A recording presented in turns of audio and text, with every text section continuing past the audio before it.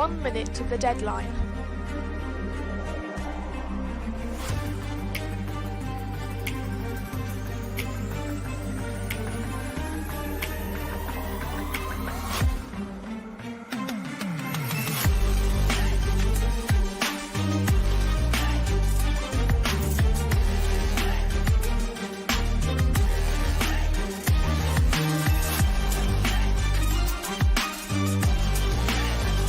Thirty seconds.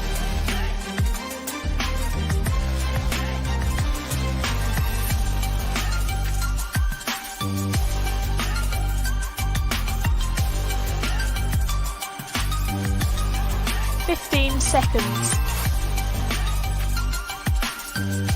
10, 9, 8, 7, 6, 5, 4, 3, 2, 1. Deadline.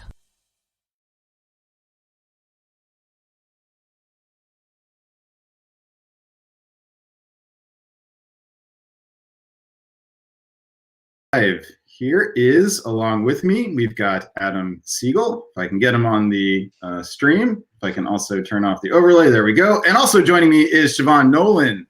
Siobhan and Adam, welcome to our coverage of Dixiecon 2021. Dixiecon is a tournament run by Mr. David Hood, one of the DBN regulars. And also, it is the oldest continuously run tournament in North America, possibly even the world, right? We'll get our fact checkers looking in on that. It's a tournament with a long history. It's also, as it happens, the first tournament that went virtual last year. So it's the thing that kicked off the sort of virtual face-to-face craze last year. So, you know, not only does it have a long history and in-person face-to-face, but it's now the origin of the virtual face-to-face hobby. You guys have some history with Dixiecon, including, especially you, Adam. We're going to hear about that in a second. We are all dying and waiting to hear the details. Just a little background, though. Dixiecon is run out of North Carolina. David Hood is based there, and it is famous for a number of things, and none the least of which is a three-time champion who is joining us on this broadcast. Why don't you tell us about that, Siobhan?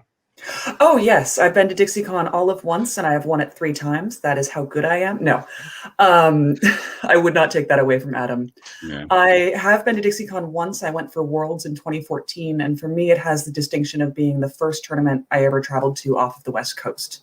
So it really started my traveling hobby, and I very much enjoy it and meant to get back probably last year, but we all know how that went. I've never been, and I would love to go, and I plan to go as soon as it's happening in person again. All right, so we've buried the lead. Now let's dig it out. Adam Siegel, 3-time Dixiecon champion. Tell us about this tournament. I really love Dixiecon. I think that it's one of those conventions that, at least for East Coast players, far enough away that you have to kind of make like a whole weekend out of it. You know, there's some locals, but most of the people who are local just come and play other board games. A lot of people show up early on Friday or Thursday. People stay through till Monday, and there's just a really great social atmosphere there. Some folks who go out because it's a college town drinking, and a lot of folks who just kind of hang around and play sort of long form board games. It's a really great weekend, and David Hood is a fantastic host. I've been maybe 16 times, 17 times over the last 20 some odd years, so I'm a big fan. Yeah, it's one of the tournaments that like most people go to, right? Like everyone. So in a normal in-person face-to-face year, everyone would go to DipCon, or most people would. But you know, and then they often sort of pick out one other tournament that they'll travel to. But for most people, like for the majority of them, Dixiecon is that one tournament. Isn't that right? Yeah, I guess that sounds right. I honestly don't know, because the turnout for diplomacy players, I don't think it's that representative of the hobby, but I think it does grab a large portion of the people who do travel, and the caliber of play there tends to be pretty high. If you take a look at the people who are winning DipCons, a lot of them do show up to Dixiecon, you know, every other year or every year. So it's a. So are you saying that winning Dixiecon is especially prestigious? I don't think so. Actually, I think it's that Dixiecon has a outdated / older, I shouldn't say that because David Hood is probably watching the broadcast, scoring system. It's a draw-based scoring system, and I think that people who are used to playing in some of Squares or something a little bit different might not know how to win in a draw-based scoring system, and I'm really interested to see how that plays out today. I think that you have to go in mind with the mentality that killing small players is how you increase your score, and that is really different than every other tournament out there right now. And one of the things that David sort of prides himself on is having people be kind of in the dark about the scoring. So this is a tournament. So some of the tournaments we had last year, including Cascadia earlier this year, make a big deal about giving up-to-date, up-to-the-minute scores. And David is sort of old school, likes to keep people a bit in the dark.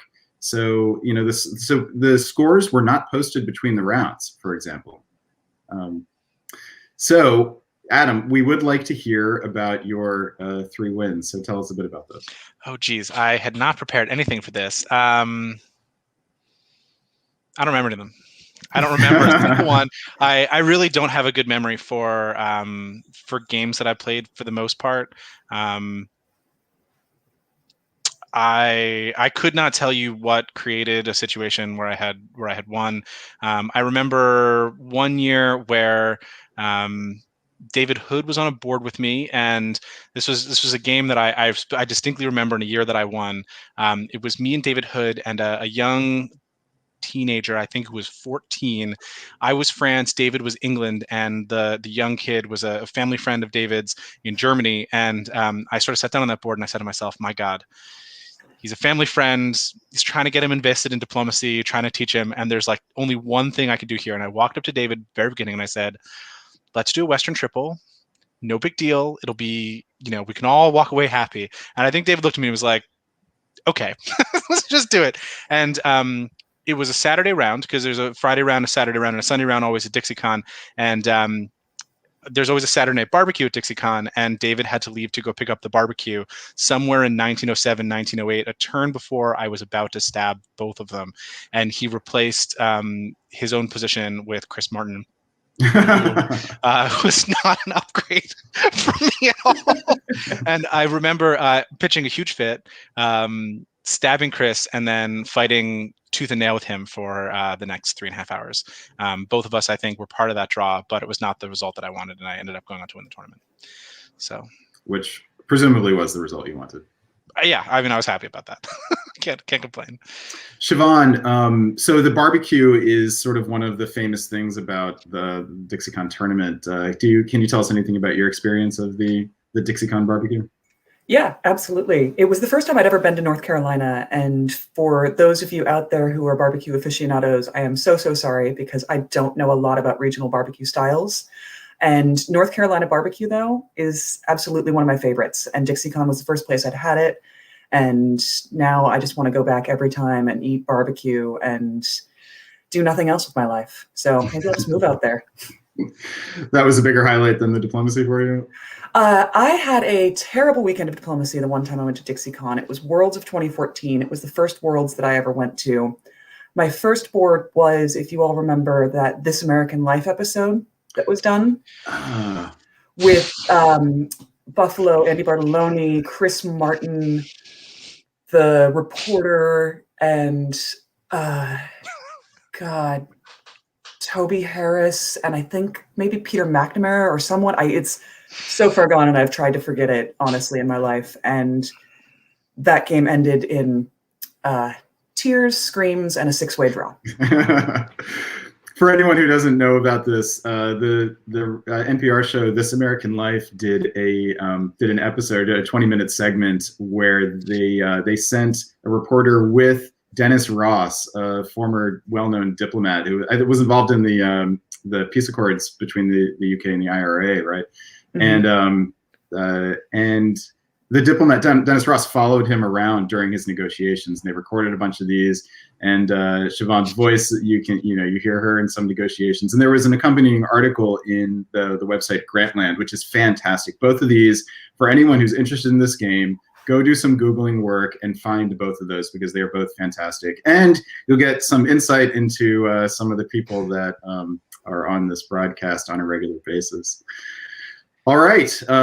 Is it worth saying a bit more about the scoring system at this point? So it's it has a draw-based element, but it's really kind of a combination between draw-based and rank-based scoring, like Carnage. So eliminated players get points. Players who fall to a solo get significant number of points, and a solo relative to the average sort of survival score is actually not as big as it is in other systems. So even if there's a solo, it does not prohibit other players from coming back and winning.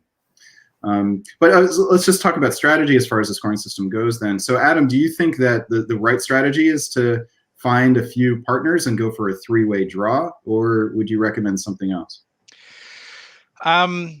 Three-way draws in many Dixiecon years is likely to get you top 7. I mean, definitely going to get you top 7, but maybe a tournament win. A two-way draw is a big enough score that it by itself, what's two-way and 2 3-ways, is likely to put you in contention for the win.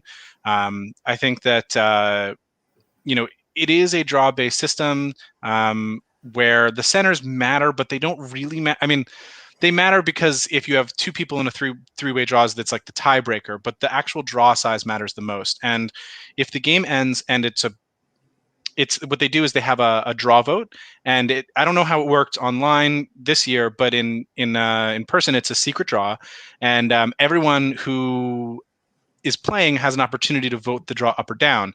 You can vote yourself out. So if there's 4 players living, you can vote for a 3-way draw, not including yourself. But nobody knows who voted the draw down. So it might be the player who's winning, who thinks they might be able to cut somebody else out. It might be the player who's losing, who thinks that they can force the game to go on and only create a 4-way draw situation. So, in my experience, the best way to play is to when I play in a storm of squares, you want to be bigger than the next highest person. You don't care how many people are dead. For me, in a draw-based scoring system, you want people who are dead, and you don't actually really care about the size of the other people, as long as the other people who are playing are okay agreeing to a draw. If somebody's like, "Oh yeah, I'm at 3, I don't really care, just vote me out, it's no big deal," I'm like, "Cool, you can live as long as you want, as long as I believe you and you're not Chris Martin." So for the scoring system, I think it's really about understanding what people are looking for in terms of outcomes. Yeah, this feature of being able to vote yourself out of the draw is that's not something that we typically see on DBN. I think this is the only tournament that actually allows that, and it's something that will come into play in the first 2 rounds, which we're going to present in a moment in recap fashion. There are certainly certain cases where people decide not to participate in the draw when we think maybe they probably should have. That's a unique element of this, and I think we will definitely get to talk about that. But one of the things that we talk about on our broadcast typically is the value of going for it. Of a dramatic turn, going for a big result. Maybe stabbing an ally that you've been working with for a while in hopes of getting a big board top. That doesn't really come into play here, does it, Siobhan? Not as much as I've seen in other scoring systems, and it really surprised me the first time I played in this draw-based Dixie scoring. Is I was used to scoring systems that incentivize stabs and going for it, and I lost a lot of friends that way that weekend. So, I mean, I think, yes, that typically you do see a lot of alliances that form early and remain through the rest of the game. But, if a draw doesn't have to include all survivors, it's a whole new element to the negotiation. Talking Adam into voting himself out of a draw is always goal number 1. And I will maintain that. Adam? I was just going to say that there are people who never vote themselves out of draws, and I think that, and there are people who are always happy to vote themselves out of draws, and this is a situation where there's people coming in from all over the country who haven't played under the Dixie system before, and really understanding what their viewpoint is on the end game is really going to be important towards maximizing your own score. So I think that for folks who, are used to playing in a different system, you can't just stab and say, look, I took 3 dots off of you. But if you're stuck on 2 and those 2 are on a stalemate line, that guy is going to be sitting there decreasing your score the same way he would have done on 5. So you'll see a lot of players who are savvy about this pushing across the stalemate line early. So I know, at least in the games that I'll be recapping, and then later as we're doing the turn by turn, really looking forward to the players who are able to stick the knife in ways that stick. All right, well, we're going to be looking for some sticky knife sticking. I like it.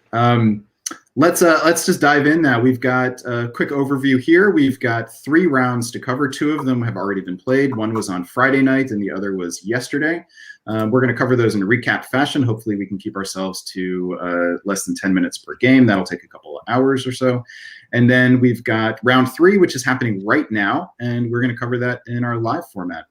So with that, let's dive right in. Adam, I believe you're first off. It's me and Siobhan, so enjoy the momentary break, but we will bring you right on back.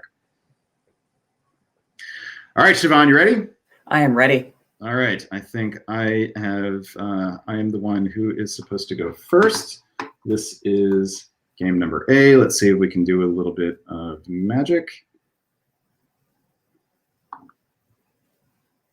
And was able to do it this time, finally. All right, game 1A, named after the city of Charlotte, finds Russ Dennis in Austria, Andrei Gribikov in England, Morgante Pell in France, Claes de Graaf in Germany, playing from Europe, Jeff Dwornicki in Italy, Steve Cooley, a longtime face-to-face player who is, I think, only playing in his second ever virtual game here in Russia, and Natty Schaefer in Turkey. This is a board that is filled with a lot of familiar names.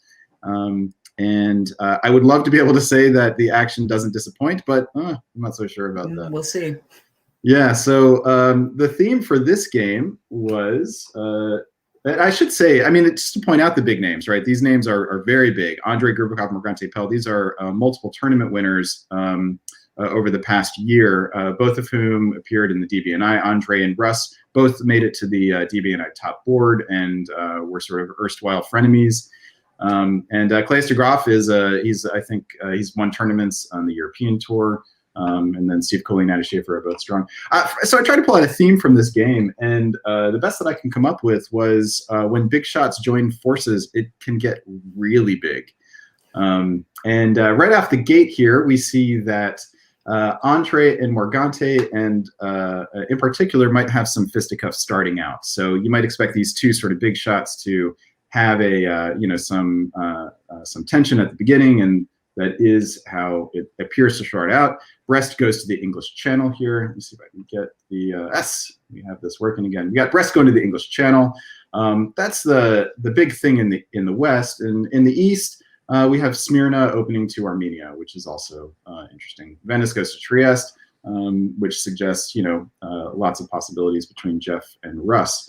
What happens here, though, is that we do get in the fall an answer to the question of what's going on in the West. Was it going to be a sea lion? Apparently, Claes thought so by moving Denmark to the North Sea, but Andrei and Morgante worked out a little bit of a deal here, and that enabled Morgante to go to Belgium, while Andrei bounces Claes out of Holland. This is a very aggressive anti-German opening, and it also includes this little gem of Burgundy going to Munich. So this says to me that Andrei and Morgante probably had this plan from the beginning and were able to play Claes, and it works. This is a dynamic that then ripples through the next few years.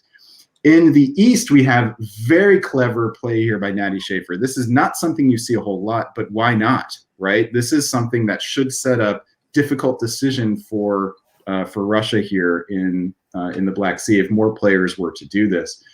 So Natty does not go to the Black Sea, expects that Steve will be anticipating a bounce, and instead sneaks into Sevastopol. So this sets up a dynamic here for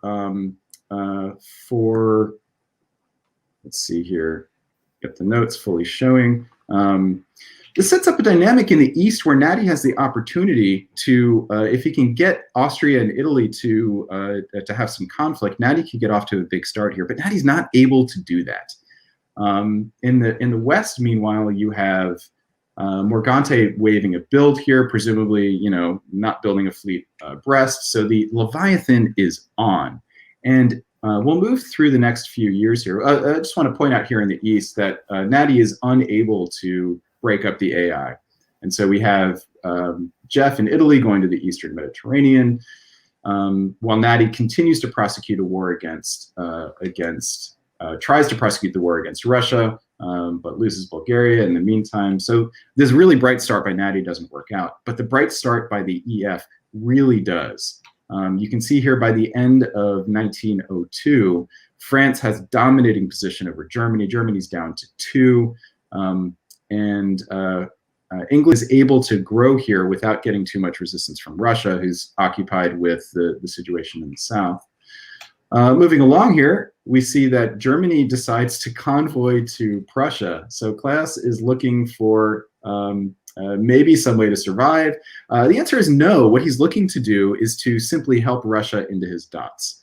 And while this is useful for Russia in the sense of getting a build, it is not useful in the sense of losing position, because England and France, the Leviathan, just have dominating position here. And Germany is gone by the end of 1903, which just rarely happens. And in the east, we have Austria and Italy apparently having some conflict here, which I neglected to point out.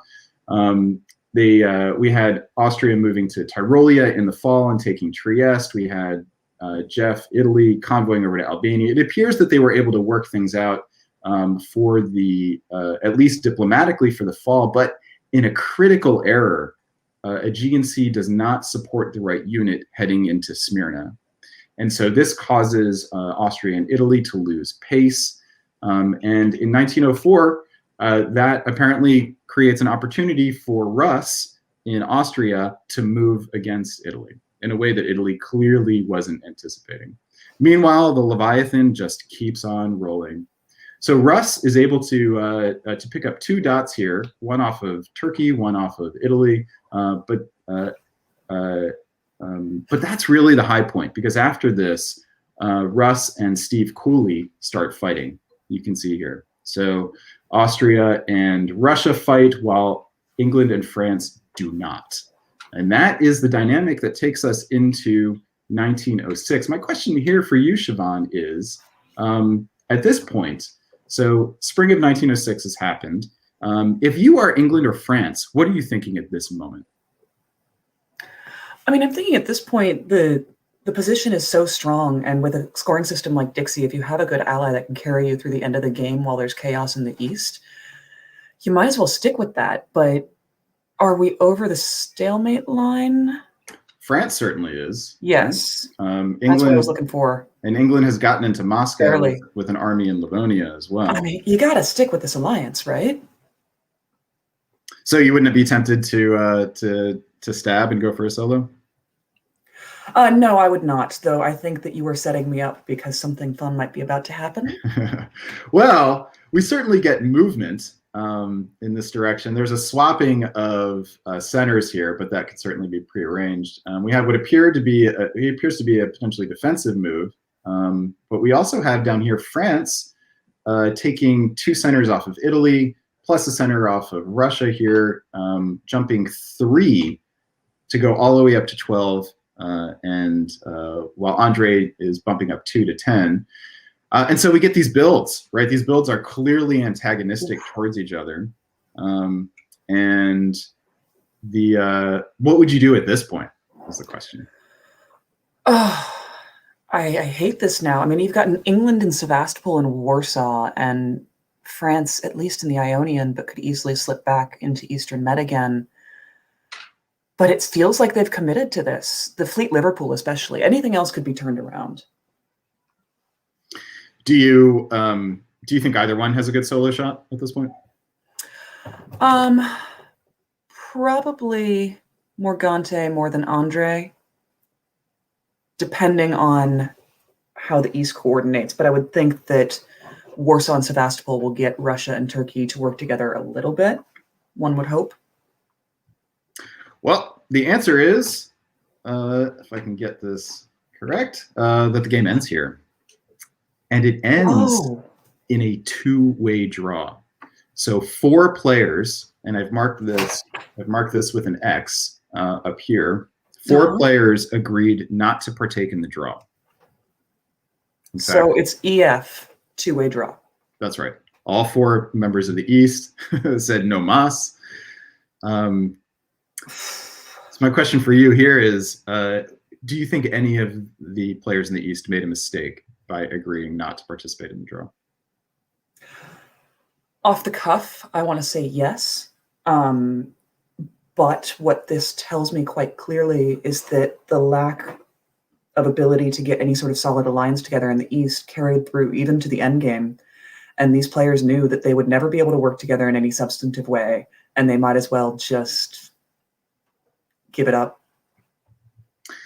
It's hard for me not to look at Steve Cooley in Russia and think that that's a position that could be used to try to drive a wedge between E and F. Keep them on their toes about who one or the other might being able to solo. I honestly don't see what the risk is. I don't think he's really going down a whole lot. I mean, but again, if Russ and Natty aren't on board with Steve, what's the upside? Yeah. Maybe you get eliminated and you drop from 70 to 40 points. In any case, this is how this game ends. Andre and Morgante pick up over 200 points, which is a pretty decent score, pretty good score. And that is how game 1 ends. All right, next up is going to be game number 2. Here is the player list. And I believe, checking back over, this means that Siobhan gets a short break here, and then Adam's going to come on to call the next 2 games. All right, you ready for a break, Siobhan? We'll see you in a bit. Thank you. All right, and here is Adam Siegel. Adam, welcome back to the stream. Thanks for bringing me back. I'm really disappointed in the players, by the way, in that last game who voted themselves out. Yeah, who would you have wanted to try to stick around? I mean, any one of them. I shouldn't say this on a stream. I probably would have voted down the draw after saying I would have voted for it, just to see if EF were serious about fighting. Because if they were, there are any number of players in the East that I think could have spoiled a 17-17. There was no clear stalemate line. And I think that, if I were in the West, thinking that I was trying for a 3-way draw, I probably would have tried to find someone in the West, either Russia or Turkey, to pump up as a potential third partner. And I think that all of those partners were too small. And they managed to convince them into a 2-way draw. Good for them. It's a much better result under the scoring system.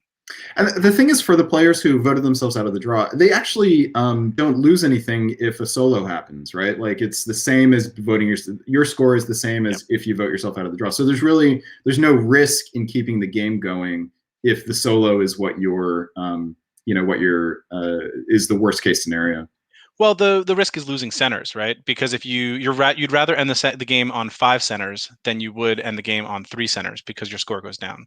But if you're trying for a top 7 finish or a best country finish or anything that's substantive, a vote yourself out of the draw or lose to a solo is functionally a 0 score. I mean, you're not getting anything. Got it. Right. So if you think you can hold on to your centers, which are worth a 4 points each, I believe is what it works out. Pretty meaningless in the scoring system. All right, on to game number B here. In Austria, we have the DBN's favorite, in fact, the hobby's favorite, John Jameson. In England, we've got Andre Janeco coming to us from Portugal. In France, we have George Zhang. And by the way, this game was played on Friday evening, so this was starting around midnight European time, I believe. France, we have former Weasel, George Zhang. Back in Illinois, it looks like. He went away to college at Georgetown, so he might be there, might be doing remote. I don't know. In Germany, we've got Marianne Orsolik coming to us, also playing in the middle of the night from Germany. In Italy, we've got Timothy Crosby out of Interlaken, Florida. In Russia, we've got Cameron Higby, first-time player coming out of Missouri. And in Turkey, we've got long-time in-person face-to-face player Tim Richardson coming to us from the nation's capital.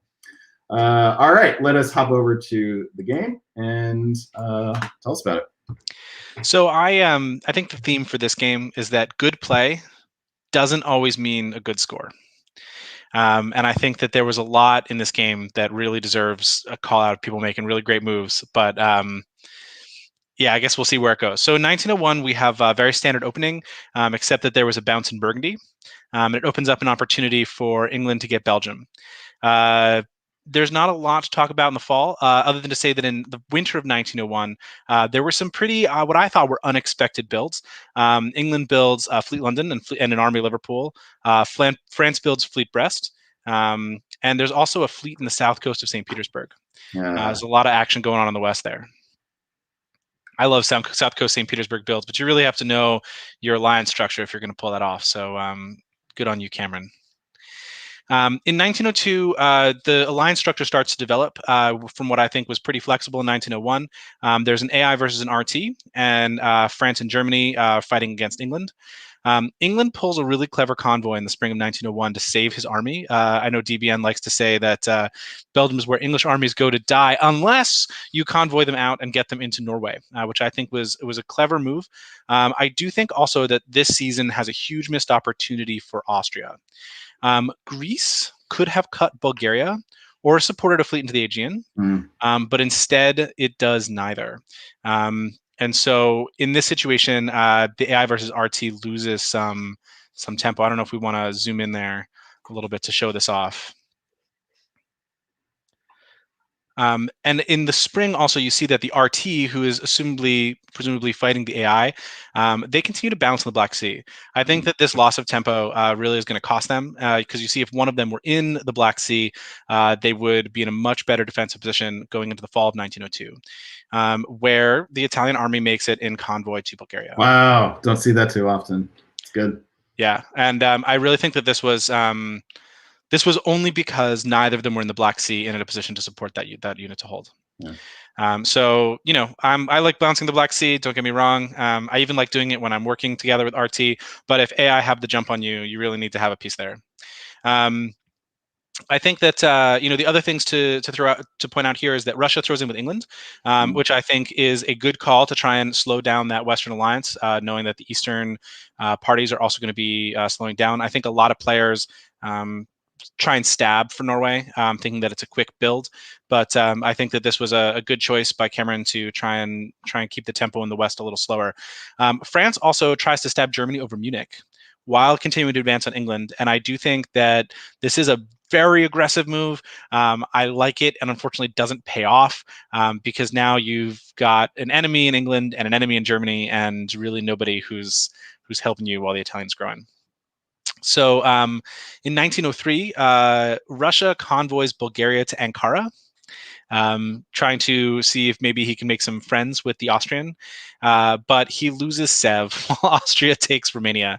It's clearly a good lie by the AI in order to see if they could break that RT. And to be fair, I think given the situation, Cameron needed to make something happen, right? It's not a situation where staying with the RT for very long was going to be helpful, but it really, really hurts him. In the West, the interesting move there is there was a convoy to Clyde in that season. So very, very interesting. Anyway, so 1903, I think that the Western Triple sort of says, hey, that East is cooking with gas, and we are not. We're slowing down. So we're going to see if we can get it all together. So the Western Triple makes a beeline for the East. Russia, unfortunately, can't find a friend anywhere, because that means that England and Germany are working together, Austria and Italy are working together, and he's just getting hammered. And again, good play, but it just didn't work out for him. So we now have EFG versus AI, and in the fall of 1904, or just moving forward, I guess we can move through the spring. We can see that there's a really clever hold here, actually, in Piedmont. I wanted to call out that move here by Tim, preventing the pending French build from showing up as a fleet in Marseille. And that tempo change is actually really going to matter in the Mediterranean. Plus this bounce here in Lyon, yeah. I think that. Anyway, so through the end of the 1905, as we keep moving through the game, the alliance structure remains pretty stable. It's unfortunate because I think that a lot of pieces are just sort of getting locked up on the stalemate line. You can see that Russia's growing, Italy's doing okay with his position in Turkey there, sort of staying stable, and the Central Powers are the ones who I think in this point in the mid game are going to start really feeling the pinch. In the spring of 1906. Austria has an NMR, and the AI breaks down. And you can see moving into the fall of 1907 that it's clear that I think Timothy gets a little upset with John Jameson. I don't really know what happened. I know that John's a good player. I'm sure it wasn't intentional, but when my ally does that, I can't help but feel a little upset. So in 1907, there's continued fighting on the east, while there's a stalemate set up in the west. You can see all along Iberia, that's a thing. And in 1907, Russia picks up 2 dots, which is really clever of him, defending the north with only 3 units. Galicia counting as one of them. And in 1908, England, Andre, makes an attack. on his neighbors. Germany, yeah. Picks up Denmark and gets into the English Channel. Yeah. And then in the fall? And in the fall, it's a real highlight, I think, of how, I don't want to say messed up, but how in flux the alliance structure of this game really is. Even for people who are working together, say like England and France, you can see that France isn't sure he covers Brest. You have players working together in one part of the board and taking dots off of each other in another. Look at for example, the Italians sitting in Bulgaria, but simultaneously you have the support to, I'm sorry because I can't actually see where those pieces are, but you have him supporting and working with the German and the Russian in those Austrian centers up north. So I think everyone's really trying to figure out where is this game going in 1908, because everything is just really a mess. In 1909, everybody's headed west. Just take a look at where those arrows are. They're all sort of flying in that direction. And I think that there's another realignment of where the alliances are. You have RI working together and EG working together. Russia and Germany are also doing some working together. And I think here the key is that Russia has no enemies, and we're really late in the game, and Germany's just getting pressured by all sides. As we move into 1910, you can see the EF making progress against Germany. And in 1910, everyone just agrees to sort of split those last 4 German dots. And we have a game end in an England, France, Italy, Russia draw. Wow, it's you can see on the center chart over here just sort of how this game kind of worked. It was a big mess for a while. Then some alliances structures sort of cohered, and then there was another big mess during which Austria just collapsed, goes from 7 to 1 in 2 years. Yep. And then Germany sort of does the same over the course of 3 years. So what's the takeaway from this game? I think it was a really interesting game with dynamic play. I think that players were really trying to figure out how to benefit their situation at all times. I think that it's unfortunate that a 4-way draw is a sort of a bad score under the Dixiecon scoring system, because I think everyone who was on this board deserved a better result, and deserved recognition, I think, for a really well played game. That being said, I think that of these 4 players, it would have been possible to cut France out. I think that Georgia's position is easy to take over. If, for example, Italy had been willing to give up Khan and Smyrna to the Russian and just shift everything with Italy or with England over into the French position, I think they could have split up those 6 dots and made this a better result for themselves. And those sorts of swaps are really worth it, because giving up a few dots to cut someone out of the draw, especially going from 4 to 3, that's a significant boost in overall score, isn't it? Definitely. All right, that'll do it for 1B. I believe you are still up for 1C, correct? Yes, this game all right is fascinating. And I think that it's worth calling out how strong all 7 players on this board are. Yeah, right? Let's call out each one in particular. In Austria, we've got former world champ Doc Binder coming to us from Tampa. In England, we have most recent DBNI Invitational winner, the 2020 DBN Diplomat of the Year, Peter McNamara, playing out of Melbourne. France finds Chicago's own Wes Ketchum, who hasn't made a whole lot of noise on the tournament circuit, but has done very well in Chicago.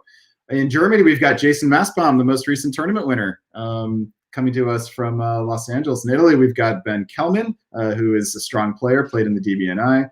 Russia, Karthik Kanath, also in the DBNI. In Turkey, we've got Hunter Ketcher, who's won a bunch of tournaments, including a Euro Dipcon, also an invitational player. So it looks like, 5 of these players were in the invitational. Another one was close, and the other one of those 7 was former world champ. All right. Is this game one that we can expect some good fireworks from? I think so. This is an exciting game, and I think a really good game to watch. Sort of individual players making choices that had really long-term impacts. In spring 1901, the things to highlight here: Munich goes to Burgundy and makes it. There is no bounce in the Black Sea. Karthik, I think, is just sort of thought to himself, what is the craziest set of moves I could order? And I think pulls it off, right? Warsaw to Silesia. And at the same time, Moscow to St. Petersburg, Yeah. right? Meanwhile, Vienna goes to Galicia and makes it. And London goes to the Channel and makes it. Nice.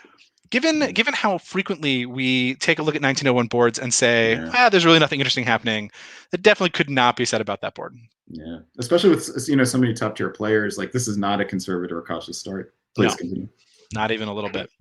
I do think that of the openings, Peter McNamara's opening here is a little interesting because he opens Army Yorkshire instead of Army Wales, which I think if you're going to go to the Channel, I think it sends a bit of a mixed signal because you're setting up for a convoy through North, not a convoy through the Channel.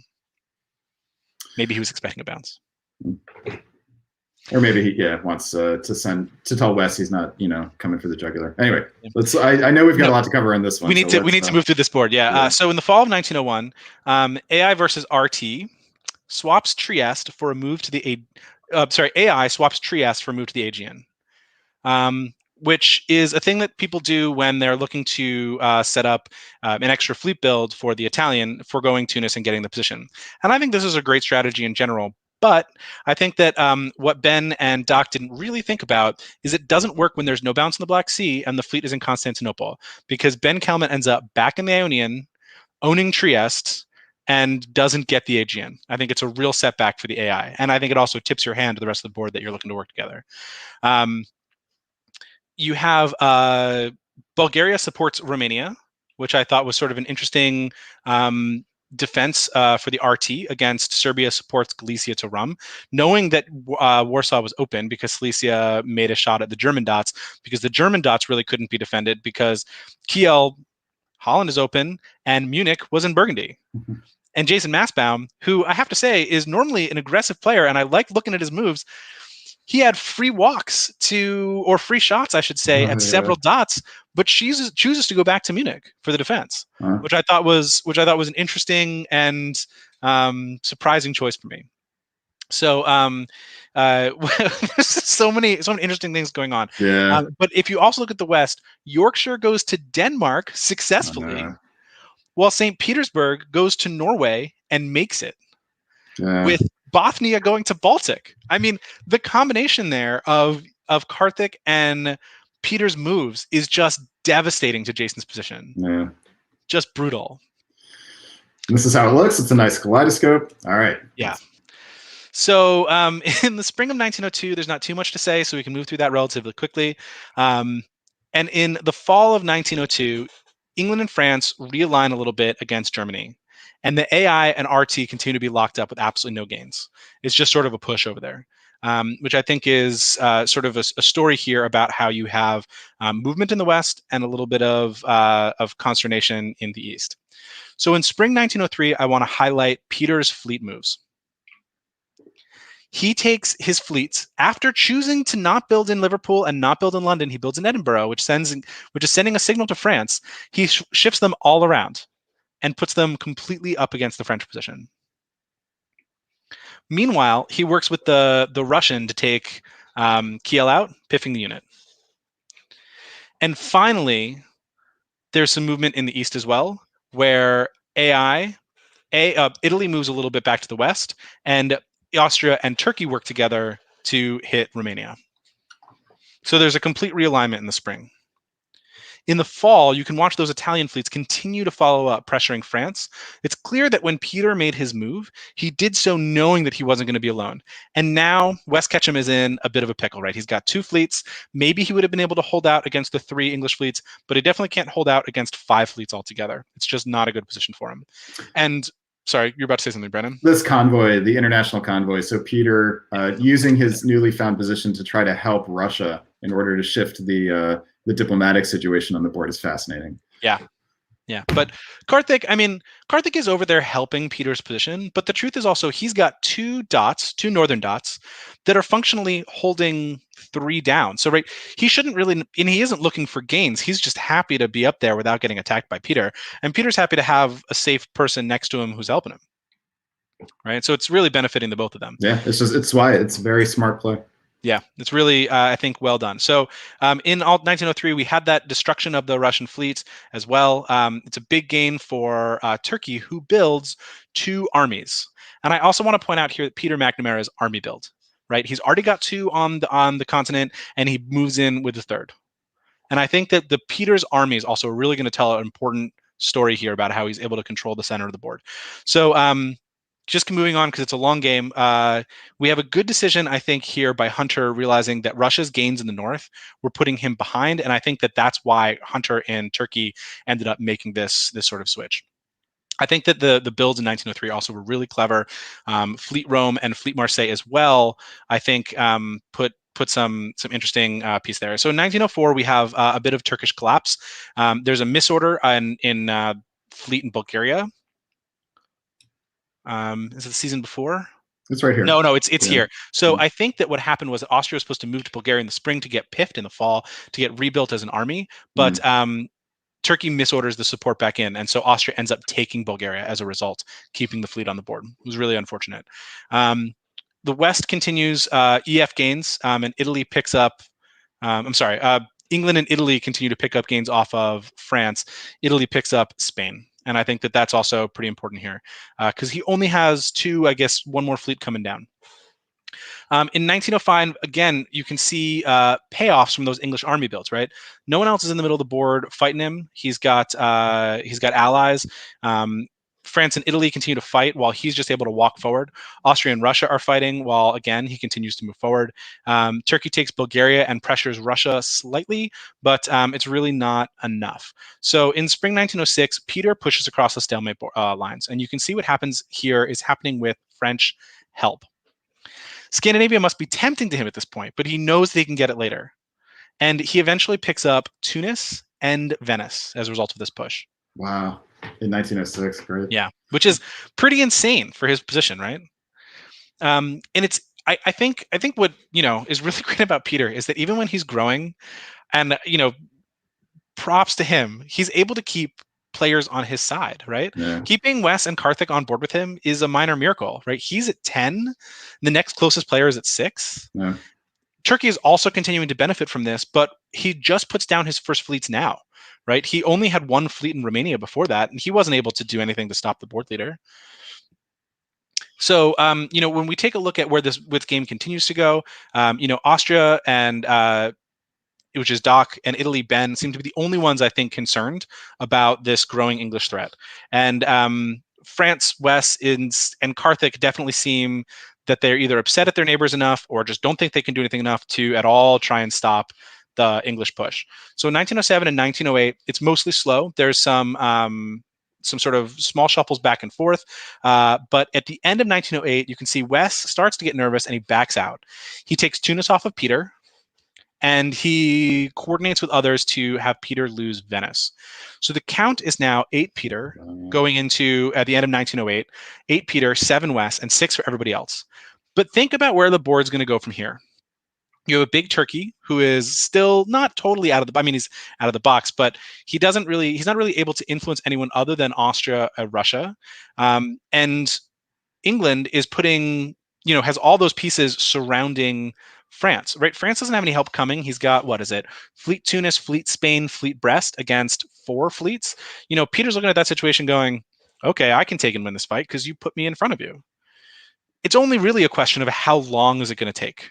And the answer is probably not as long as it should have, but it's a couple game years. Those armies in the middle that really held down Peter's position and continue to hold down Peter's position here, give him a lot of I think, stability and control over those centers. And Karthik really still doesn't have the ability to put a lot of pressure on him. So why? We'll talk about this after the game, I guess. Why not? Yeah.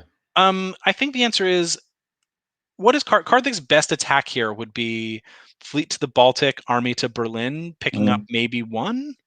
But in this season, in 1909, in the fall, he had Peter had just vacated north to English Channel, right, the season before. So it's not like, I don't think it's a situation where the 1 dot would have necessarily made that big of a difference. If Peter could have come back and taken, again, several off of the north, right, and he's still also fighting Austria and fighting Turkey, right? It's not like he's made peace over there. And I think that this is actually part of the problem, right? Which is that if they had wanted Karthik to go do other things, they needed to convince him that he was safe. And I think that part of Hunter's greed over the 1909 to 1910 period is the reason why ultimately Peter's going to do well on this board, because no one can turn around and effectively fight Peter while Hunter is continuing to grow turn after turn. I mean, look at that yellow line, right? Yeah. On the left-hand side, you can see he's growing, right? If you want him to go fight, if you want other people to go fight Peter, you got to do something, Hunter, and that's going to be backing off.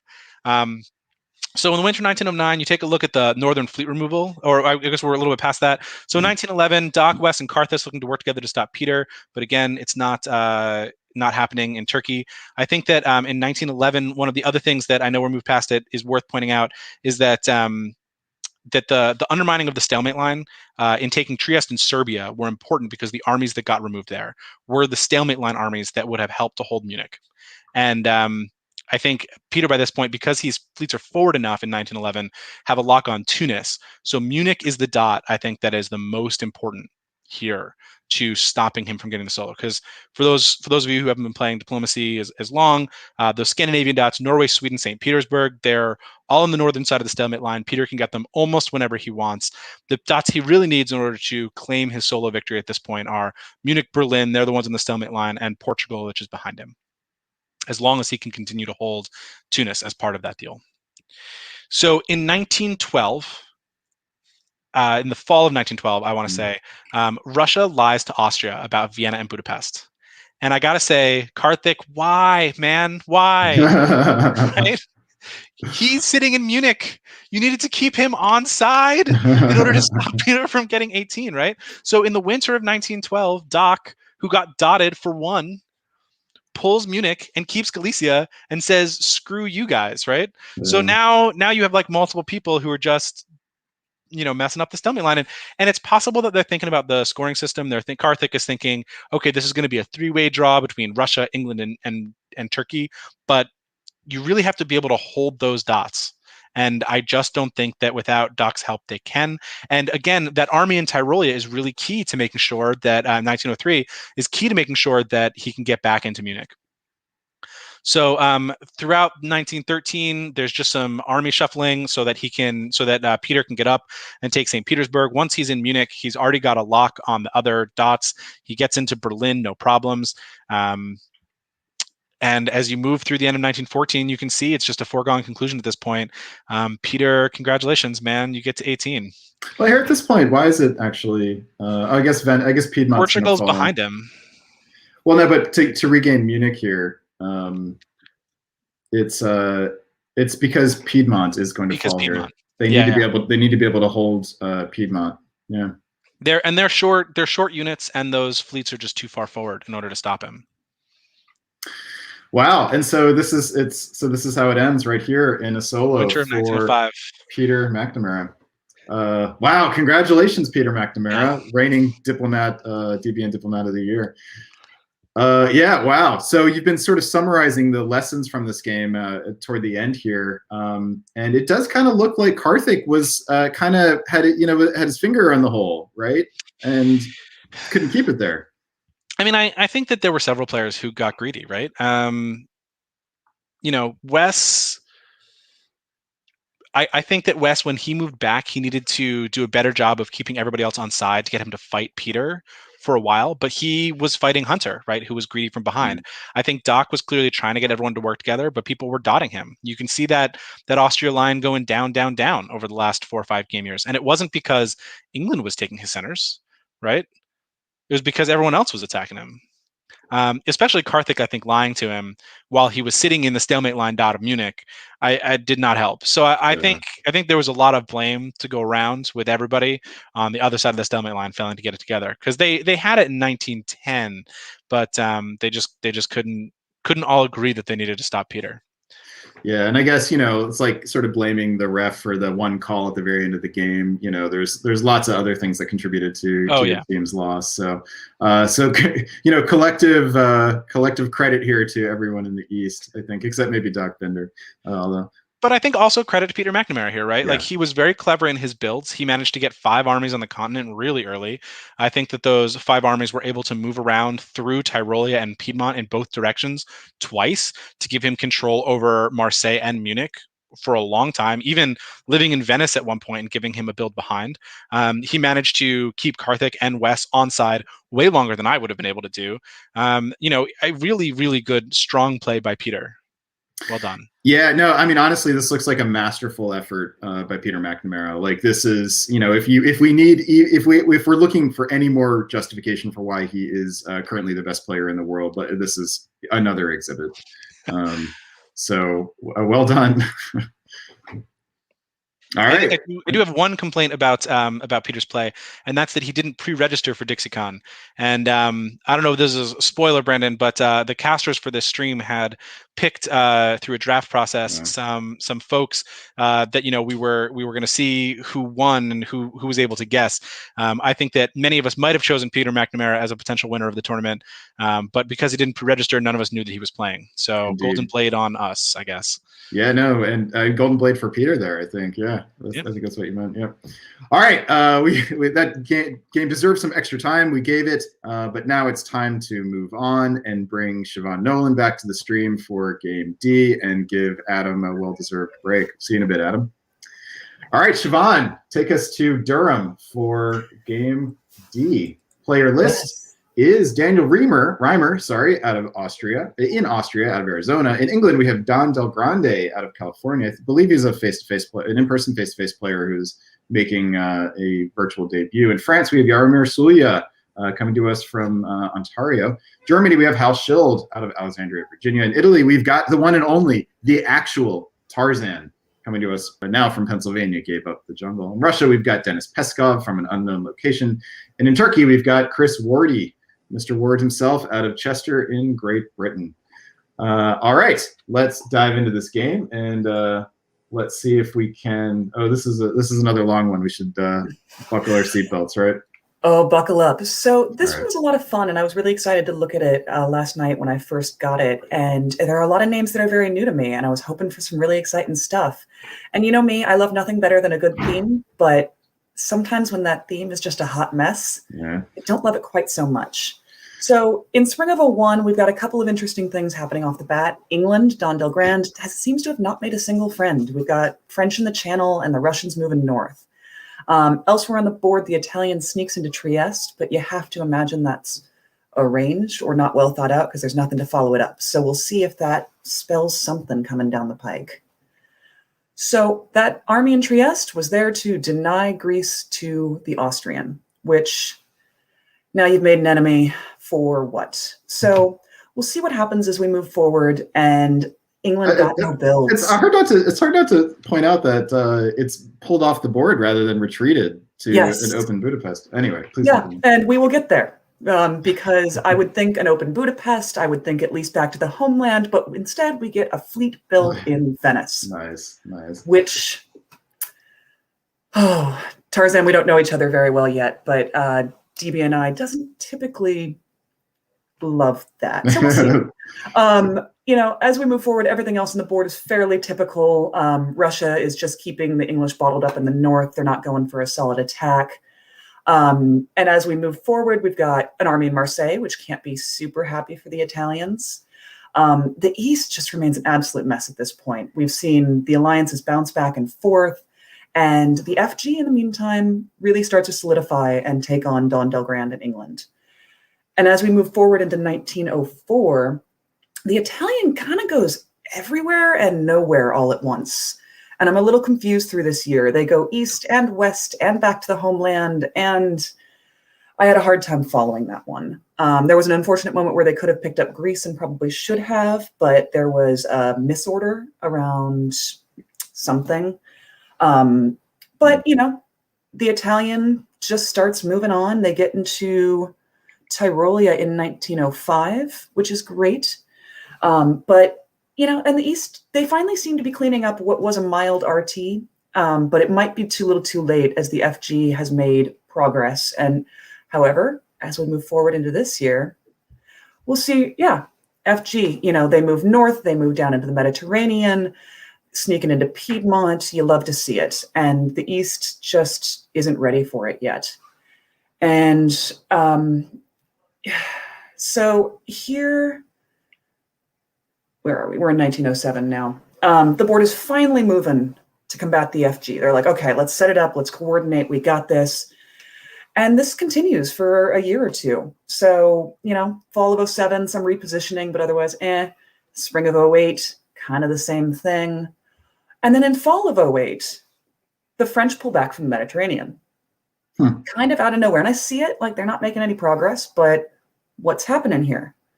So we move forward in spring of 09, maybe hoping for some interesting stuff to go on. We get a fleet build in Brest and nothing. Yeah.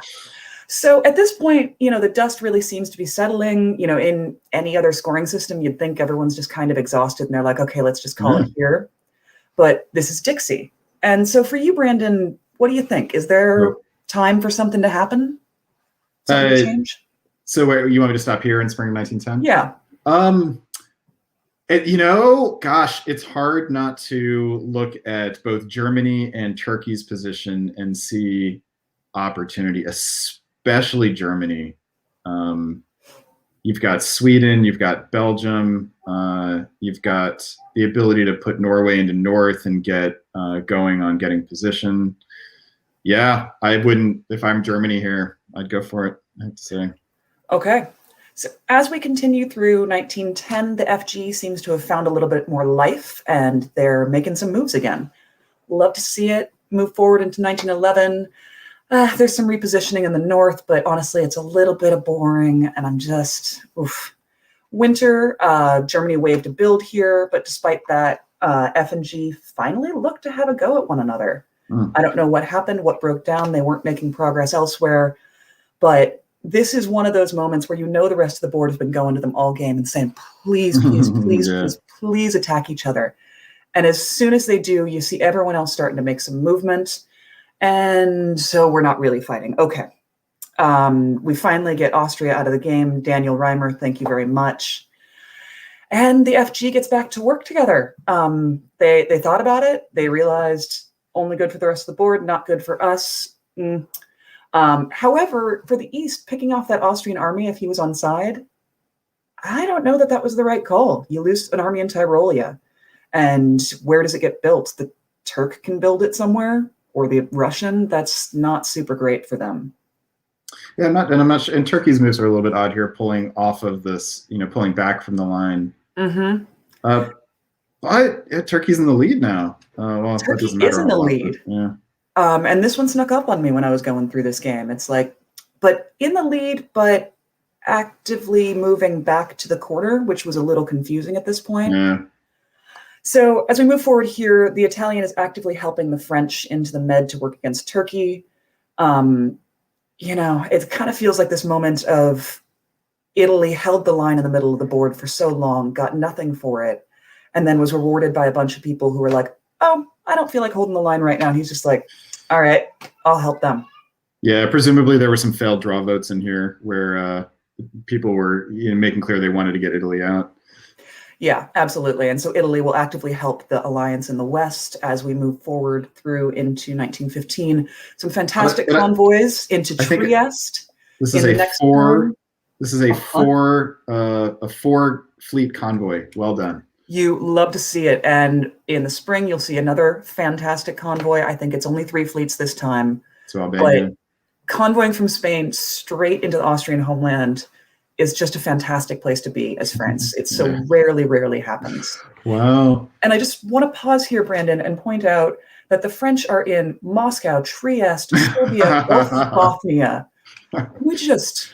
Ionian. And oh, wow. Goodness. Look at this French position. Yeah.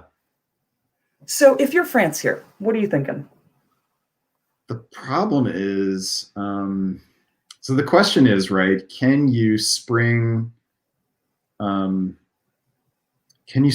surprise more quickly on, because you're going to lose Moscow quickly if you stab Germany. You're unlikely to be able to get fleets up to the north fast enough to take English homeland centers.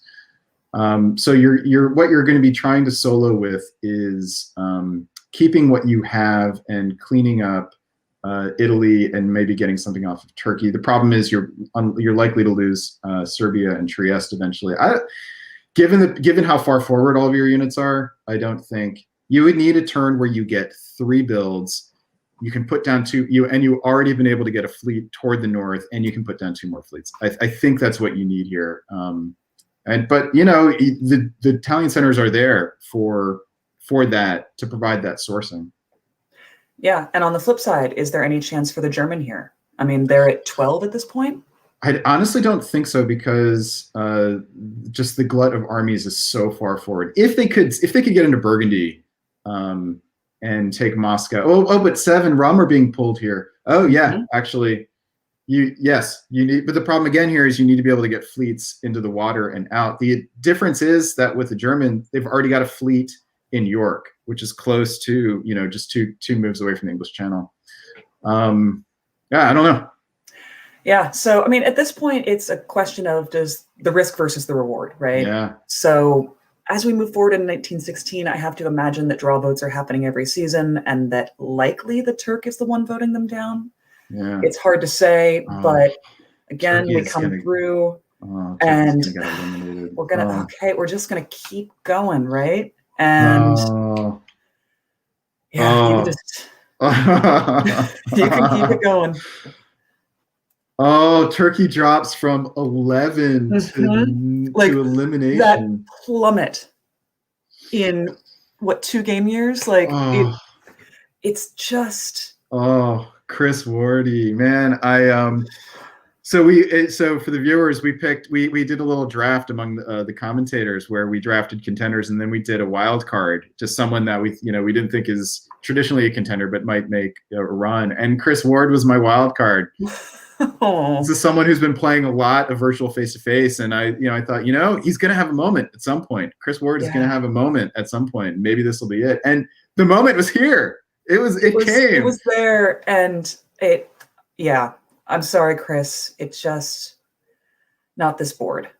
So we end with this and the Italian voting themselves out of the draw. So it's a 2-way between France and Germany, with the most interesting French position I've ever seen in my life. Yeah. But I have to say now, this feels like a German solo, almost guaranteed. Right? You've got Moscow and Sev. You can pull back to slow down in Bulgaria. You just got to get a couple fleets in the water and sneak an army into Burgundy. Because the thing is, the Italian units can't help against Germany very much. So that's why I think Germany has the advantage here. But Italy could throw, so I guess that's the other thing. That's the thing. Italy is the wild card here and has already started to throw to one or the other, and possibly is just like, I'm going to vote myself out. Just let this be over. Did Italy vote? Yes, voted? They did. Oh, geez. Okay. Yeah. I don't know. That may have been part of the deal, though, is Maybe. This game has gone on, and I can throw to one or the other of you if you don't want to accept this, but it's 1920. I can't do this anymore. At least that would be my position for that. Yeah, fair. All right, wrap up this game for us. What's the lesson? It was pure chaos from start to finish. The FG was so strong, and I love to see an alliance that shows me something I've never seen before. But wow. I gotta tell you, I'm seeing in the comments that it was 5 a.m. when they called this game. Yeah. So that probably had a lot to do with it. I want to say that I'm going to give Chris Ward a ton of credit for making them eliminate him. Yes, and that is the thing, and you heard Adam mention it earlier as we were talking about the scoring system, is that there are some players who will refuse to take themselves out of draw. And it may have just been that Chris said, no, if you want me out of this draw, you have to take me out. And I have been there. I have done that in draw-based, and it's not pleasant for the rest of the people on the board because they have to carve you out. But do it. Make them do it. Why not? So, and it's worth saying that Chris Ward is playing from Great Britain, and so if it was 5 a.m. in Eastern time, that means it was like 10 or 11. 10 a.m. So he would have started very early in the morning. Yeah. And kept it going. Well done, Chris. Yeah. I mean, but that's like a diplomacy sort of like merit badge, like doing that, right? Keeping people up until 5 a.m., which you've done before to make them eliminate you. Absolutely. So, I mean, great game, great play. Loved the convoys into Trieste and Albania there. So thank you for that. And, despite the chaos, you love to see it. All right, that'll do it for Game Durham in round 1. I tell you what, Adam looks like he is taking a break for a second, so let's head on over to your second game, Game F. Does that work? Yeah. All right, here is Game Fayetteville.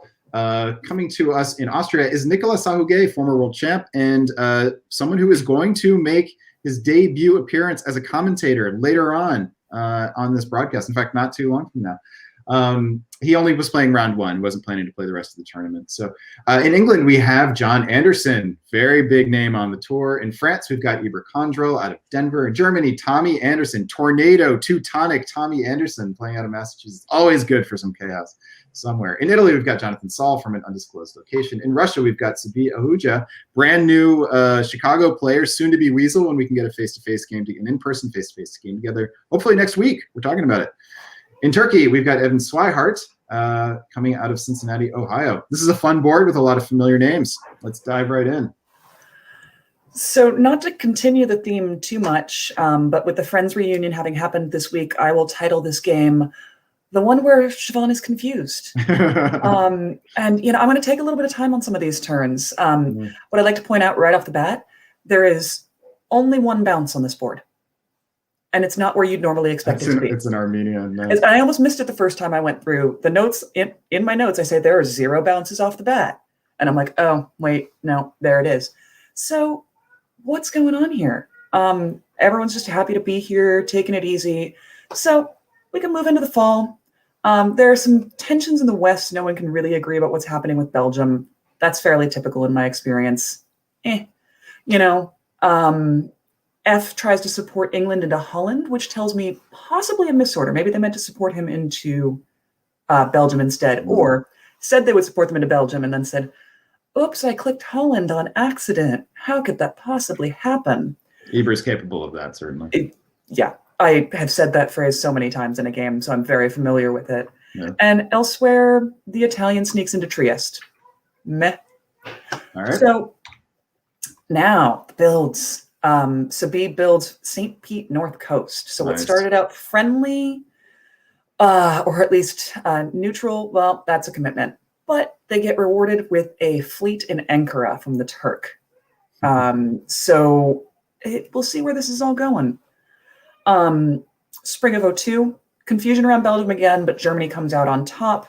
Turkey repositions to deal with the Italian, who is coming for them quickly, and sneaks a dot off of Russia, and I don't know if anyone's working with anyone else here. No one's not working with each other per se, but there aren't any clear alliances to me. And again, as we push into 2003, everyone's kind of continuing on their own paths. There's mild coordination here and there between F and G in that they're moving away from each other. But that's kind of about it. I don't think... Yeah, I mean, the RT are working together a bit. So, but, as we move into fall, finally, we get some coordination. FG against the Italian, G and R against England. All in all, it kind of just feels like a speedrun game. Let's just make some decisions and go. And it's only 1904, and we're already sending a bunch of units to Moscow. I stare at these turns sometimes because I'm often afraid that they're trying to hide something important from the broadcasters underneath all those red arrows. But no, it was just nothing better to do with those units. Why not? And, we're kind of slowing down again. Not a ton is happening. Not a ton of units are being picked up. And this is kind of confusing to me. And I'd like to kind of stop here in the winter and look at this position and talk about all the potential that's on this board. So, we say goodbye to England and Italy. We say an almost goodbye to Nicola in Austria. And so what do you see as potential on this board, Brandon? I mean, boy, France's position jumps out in a big way. Also honorable mention for Germany and Turkey. But it's hard not to look at France's position. Turkey's probably actually in a better position overall because Turkey doesn't have as much of a Germany. Germany's going to have a harder time dealing with Turkey, then there's going to be more resistance, I should say. France would encounter more resistance from Germany than Turkey would. But yeah, all three of those have a lot of potential, and it'd be a question of which one can get the jump on the others. Yeah, so I'm just going to sip a little tea here while you take a look at what happens in spring of 1905. It is a whirlpool. And as we push one further. Let's see. What the hell? I mean, what is even happening anymore? All right, so Albania is convoyed to St. Petersburg via Ionian, Tyrrhenian Sea, West, Mid-Atlantic, Irish Sea, English Channel, North Sea, Norwegian, Barents. The Irish is unnecessary. But so how many is that? 1, 2, 3, 4, 5, 6, 7, 8. Yeah. And so I got to tell you, I was looking at this game at about 12:30 last night, and I thought I was seeing things. I don't even have notes for this moment because it just... So as we come out of that, yeah, we see the game's over. Okay. Yeah.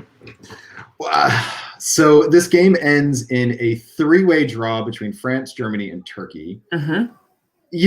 Actually, right, like my first instinct was, okay, these are people fucking with us and sort of, using the game as merely a means of entertainment, not a strategic competition.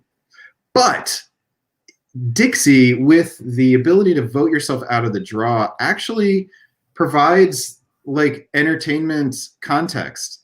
It's an opportunity for entertainment without consequence, which is what this is. Sabi sacrifices a dot here by allowing, and clearly Sabi was on board with this, because the Irish Sea fleet was part of the convoy. For 4 points, Sabi can be part of the record longest convoy in the history of DBN coverage. You love to see it, and I always have wacky awards at Whipping that are. I think I had one that was for the longest convoy that involved one or more countries, and we only saw 4 or 5 fleet convoy, and so this, we always say that we want to see something from Smyrna to St. Pete, and we didn't quite get that, but it was very close. I do think, though. Gosh, I want to say that, France, Germany, and Turkey sort of passed up opportunities here, but because they got people out of the draw, I mean, all they really passed up was the ability to get more points from the centers, which, they're 4 points each. That could matter, but, if it risks solo, it's probably not worth it. So, yeah, I get it. I kind of enjoy this result, and having been confused the first couple of times I looked at it, it made more sense to me because a 3-way draw, it's better than I've ever done at Dixie. So, and they did it in 5 years. So the other game took 20. This took 5. Mm-hmm. All right. Well, let's let this one go. Pick up a little bit of time on that, and I believe Adam Siegel is back and ready for more. And we're gonna give you, Siobhan, a little break here, and bring Adam Siegel back. All right. See you in a bit, Siobhan. All right, Adam. Welcome home. Good to be back. You are going to call game E for us right now, and yes, you will. You'll do it, and you'll like it. I think game E was your game, my friends.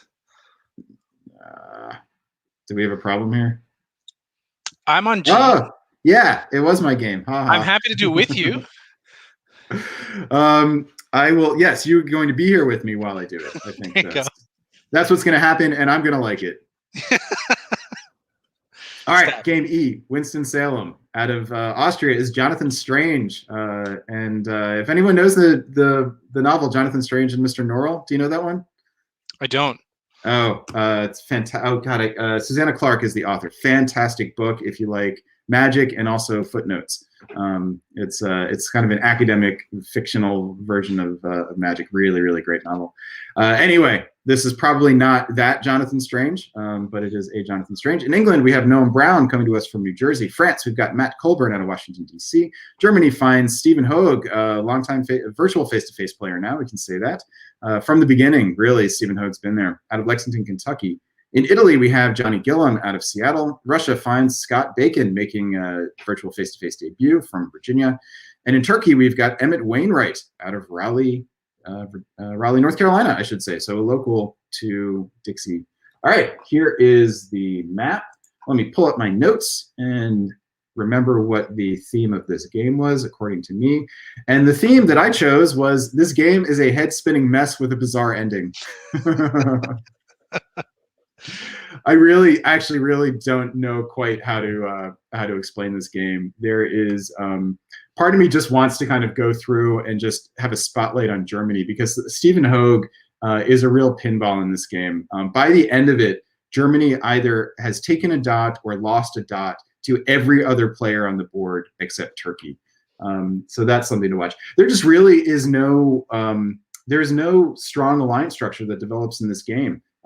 So we'll start out. I'll just focus on Germany to start out with. Germany begins with what looks like an FG, and then immediately turns on France in 1902 and starts working with England. And that lasts for a couple of years. While in the, in the East, we have what looks like an AIR working against Turkey, which is something that we've gotten very used to in the virtual face-to-face era. So England and Germany work together against France in the West, while the AIR makes some progress, certainly gains a lot of good position. Scott Bacon with already an army in Armenia. Let's see if I can get this. An army in Armenia, has Black Sea. So Russia has really nice position here. Austria feels good enough about things to build a fleet in 1902. So so the AIR sort of held right until there was some decision to turn it into an AR in 1902. But spoiler alert, that doesn't necessarily last very long. And in fact, this may actually have been just Austria deciding that another fleet was needed to take on Turkey while Italy went west and worked against France. But fall of 1903, this is a moment to sort of take a pause and have a look at what Scott Bacon does in Russia. And I think that Scott might have thought that he was being very clever. So does a couple things here. Instead of supporting himself into Constantinople and advancing, or supporting Black into Constantinople and advancing the units, Scott decides to turn on Austria and supports Emmet in Turkey into Bulgaria. And while also covering Ukraine, and Sevastopol covers Ukraine. Ukraine covers Warsaw, I should say. Sevastopol covers Ukraine here instead of Romania, which leaves Romania open for a retreat from Bulgaria. And so, unfortunately for Scott, I feel like this is just a difficult moment. Also, unfortunately, another outsmarting in the north, deciding to take Norway, sort of guarantee the dot, but loses Sweden to the Denmark following. As it turned out, because Norway was vacating, Scott could have had both. Could also have been a strategic play to allow Germany to get a build here. In any case, though, what happens in 1904 is that Stephen Hogue in Germany, the tornado of this game, decides to move on his ally in fall of 1904. So instead of giving Paris, I should say, good Lord, to England, decides to take it himself, and also moves units into position to move on England. You can see here also that Portugal was left at the altar, wanting to support Gascony into Spain. So this was clearly a play by E and G to eliminate France, but it doesn't happen because Stephen decides to turn on England. Meanwhile, the East sort of locks down. No one is really advancing against anyone else. Scott has decided that he's going to take Romania and not do a whole lot else. So I'll take a breath here. Give the viewer a chance to take a breath here in 1904. This game is already just a big mess. So if you were gonna predict, if you wanted to pick a player to be on this board at this moment, Adam, who would you want to be? Probably Scott.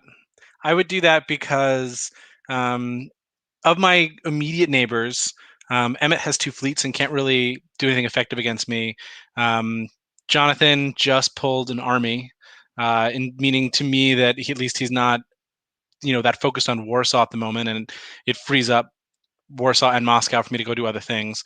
I don't really own any northern units other than Edinburgh, which is self-sustaining. So that would be my pick. In 1905, I probably don't want to be a center power that's only on 7 or 6 dots.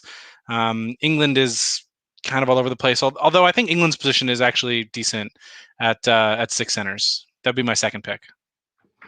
All right, so here's what happens. Focus again on Germany.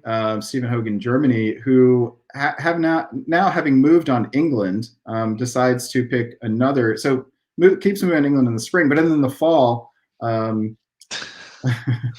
sends armies to the west, or to the east rather.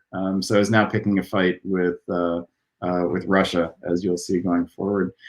France finally gets eliminated, while Italy picks up some nice position. But here you see finally the RT is making some good progress now. So this late breaking RT gets into Galicia, moves into Serbia, pulls that out, and now has armies in place as of the winter of 1905 to really do some damage here. Scott Bacon drops the fleet in St. Petersburg, South Coast, which is always fun. And then this game actually does start to settle a little bit. You've got Germany and Russia moving units against each other, while Italy is pulling into position to make some progress in the west. So now Germany has found an ally that he'll work with for a while, and England appears to be in trouble. So we'll speed through some more of this game. Turkey and Russia make some more progress in the east, while Italy is advancing units and sort of cleaning up some the English possessions that were spread out.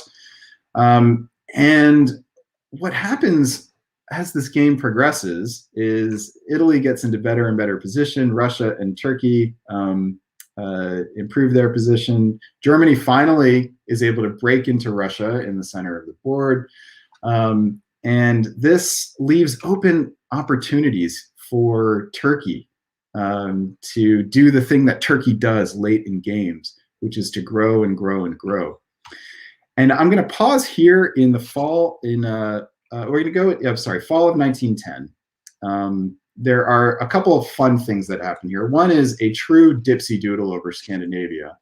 You've got Germany losing Denmark, but taking Norway from England. England losing Norway, but taking Denmark from Sweden, while Russia loses Sweden, but takes Denmark from Germany. So a true dipsy doodle, rotating of units. And we have Turkey now in sort of grand position, right? We've seen this story from Turkey a lot, ready to break out, has some problem with the Italian units facing a little wall, but Russia's kind of spread out. And that's how things continue into winter of 1910. So Turkey is able to take Venice, gets units into place, a little perplexingly drops 2 fleets here. So this is the last key moment. What do you think is the right outcome for this game? Who would you want to be on this board right now? Can I take the winter builds back? Yes. If you didn't, all right. Then Emmett, I want to be Turkey. If I can take those fleet builds back, the problem is they can't fit any more fleets. Yeah. I think that is a bit of a struggle for him. I don't know where those fleets are going. I guess 1 to black, but I don't know. Who do I want to be? Probably Russia, because he seems to have a good friend in Emmett, but his position's bad. I don't know. I don't like any of these positions. All right. Sorry. And Italy is topping the board, the biggest power, but one of their dots is St. Petersburg, which is all the way, in fun, right, is all the way on the other side of the board. This unit can't be used to produce more units in any way. It's always just going to be sitting on that one dot. And Scott has those 2 fleets in the middle that are interesting. They can do a lot of work. But difficult. Yeah, it maybe take Sweden, but it's going to require some diplomatic work to make them productive. But in any case, right, Turkey's position is pretty solid, right? Even with the 2 fleet builds, you would think that, you're at least going to make it to the draw, right? Certainly. Yeah, that's unless you vote yourself out, which is what Turkey does. Oh, fascinating. This game ends in a 4-way draw. Austria, perhaps understandably, agrees to forego the draw, but Emmet in Turkey does as well. And I have no explanation for this whatsoever. I mean, here's what I'll say. Under the scoring system, a 4-way draw is almost a 0 result if you're looking for top 7 or a best country award, right? There are some situations where maybe if you have a solo or 2 other 2-way draws, that a 4-way draw can be important for your overall score, but it's not that great if you're looking to win the tournament. The difference between a 4 and a 5 is almost negligible. So at that point, if you can't get other people to vote themselves out, that's fine. But I mean, certainly players on this board could have come to an agreement for a Russia, Turkey, Italy draw, or even an England, Russia, Italy, Turkey 4-way. I mean, the players could have come together and had that conversation. I just don't think that that's how they were thinking about it. Oh, in any case, I mean, it's giving up, right? But Yep. No matter what. But in any case, that's how this game ends, in a 4-way draw. And we'll leave it there. So let's move on to game G, which is named after the city of Kerry. In Austria, we find Ben Durfee from Hartwell, Georgia. In England, we have Aidan Lewis out of North Carolina. France, Claude Worrell from an undisclosed location. In Germany, we've got Jonathan Frank out of Baltimore, Maryland. Italy is Henry Merrill out of Maryland, my home state. In Russia, we've got Ed Sullivan out of Houston, Texas. And in Turkey, we have multiple-time world champion Andrew Goff playing from Melbourne, Australia. That's a fun board, eh? Hey. I think, by the way, you might have skipped F, so you have to go back to that one. We did it while you were on break. Okay, never mind then. I think my theme for this board was when one group figures it out first. And I think that this is sort of how sometimes you can see when one group comes together and says, this is the draw we all agree to, that they can force that in a draw-based scoring system. So in 1901, Russia goes north. Turkey moves to Syria, which is worth calling out because whenever you play against Andrew Goff and he's sitting in Turkey, he likes to move to Syria to just tell Italy, you're not getting a Lepanto on me. That's the way it's going to be. Through in 1901, France and Germany are pushing on England. They push him out of Belgium, and Russia bounces England and Norway. So it is bad news bears for the English player. In 1902, France, Germany, and Russia continue to push on England, and AI get Bulgaria from Turkey. It's looking a little bit bad for Goff. I think that that is one of the downsides of playing to Syria. You don't have the same level of support that you might in Bulgaria, but Goff, if he were on the broadcast, would tell you if you can't keep it diplomatically, you probably don't deserve to have it. In the fall of 1902, Aegean misorders, which I have to put in quotes, Goff was supposed to support an attack into Greece. Italy stabs Austria for Trieste, which should have been a stab for 2, but it actually ends up being a stab for 1. And then, the West, I wish I could talk about it with some kind of level of real interest throughout 1903, but they just, continue putting the pressure on England. And I feel bad for him in the situation. It's one of those places where, maybe you just kind of wish that they could make something happen. In spring 1903, Italy gets Turkey back with a misorder of his own. Trieste supports Serbia to Bulgaria instead of Bulgaria to Serbia. Ha ha, I guess. Well played on you, Andrew. You deserve getting that one back. Basically what happens is that Goff sort of inserts himself into what was a dog pile on him to create a dog pile on Austria. Really good job turning that around diplomatically. Meanwhile, England, the attack on him is going really well for France and Germany. I mean, really, really well. And in the fall of 1903, Italy and Turkey are now fully made up. They secure those Austrian centers. And also, crucially, in the fall of 1903, Germany stabs France with England and Russian help. However, the stab is a little bit premature because everyone else is still sort of around and has put himself a little bit out of position. Turkey, Italy, and Russia appear to be on the same page moving throughout 1904. They're moving slowly, but they're all moving west. While the West is in disarray because Germany has stabbed France while England is still alive, and Russia, in Ed Sullivan fashion, has managed to make sort of no enemies over there. In the fall of 1904, I think Germany makes a mistake here. He retreats from north in order to pick up a dot, which is a lot of position lost and allowing Ed Sullivan into the North Sea. It's a pretty big breakout position for him. I want to point out, as we move into the fall of 1904, Goff waves a build. I'm sorry, the winter of 1904, Goff waves a build. And you can see with Russia and Italy moving in completely the other direction, Turkey playing down 1 of 6 dots, 5 units, no big deal. 1905, there's some small cooperation between France and Germany, but they're still kind of messing with each other a little bit. France basically says, I'm not going to defend against the south against Italy, and Germany can't really do much now that he's lost pressure on the North Sea because there's 3 fleets up there. And so there's just huge swings in the favor of RIT. Turkey picks up 1 build off of Russia, clearly by agreement. Turkey waves 2 in 1905. Nice. 1906, Germany and France are now back to attacking each other, and the dismantling of the West is just surgical. Goff takes 1 DOF off of Ed in Romania, which again I have to assume is probably arranged, and he's probably just doing it to make sure that there's no solo threat on the table and that Russia can't hit him for too many. And in the winter of 1906, Andrew Goff waves 3. So that's 6 total waves. Great. Yeah. In 1907, again, the Russia-Italy-Turkey alliance continues to make gains against the West. Goff picks up 1. And in the winter of 1907, Goff waves 4. After what appears to be a stab, right?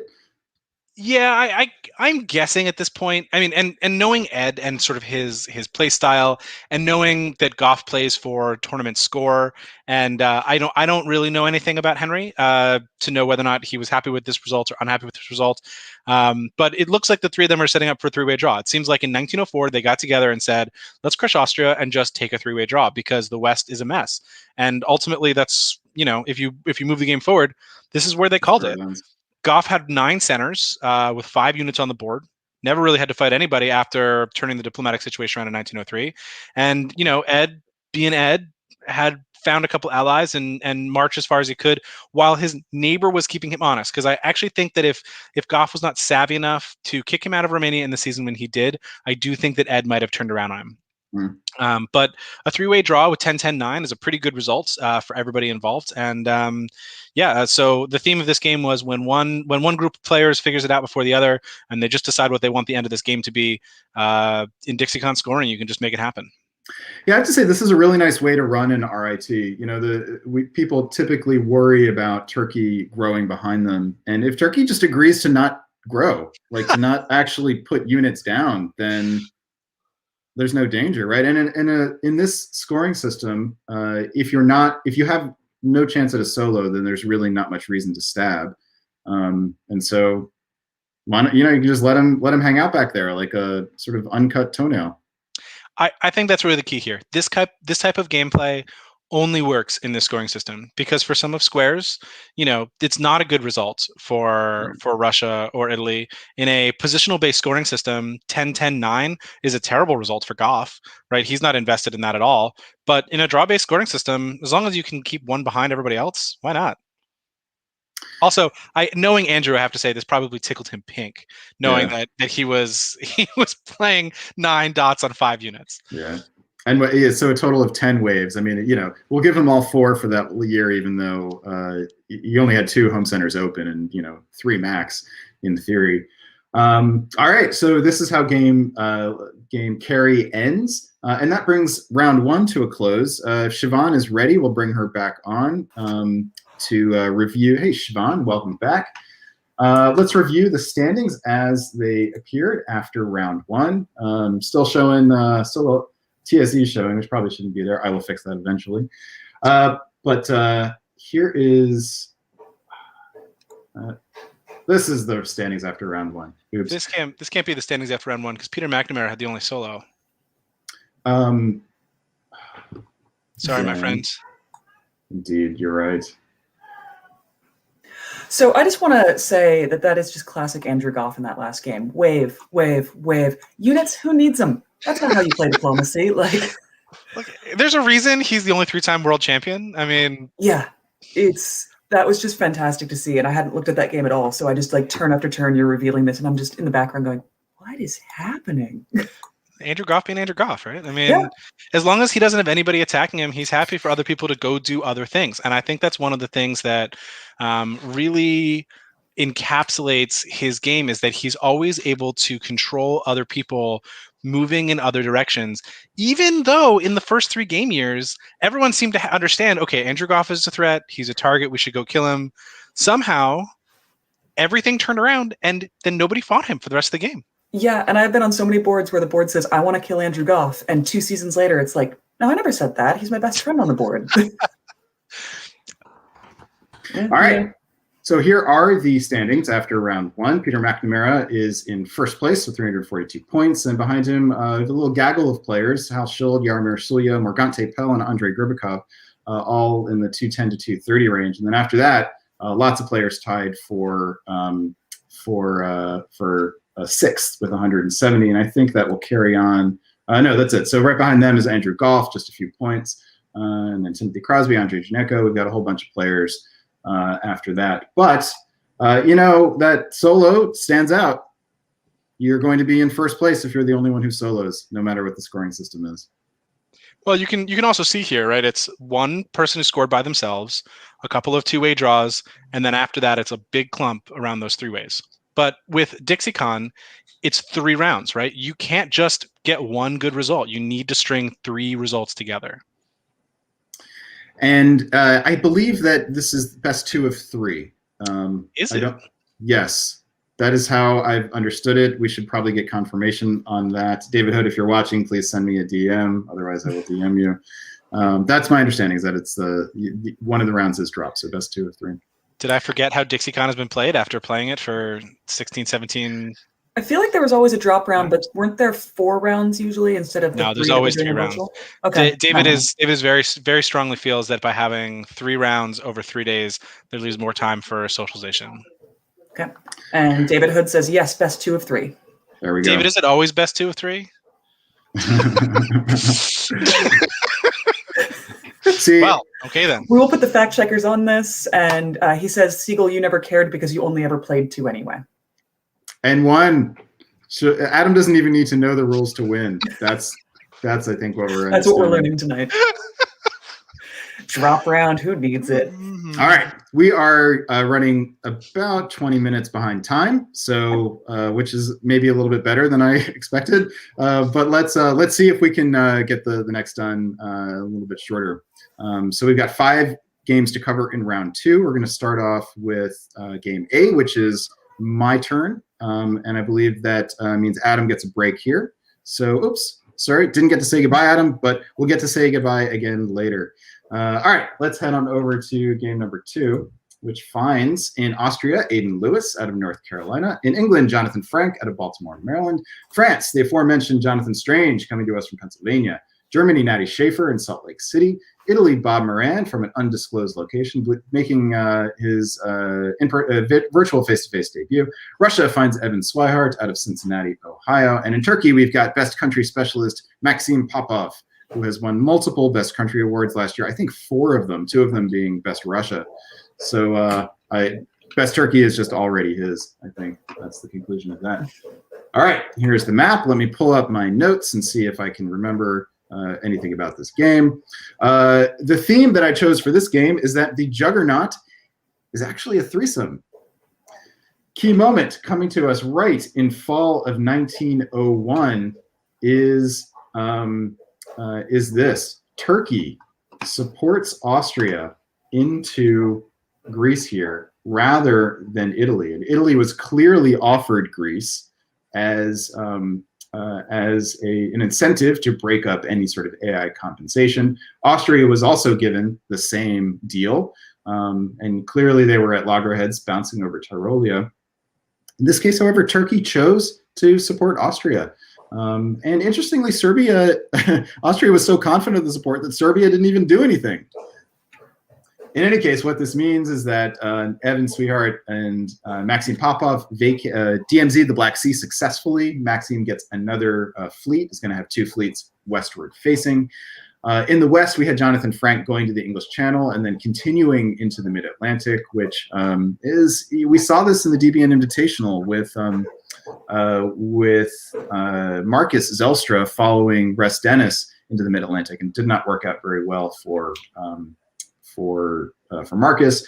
And spoiler alert, it's not going to work out very well for Jonathan Frank either. The other thing to note here is that Germany does not bounce Sweden. This is in the fall of 1901. Germany does not bounce Russia and Sweden. So Evan and Maxime just did a masterful job here in 1901 of disguising the fact that they had an RT going. They bounced in Black Sea in 1901, and then in the fall of 1901 got everything that they would want in order for an RT to get going. Moving forward, let's see, the RT just moves forward here, and Austria believes that it is part of an ART together. And I say believe because that at some point, no surprise, is going to fall apart. But here we have, at the end of 1902, Turkey is already in the Ionian Sea.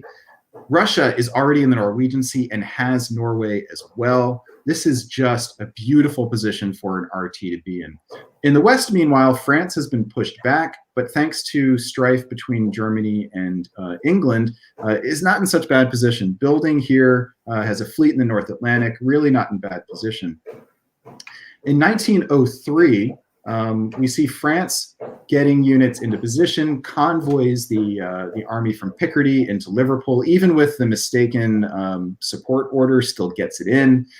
But the big news here is that Russia and Turkey drop the hammer on Austria, and it is a big and painful hammer that sees Austria go from 5 to 1 unit in 1903, leaving the RT with just still a gorgeous position. Maxime Popov here builds 3 units and catches up with Russia. So some really good patience on Maxime's Popov. Maxime's part is rewarded. I have a quick question for you here, Siobhan. I sort of given a preview of what's going to happen here, but if you're Turkey here, do you get any thoughts of a stab on Russia? No. Why not? I don't think I do.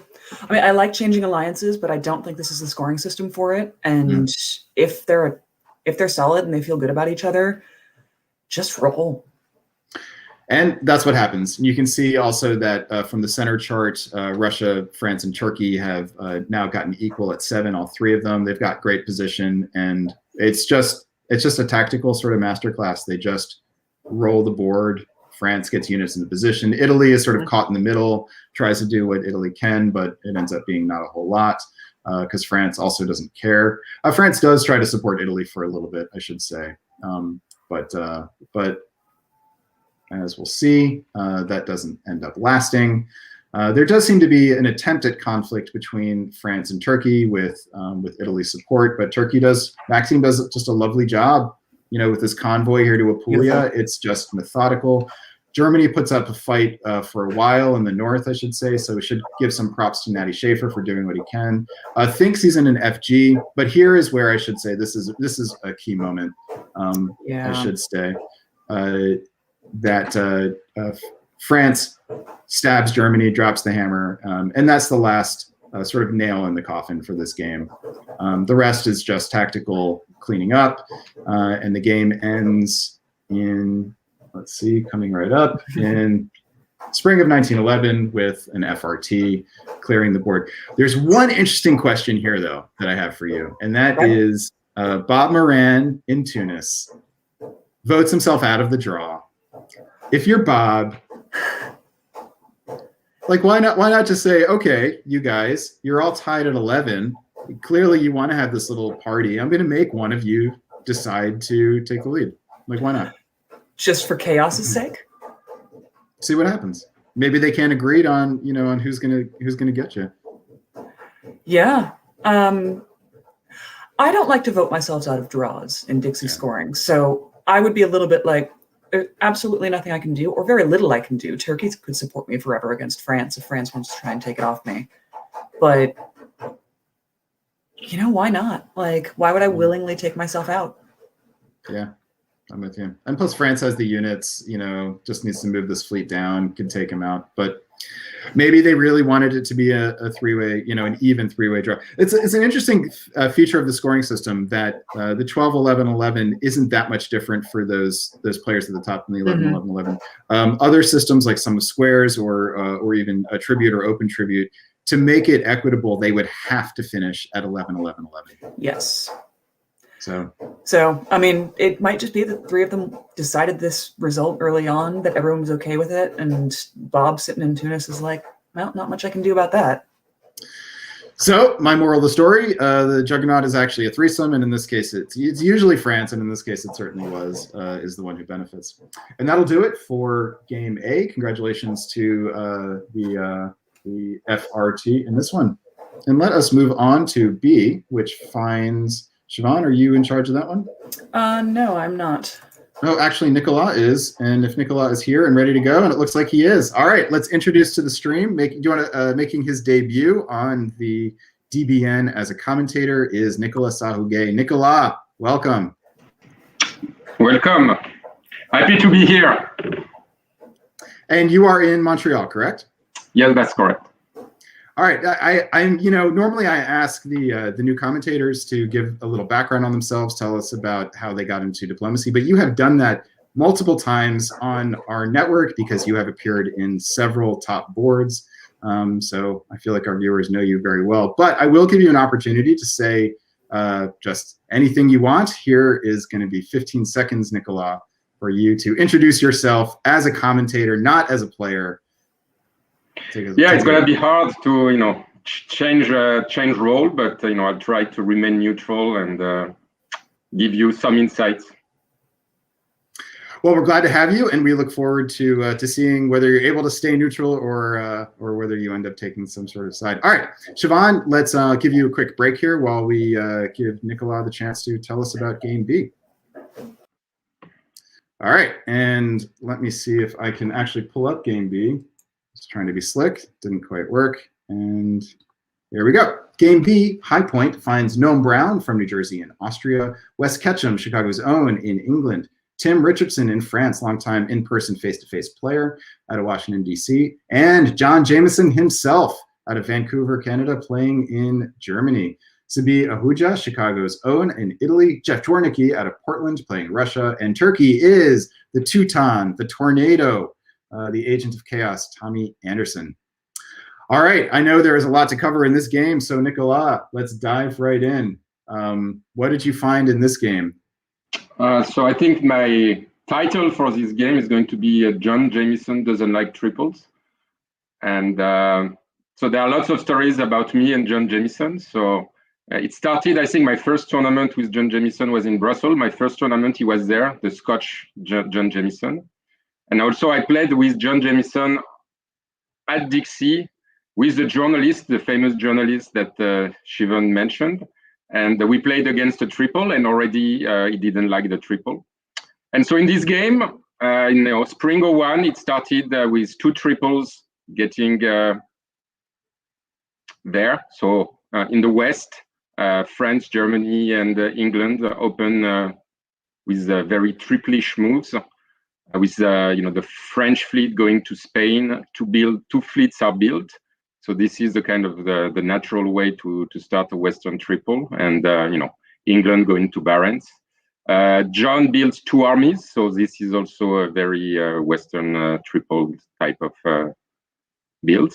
And in the East, it's a bit more surprising, but we see Italy, Austria, and Turkey starting a triple going after Russia, in particular with Austria getting Romania in the fall of 01.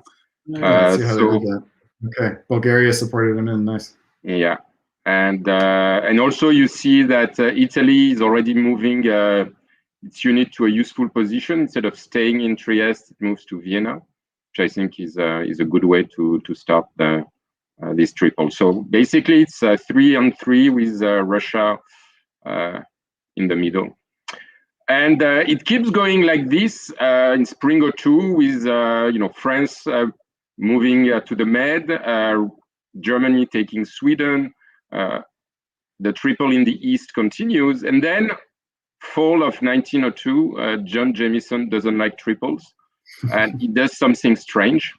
So I think he understands that being Germany in the Western Triple is not the best situation you could be in. And but strangely enough, instead of keeping Sweden and saying, okay, I'm going to build a fleet and, England is not that strong yet, he moves out of Sweden, I guess, telling Russia, I'm going to work with you. But Russia appears to be so weak that I think John, even if he had a good idea, I think it would have been better, even if he wanted to do that, to just keep the unit, stay in Holland and build an extra fleet. So I think that's where the 3-on-3 kind of stops.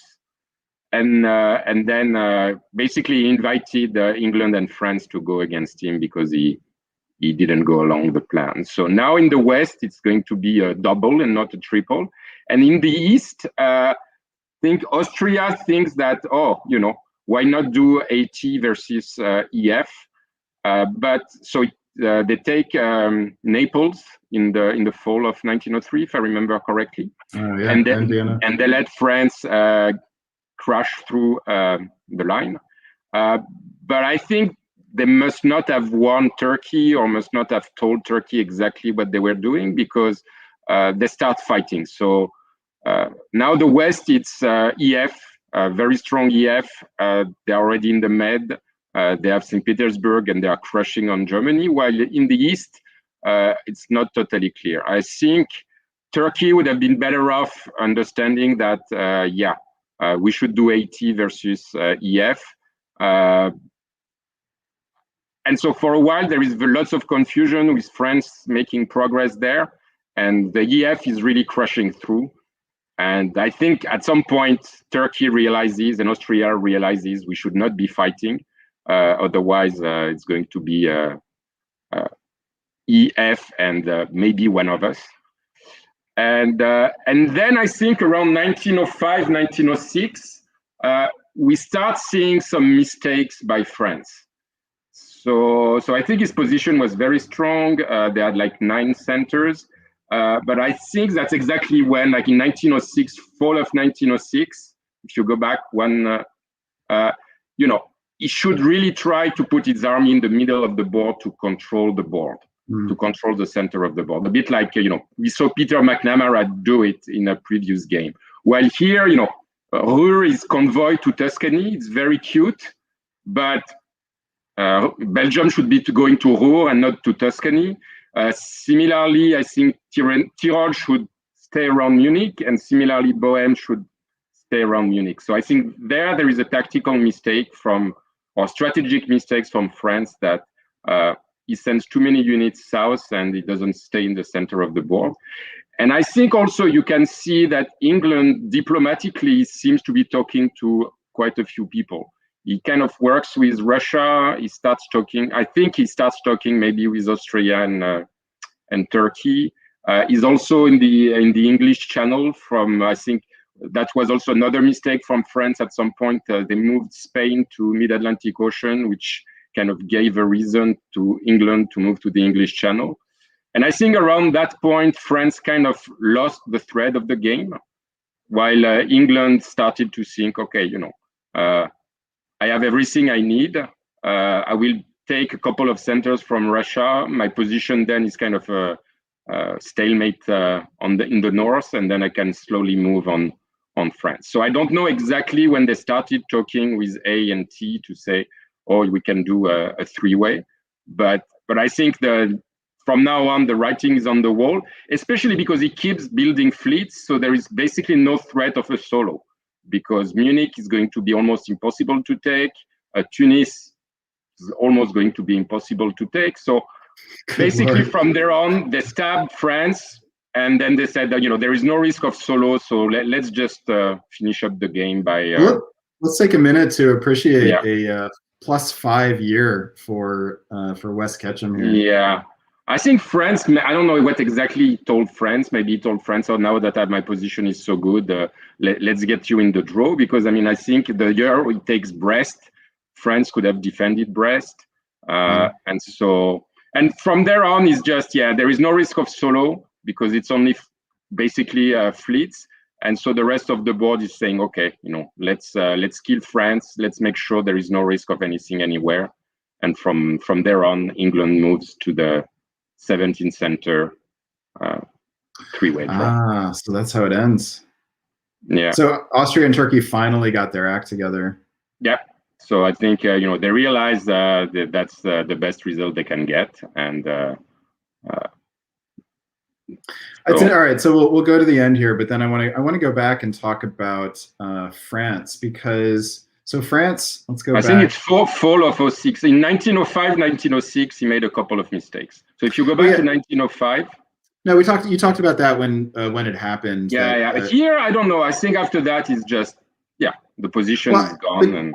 The question I have for you though is that in a draw-based system, what's the right thing for France to do? What France does is tries to get to the stalemate line to be part of the crew that will hold England back, and that doesn't work out because the Austria and Turkey decide they don't care whether England gets to 17 or not. Yeah.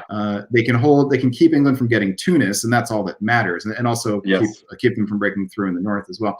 So my question for you is, should France in this scoring system, would it have been better for France to side with England here and keep the threat of the solo alive? Yeah, that's possible, but England is not that far from a solo. So if France pushes its units east, if England managed to get a couple more units, more armies in the center, and then Austria, because if France keeps going, then Austria might lose a couple of centers, and then I don't know. I think it's. I mean, for sure. I think maybe he hoped that he would be the one holding Tunis at the end, and but then England just says, to the others, take Tunis, and it's a 3. So I think to me it's gone for France in that position, because there is no real English solo threat. If England is just trying to kill France, and the other two realize that that's their best bet. And what do you think there's anything? Do you think there's anything Wes and England could have done differently to solo this game? I don't know. I think he took the safe option to go for the 17 when he went there. I think he should have built more armies early in the game if he wanted to go for more. But I think it was a very well played game by England, because diplomatically he talked to more. I mean, I was not there, but it seemed to me he collaborated with Russia, with Turkey, there were some supports there, even with Austria. And so my impression is, I don't think he was looking for a solo, or maybe he thought, after I stab, maybe France does something strange. And as you said, maybe he asked me to Janissary or something like that, and then there will be an option. But once he saw that France was going to defend, he just took the easy 17, which is, three-way 17 is a very good result. It's the best three-way you can get. I mean, it's you get. So I think that was his. But maybe earlier in the game there were options when he built maybe too many fleets, but at the same time, if you're a solo threat, maybe the other side of the board doesn't play the same way, and they're going to help France, and then it could be a 4-way or something like that. So I don't know, and I have to say that I'm not a draw-based specialist, so these 3-ways and 4-ways strategies are not my forte. Yeah, it's really instructive to compare this game to Peter's from the first round. Both England's, both getting big and having a solo threat. It seems to me one of the things that Peter did differently, apart from building armies earlier and getting them on the content earlier, is keeping the strategic situation on the whole board more balanced, so that the other players. There were more players having more to fight for longer, and that gave him the space to get the fleets down and the armies in position. But that's the name of the game, right? This game was like Western versus West, triple versus triple, which is usually both sides rush to the stalemate line, and so it's very difficult to pass the stalemate line. While Peter played the the alliance with Russia and killing France, where I think it gives more options to make the game complicated and to make lots of units around the stalemate line that from different countries, and things can get messy. While here the game was kind of very clear. It was 3-on-3, then 2 versus 3, but the 3 were not really getting along. Then it was 2-on-2, and then it was 1-on-2. And so I think it was very linear game, very well played and very controlled game by Wes. I was really impressed, especially because it seemed that he was talking to not only his ally, but also the other side of the board, even when he was working with France. That was my impression, even if I was not there listening. And I think that's one of the signs of good players, people who are able to talk to other players and not just their ally, and try to control the game this way, and it paid off. All right. Well, Wes, it is still a good result. That we saw the two-way draws ending with like 230 points, so he's just below those. And with another good result, he'll be in contention to win the tournament. All right, Nicolas, we have broken the seal on your action figure of a commentator on DBN. So we will see you again a little bit later in the program. You'll be calling some of the live games with us. Okay. Don't go too far. Sure. All right. And bringing back to the stream now, we have Siobhan Nolan. Siobhan, welcome back. Hello again. I believe you're going to call the next 2 games, if I'm not mistaken. I believe that's the case. All right, let's do it. This is Concord of round 2. And in Austria, we have Mikolas Kamaridis. Should have figured out how to say that name by now, because it is a name to remember. Coming to us from Brighton in the UK. In England, we've got Matt Lynch out of Dublin. In France, we've got Roni Mordvinov out of Israel. In Germany, we've got Chris Wardy coming to us. Hopefully, my wild card, Chris. See if you can make that big lead stick this time out of Chester in the UK. Italy, we've got Claude Worrell from an undisclosed location. Russia, it finds George Zhang, either in DC or in the Chicago area. And in Turkey, we've got Sam Pascal making his virtual face-to-face debut. All right, tell us about it, Siobhan. What happens in this game? All right, so right off the bat, we have what I will say is the most boring set of opening moves I have seen in a long time. You get a lot of your standard bounces, Galicia, Black Sea. There's nothing in the English Channel. France just supports himself into Burgundy. It's all very typical, and I'm not used to that. The only exception is the Italian sneaking into Trieste, but meh.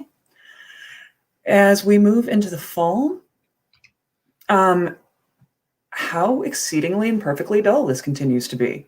Not a ton of bounces. Yeah, sure, the Turk sneaks into the Black Sea, but all in all, fairly normal. There's a bounce in Belgium. France takes the Iberian Peninsula. And so as we move into 1902, possible we're seeing an early EG. I'm seeing some signs of cooperation. It's really hard to tell. We'll see how that goes. But, in the fall, does the East have anything coming out of it?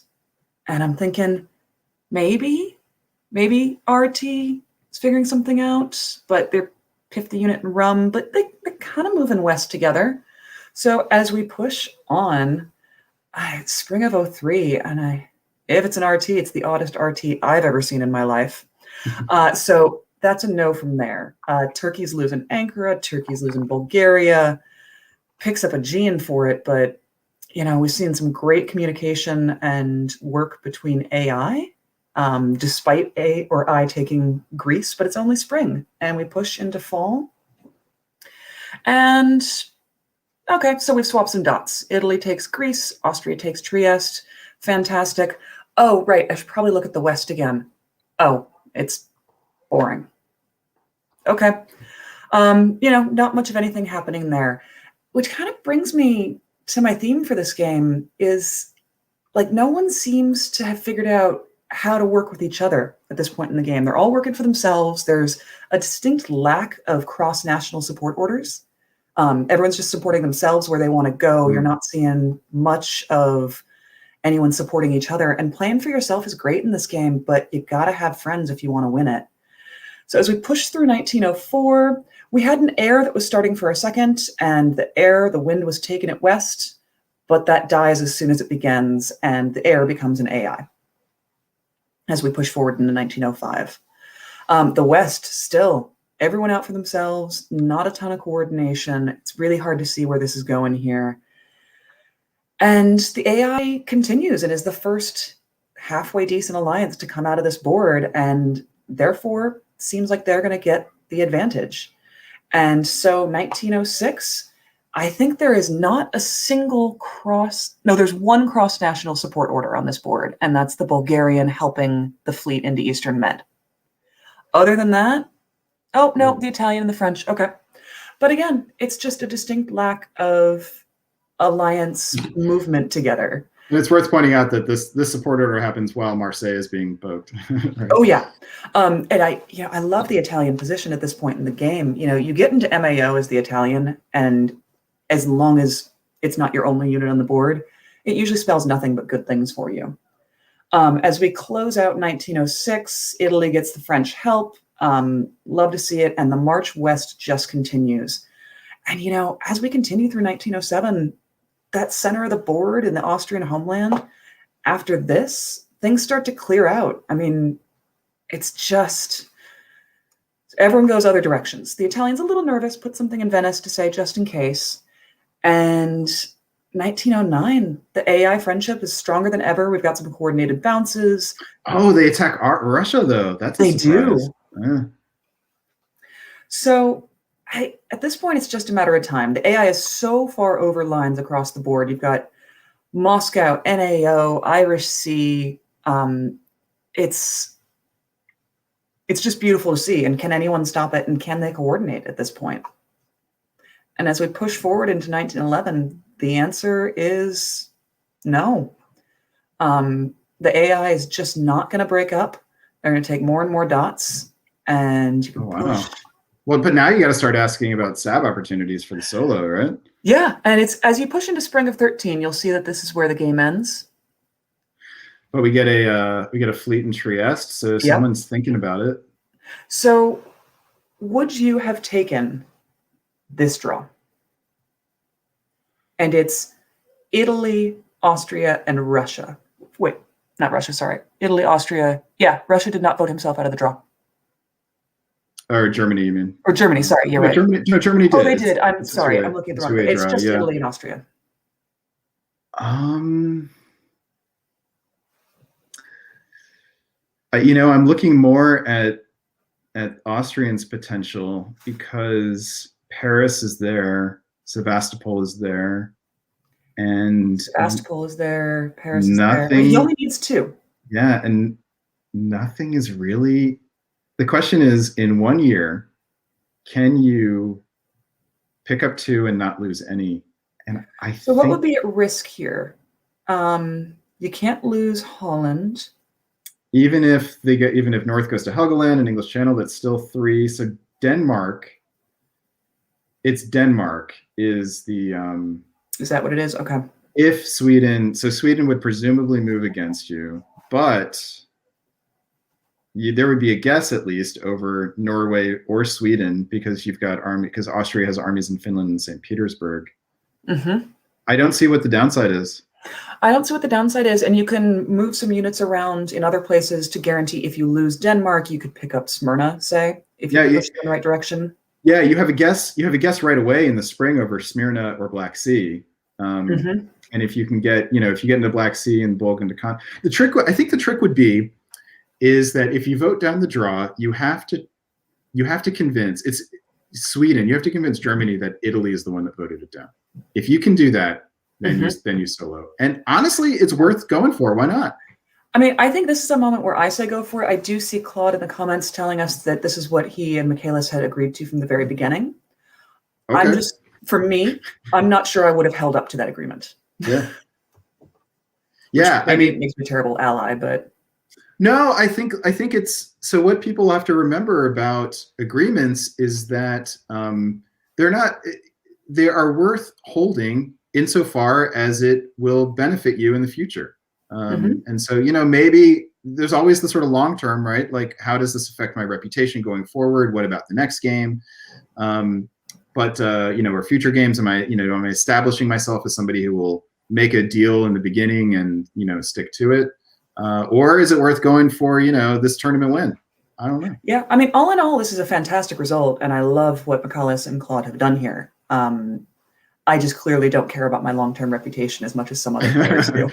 Well, I think in the beginning a lot of players do, and then once you have decided to stab a couple times and go for it, there's no longer as much benefit, or you get a taste of the reward.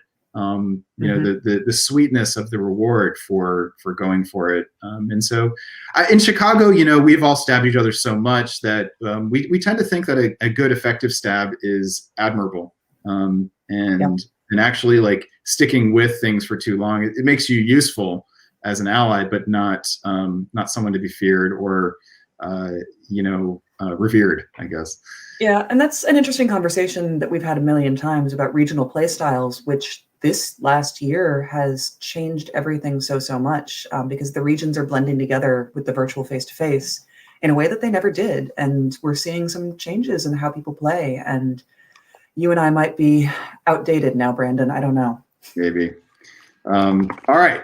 We have an opportunity here. But I actually know. I do know. I don't think we're outdated at all. I think that the player, look at Ed Sullivan, right? Like Ed Sullivan is somebody who spent the better part of last year cultivating a very specific image as a very dependable ally, somebody who would never ever stab. And then he decided he wanted to win tournaments. That gave him some level of success, but then he decided he wanted to win tournaments. And now he's very self-reflectively dealing with the fallout from that.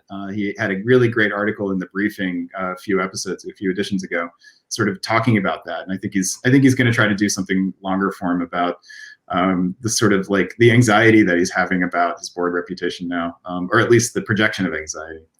Interesting. So so what we have here is Adam Siegel getting a taste of what it's like to be at the controls, and didn't realize that when he shares his screen, it goes right onto the. Hi, Adam. Adam, so that was round 3. You want to go back and launch round 2 instead. All right. Well, Siobhan, you are on to the next game. So while I was going to have Adam try to do that one, but we'll let him try to call his last to do the last game. All right. So let's move on into board D. And here it is, except you can't see my screen. And here's my screen. All right, Timothy Crosby out of Austria had a real nice Italy in the first round, playing out of Interlaken, Florida. In England, Jason Massbaum, Siobhan Nolan's favorite player of all time, bar none, no exception, playing out of Los Angeles. In France, we've got Jonathan Saul. Germany, Andrei Gribikov out of California. In Italy, we've got Robert Schupp making what looks like first foray into virtual face-to-face. And in Russia, we've got the big kahuna himself, Morgante Pell out of Vermont. And in Turkey, Johnny Gillam. Johnny did it for Johnny. I believe that was Johnny Gillam is the Johnny that inspired that. Who is playing out of Seattle. I'm being told in the comments that Jonathan Saul is playing out of Colorado. I will get that fixed when I get a chance.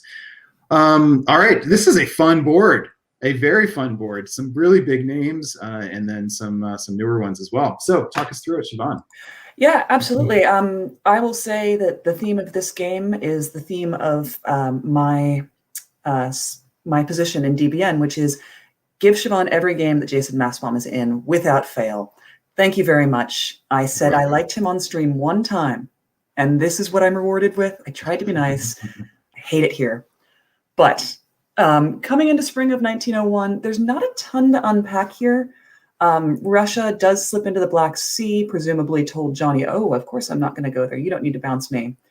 And I will point out that Jason opens to the channel and Wales, which I believe this time last year at Dixiecon Virtual, he did the same thing. It went very well for him initially. Then he crashed and burned. So will he continue the tradition or will he improve upon the theme? So let's move into fall. Meh. Wow. This is exceedingly boring. Well, that's delightful, don't you think? A little double supported bounce on yeah, and it's well done on the German part if they sniffed it out, or I mean, it can't possibly have been arranged, right? So Andre, well done, all around, but Elsewhere, not a whole lot to see here. As we push into O2, we see that Russia and Turkey start to shape up and work together against the Austrian. The Austrians having issues kind of from all directions. And, we march through into fall. And it's just a bunch of trading some dots. What the Russian took from the Austrian, they don't keep. And onward into 1903.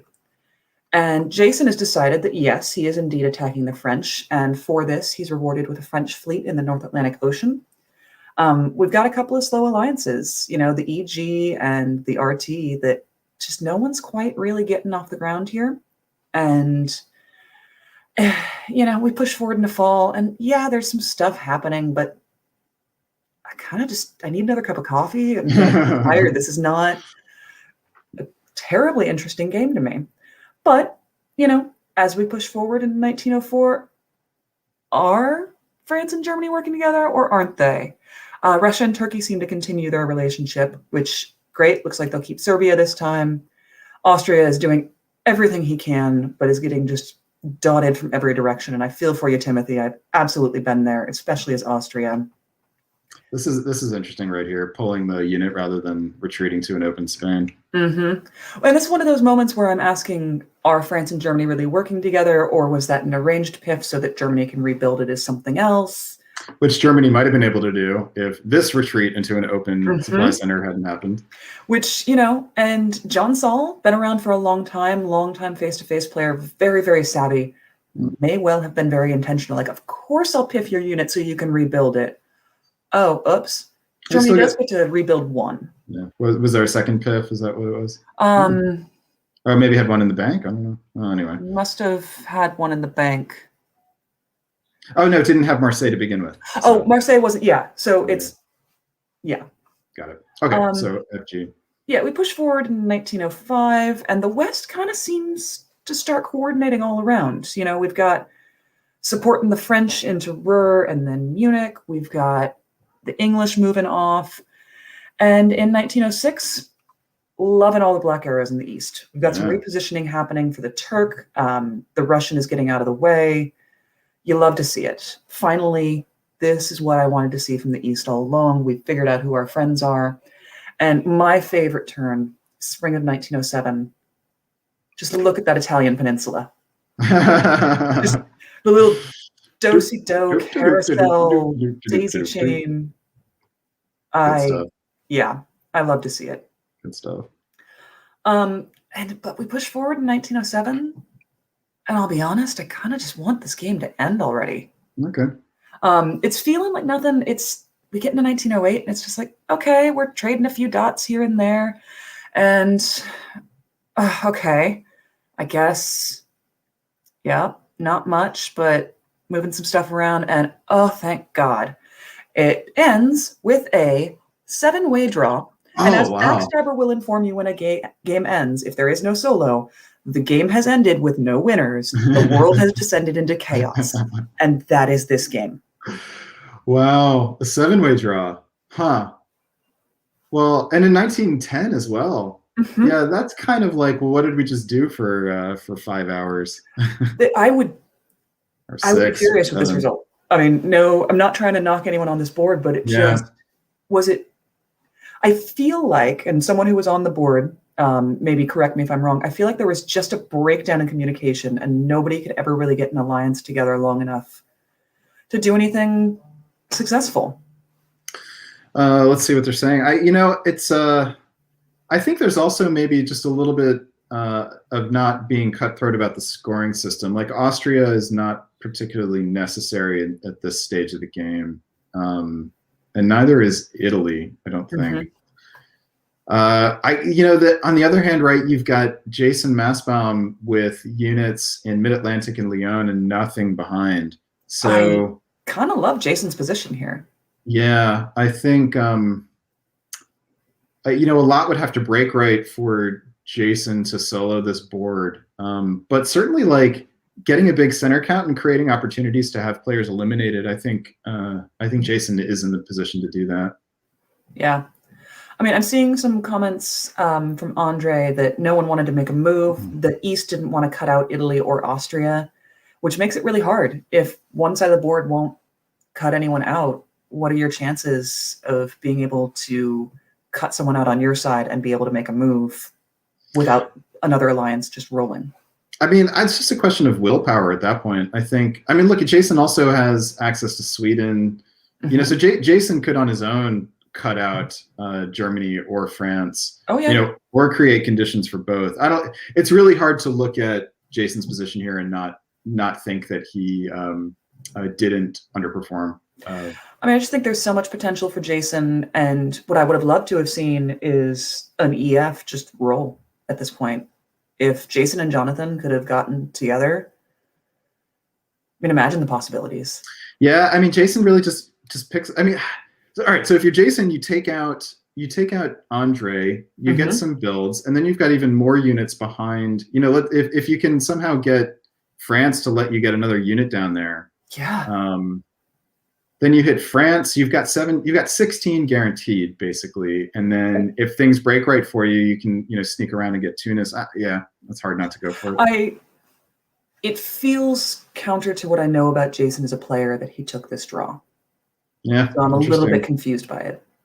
Interesting. All right. Well, that does it for Greenville. That is a 7-way draw. That doesn't really do anyone any good. But it was a game that happened, and we covered it. It was a game that happened. All right. That brings us to our final game of round 2. Let's see if Adam Siegel can get his version of Dipcast working for this one. Adam, do you want to try to share? No, he's shaking his head. All right. All right. Well, so Adam, you are calling the last game, correct? I am. I certainly don't want to try and figure that system out while trying to cast a game. Another day we'll do a training session for all of us so that Brandon...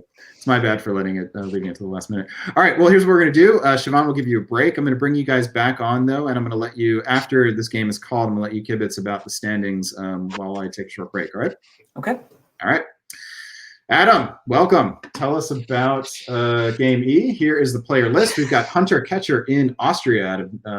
He's based in New Haven, but he is somewhere in the U.S. at the moment on a countrywide tour. In England, we've got Dennis Peskov from an undisclosed location. In France, Ed Sullivan, the one and only, out of Houston, Texas. Germany finds Cameron Higby from Missouri. In Italy, we've got Karthik Coneth, who was eventful in one of the other games that you narrated for us. Remember that well. In Russia, we've got Joseph Michael out of Austin, Texas, another Longhorn. So we've got 3 Longhorns on this board. That is worth pointing out, because for Longhorns, they take Longhornship very, very, very, very, very seriously. So that's Russia, Italy, and France, all Longhorns. In Turkey, we've got Iber Kondrel out of Denver. All right, Adam, tell us how it is. For those of us who don't know what that is, what is a Longhorn? Longhorn is a graduate of the University of Texas at Austin. And I believe that if you're just a diehard fan or from the area, you can also call yourself a Longhorn. I'm not sure. I don't know. But and which players were those? Those were France, Italy, and... oh, gosh.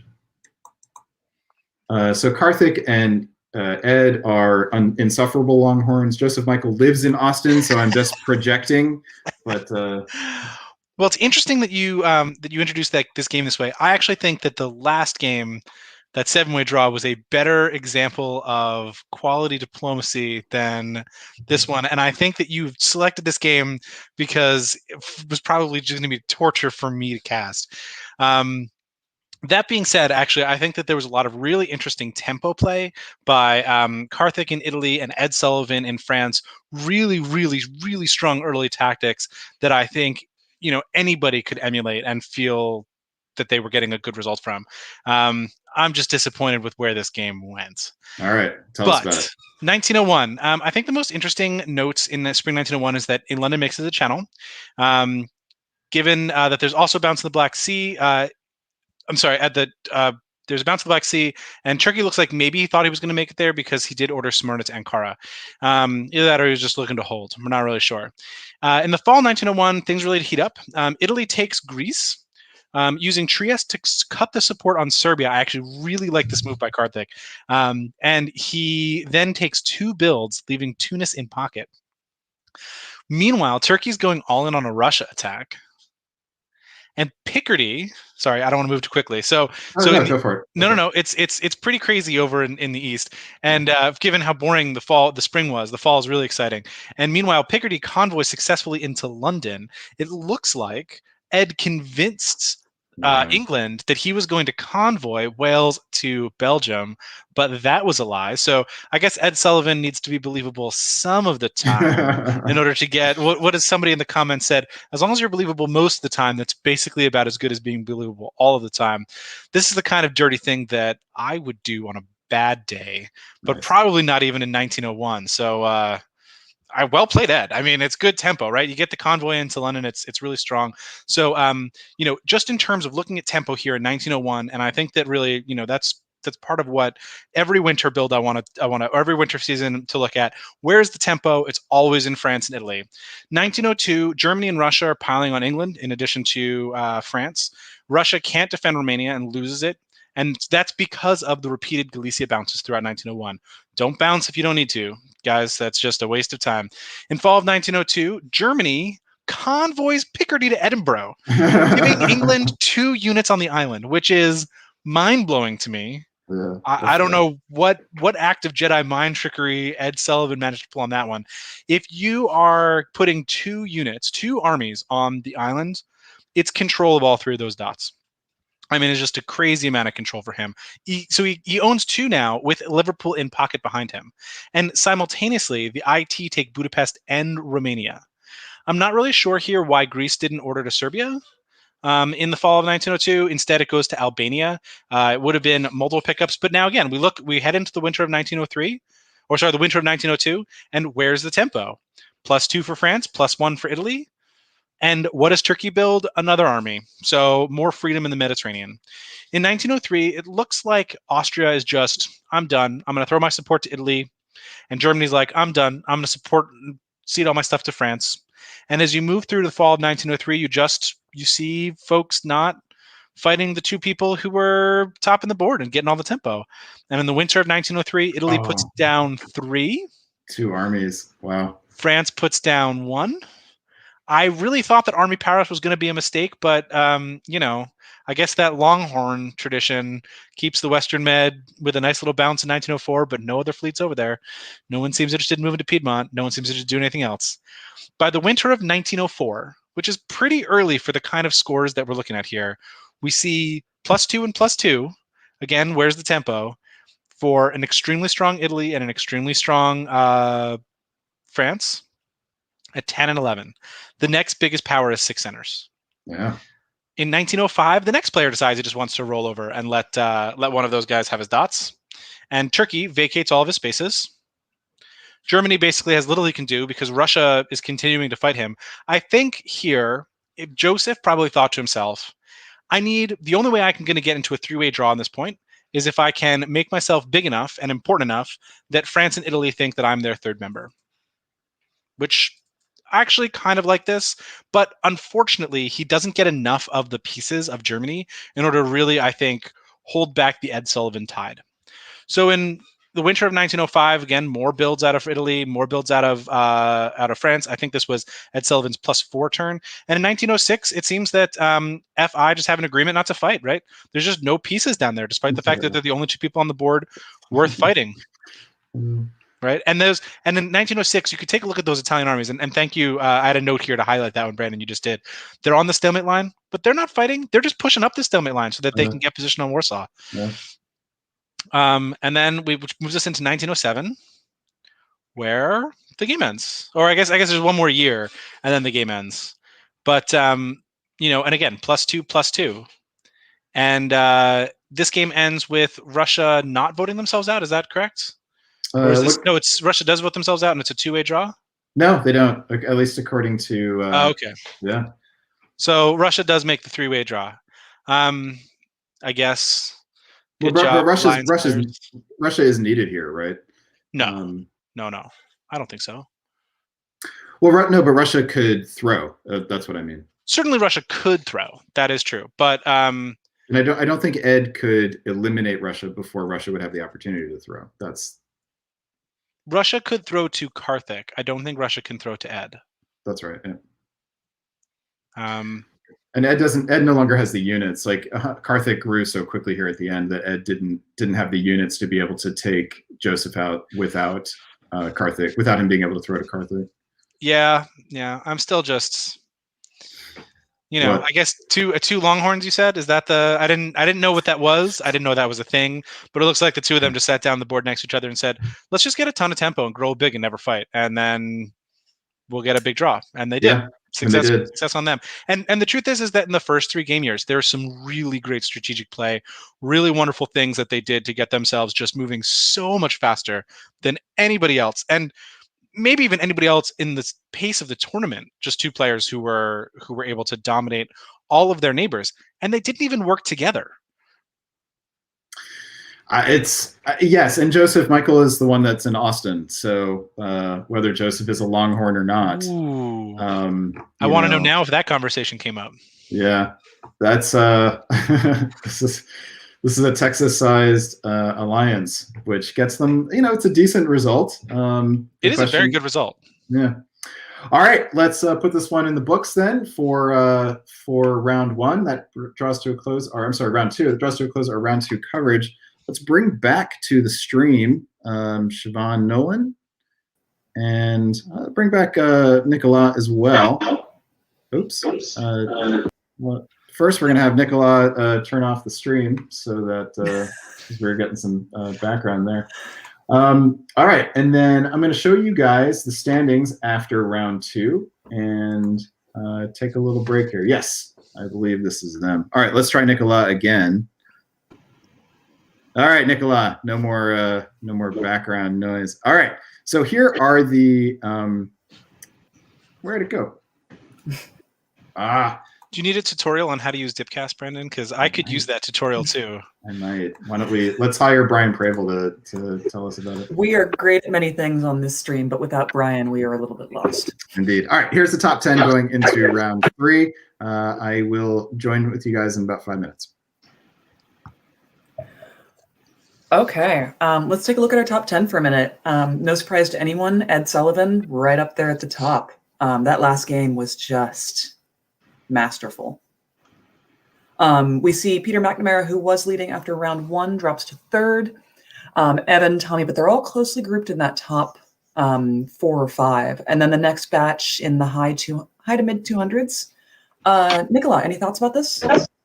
Yeah, I think the fact that it's best 2 out of 3 is very important because we should think about how much a player can improve rather than their total score, because if they got 1 very good result and 1 average result, they have lots of room for improvement. And Peter has only one result. I don't know if he's playing the 3rd round. I do not know. I guess we'll find out in a little bit. Adam. I was actually going to make exactly the same point. I think it'll be interesting to see whether or not Peter's playing in 3rd. I'm going to go peek at that. I want that answer. Don't tell us how he's doing if you can find that. But no, I think I can just see the boards list. Yeah, so I can figure out how to run this program. A fantastic opportunity to improve his score here, since he's only got the 1 score from round 1, and any points he puts on the board, any draw he takes, only improves that 342. Whereas Ed Sullivan, I believe, has 2 decent results. So, I mean, who are you looking at most in the next round, Nicolas? I don't know. I think that there could be surprises with players that are a bit behind, and maybe Karthik. I think he showed a very strong play in the last round, so I think he may be up to something. And I really like the fact that he showed people that when Italy is in Trieste in 1901, it's not always to help Austria. So I think it's. I'm going to be rooting for Karthik because I like what he did there, shaking up the meta. Okay. I will point out Peter is not playing in the next round, so he cannot improve, or has not played, I guess, since it was played this morning. Although those of us on the broadcast don't know the results. I think that if you go down to the next 10, there's also some folks there with only 1 result who may be playing in the 2nd round, like Andrew Goff. I think who, if you hit a 3-way and then you're looking for a big result on a Sunday round, there's an opportunity there. Well, and as we all know, Andrew Goff can absolutely come into the final round of a tournament and get a dominating score and come out of nowhere. So here on this 11 through 20, we've got some names we've seen today. McCullis, Halshild, Yaromir, Johnny Gillum, Timothy Crosby, all in those low 200s, which, fantastic chance to improve one of those scores, drop one of the ones from an earlier round that wasn't so great for you, and sneak into that top 10 or maybe even top 3. Because Maxim also has one round, right? Mm-hmm. Jonathan had one three-way. Yep, I think the 16 through 20 is all only one result each. Yeah, so I mean, I think those folks are really the folks to watch going into the last round. Whereas, someone sitting on 240, I'd rather be, with one really solid result, like a 180, and then what's the 60 points? It's not really scoring you much. Okay. Also, let's not forget it's a timed round, so maybe it's not as easy to make a big score or to go for a 2-way or 3-way because there is limited time. So that could play a role also. Yeah, that is a very good point.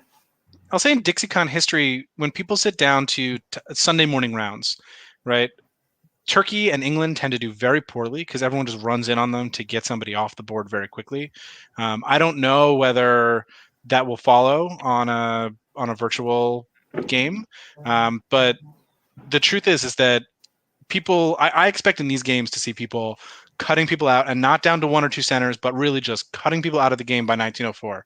Find somebody and kill them. Find somebody and kill them, because that's the only way you're going to get a big score in this game. And I know that I look forward to casting something with Nicola, because Nicola and I have very different game philosophies, right? I play with tempo and tend to throw the game totally out of balance, where I think Nicola likes to play more of a balanced game and keep people sort of close together, and if somebody gets ahead, we'll try and rein them back in as best he can. Whereas I'm just like, push it as quickly as possible. So I think that going into this round, it'll be interesting to see whether or not people are looking to play a balanced game or looking to play a game where they're really looking to throw something out of whack pretty quickly. Yeah, so I think we have a lot of questions coming into this next round here, and keep an eye on those in 16 through 20th place. They have a fantastic chance to do something. And as the last game showed us, if you decide early, you can get big results fast if you want to. Yeah. I mean, that 3-way draw was 1907. I mean, yeah, certainly Dixiecon time rounds can run till 1911. It's possible. I don't know whether or not David preset the timers on Backstabber, but I know that, I've certainly sat down on boards where people agree to a 10-minute timer on a Sunday morning Dixiecon round. So yeah. I mean, we here on the broadcast, we don't know when the round will end, but I believe it was a time picked before the round even started. So we shall see. Nicola, any closing thoughts? No, I mean, it's very, very open. Lots of players can take it. So I think it's going to be exciting. And that's what we want, right? As commentators. Yeah. Now we're coming into my favorite part of the broadcast, where I have no idea what's coming. We haven't seen these games at all, and I'm happy to have Nicola on board for the first time commentating with us. Can we move it back one to the top 10 again? I guess Brandon is away. I don't have control here, or if I do, I don't know how to use it. All right, there we go. Okay, there we are. Yeah, I'm trying to think. Morgante played 2 rounds. Tommy played 2 rounds. Mm-hmm. Evan played 2 rounds. Pretty much everyone except. Yeah, but Morgante has a 2-way, so I think, and the second result was pretty bad. So I think he's in a very good spot. Okay. Yeah. I think the smart money would be maybe on Morgante or Ed Sullivan. Mm-hmm. And, as I said, if I had to bet, and just for excitement, I would choose Kartik. But Ed Sullivan's always a good bet. Okay. Do you want to put your money on anyone right now, Adam? I mean, Andrew Goff's a 3-time world champion. How do you not put your money on Andrew Goff? Okay. But I don't know. Yeah, sure. Andrew. I'll take Andrew. Okay. I think I'm going to stick with Ed Sullivan. He's proven what a strong player he is, and I think he might pull this one out. All right. Sounds great. Nicola, have you been? We didn't get this question from you. Have you been to Dixiecon before? Yes, once when it was World DeepCon, and I had mixed experiences. We Did all you have the that year. opportunity to play with the reporter that year? Yeah. I did. With John Jamieson and the reporter, and I think in the article, what's the name of the website? Group Grantland, I think. Grantland.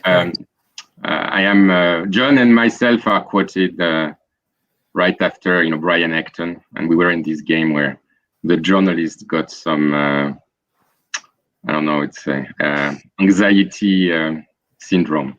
I was on that board actually. It was round 2, right? You, Acton, me, John Jameson, the reporter. I believe that the first round, Siobhan, you were on it, and David Hood wanted Dennis Ross to have a nice opinion of everyone and gave him a bunch of people that I thought were like these kind-hearted souls, nice easy board. And then round 2, it was like the Sharks. I mean, if I remember, Brian Acton started the Western Triple with a journalist and somebody else I've forgotten, and Sloth. Maybe, yeah, and basically he had a kind of, he could stab whenever he wanted, and we were telling the journalist with John that do something, and like for 3 years he would not listen to us and no, Brian Acton is a nice guy, and so we started pushing a little bit more the psychological pressure. And so that's the quotes that there are in the Grantland articles. And then, of course, Brian does what Brian does, and he stabbed. And then there is the famous quote directly from a Tarantino movie. So that I would not repeat on air. Oh my goodness! I mean, so that was fun. That Adam, that you described that round 1 board that he put the reporter on, the one that made it into this American Life episode, as being full of people who would have a nice experience because, Chris Martin and Buffalo and Toby Harris. And yeah, I'm nice, but that was about it.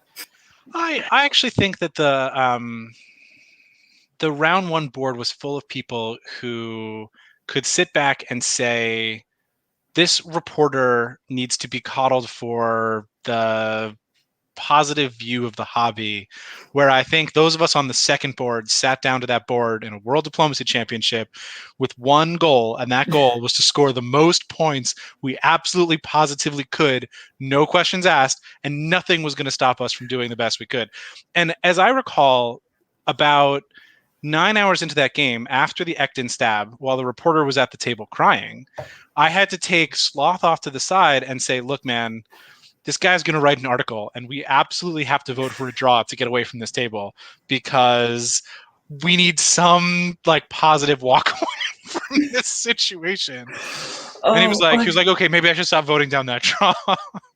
That poor reporter, though. I mean, round 1 ended with screams and tears as well. So I don't remember how Who cried on your board? Well, close to tears, but I know Buffalo and Chris Martin got into it quite a bit. I'm looking at it now. I think the winner of that board was actually Steve Cooley, who just got eliminated. And that was the reason that he didn't make it to the draw.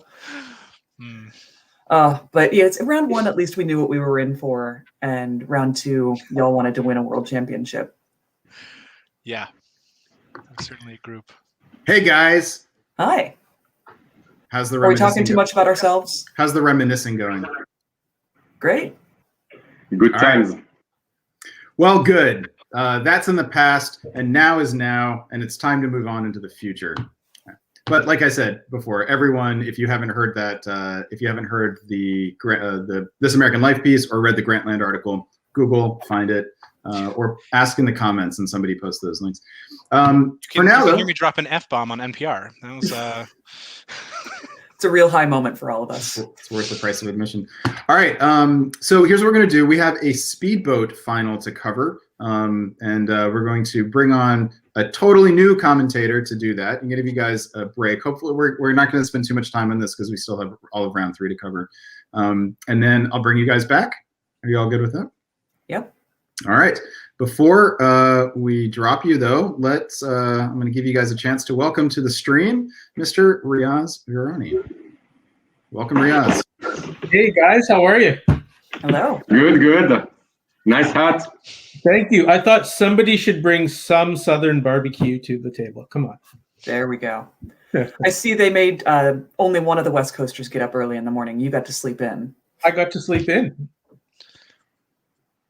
Congratulations on that. All right, but the time for idleness is over and the time for work is here. So, all right, Siobhan and Adam and Nicola, don't go too far. We will see you very soon.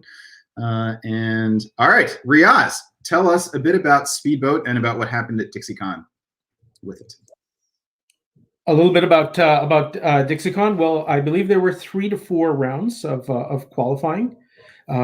Speedboat is it's a turbo version of Gunboat. It's as we know, this game can be a little bit emotional from time to time. So we can get frustrated, and Speedboat can really magnify that because you have to make decisions. You typically have less than 5 minutes to make those decisions. In that time, it's Gunboat, so really the orders are the ones that do all the talking. And the challenge is to be able to look around the board, look at everybody's orders, and to be able to interpret them and see how they best benefit you. All right, and we are only going to be covering the final board. So that you said there were 3 to 4 qualifying rounds, and then 7 players made the top board. Yep. All right, and here are those 7 players. Let's put the player list up. And looks like the software doesn't like that, so let me restart it. And this is the part that I should have been more careful about earlier. All right, let's come back to this now. We will look at the names on the board as it stands in 1901, and here we go. All right, so tell us about the players who made it, and order didn't matter, right? Because there's no power selection. Correct. To be honest, I'm not sure if there was a power selection or not, but I would assume that whether there was or not, ultimately skill wins out, right? And you know, this is a strong board. I've played with quite a few of these players. Tim Richardson is a pretty familiar player in Russia to quite a few of us, especially those who play face to face. Yeah, I'm sorry. I usually call out the names and then I ask you for comments. So why don't we go back to that? Okay. I'll give you a break. All right. So in England, we have Hooky Nut, whose name I do not know. David Hood, please post the person's name.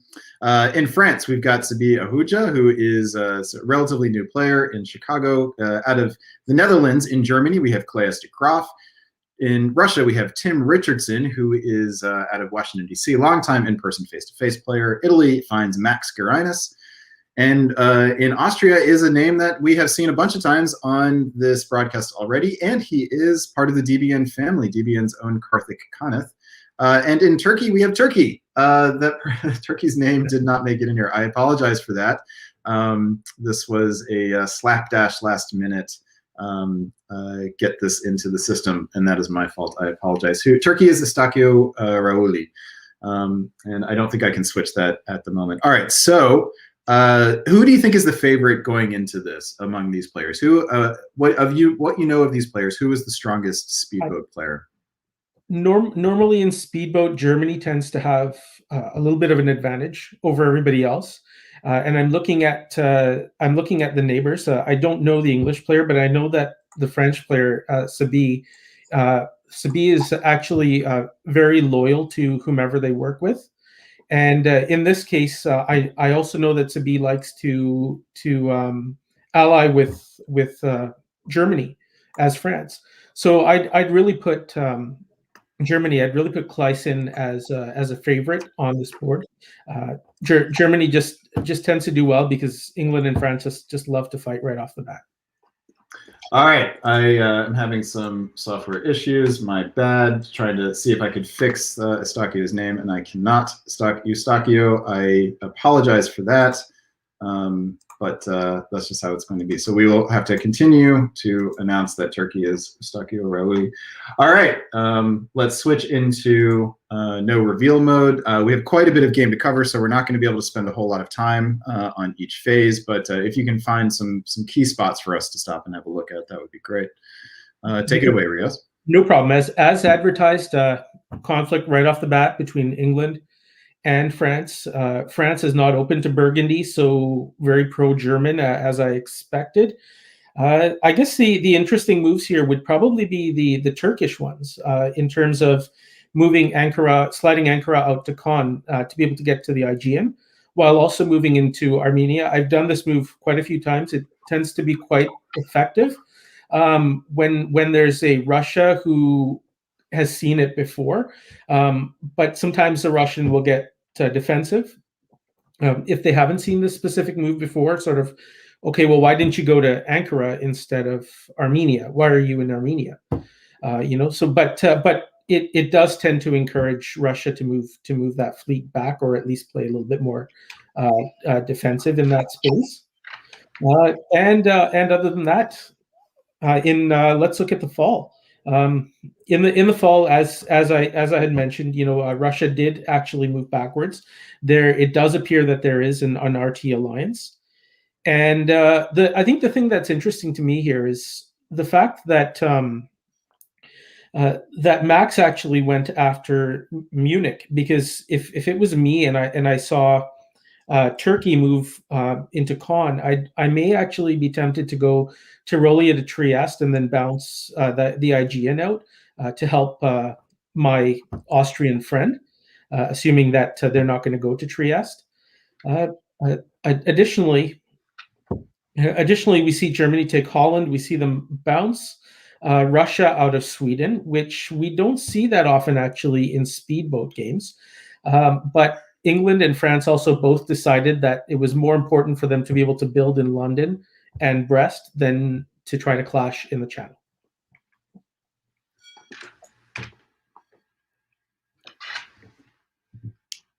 Keep going.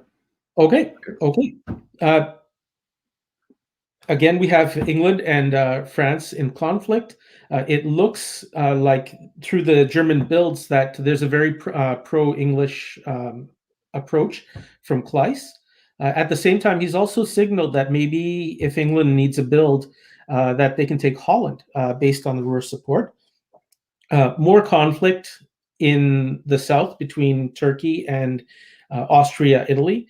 And Russia's kind of moved back and said, you know what, I'm not going to mess with Sweden. You guys fight it out over Sweden.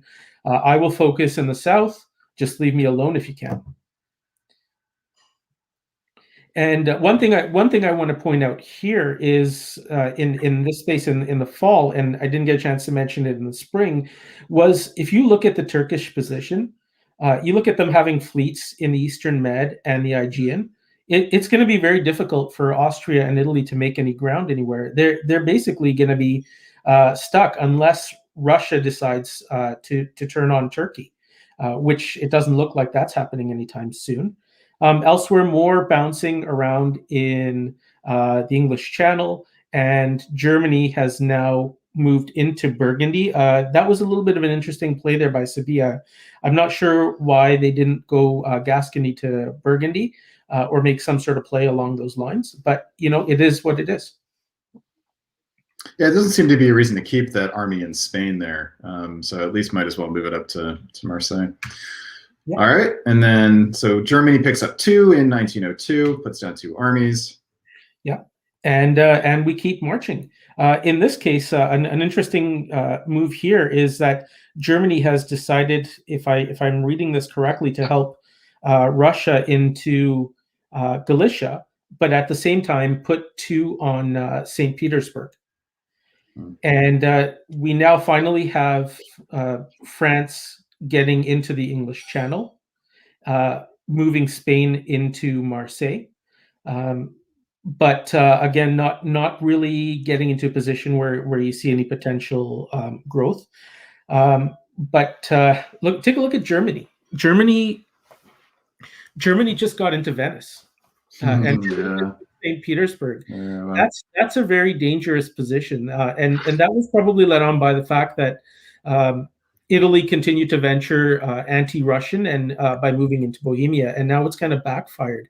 But we now have a 9 center, if I'm reading this correctly, a 9 center Germany who's about to enter into Burgundy as well, or move in. And you kind of have to wonder, is England and France going to keep fighting, or are they going to see that spread between the two and maybe combine forces? Interesting build wave here by Germany. had two, didn't put down another army or fleet. Probably wasn't sure which one to do. Wanted to see what direction this went. Absolutely, because I mean, if you put a fleet down, what message are you sending to England, right? You're sort of at a point where you're at 9 already. There's already such a big spread. Do you really want to scare England into saying, okay, well, you know what, I really have to take Germany more seriously than I hope to? Yeah, but on the other hand, if you keep it in pocket, it's maybe a little bit of a discouragement to England from getting ideas. That would be the thinking, I would think, anyway. Absolutely. But yeah, you look at the center chart, right, and Germany is just sort of going straight up. Yeah, and you kind of have to wonder, because this is a top board, so everybody's, you're not playing for second place. We're all, as a famous football coach once said, you're playing to win the game, right? So, and we're playing on the top board, so there has to be some change coming, right? You would think. But here, England and France are still getting further and further entangled. Very fascinating. Yeah, another interesting play there was in the fall of 2004, the disband of Army Silesia. Not sure if you noticed that, but that was certainly there, and no reconciliation between England and France. All right. So here's an opportunity now for Claes to put down 2 units, ops for 2 armies. So this one of them is the one that was in the bank. Yeah. And we keep marching forward. We see all of a sudden Germany now has Paris as well. They also have Burgundy and Piedmont, so they potentially have a play here on Marseille. This is like a really fantastic 1905 position for Germany. In the meantime, it looks like AI is sort of moving back in terms of trying to look at this German threat, and at the same time, Turkey seems to be moving back and forth, not really getting anywhere. But I don't know if this is the right move to antagonize Austria and Italy at this point, because you kind of want to have forces move up against Germany. I mean, Germany's the big threat here, right? It's not really Austria, it's not really Italy. And you had fleets in the Eastern Med and the Aegean. So did you really need to do anything, or is it better to pounce a little later on? And just as a reminder, Turkey is Eustachio Raouli, and apologies again for not being able to get the name up there. So Eustachio gets a rebuild, puts down an army in Smyrna. Claes gets knocked back one here. From Holland. From Holland and St. Petersburg. Yeah, got it. All right, can't gloss over that. So we're finally starting to see that adjustment.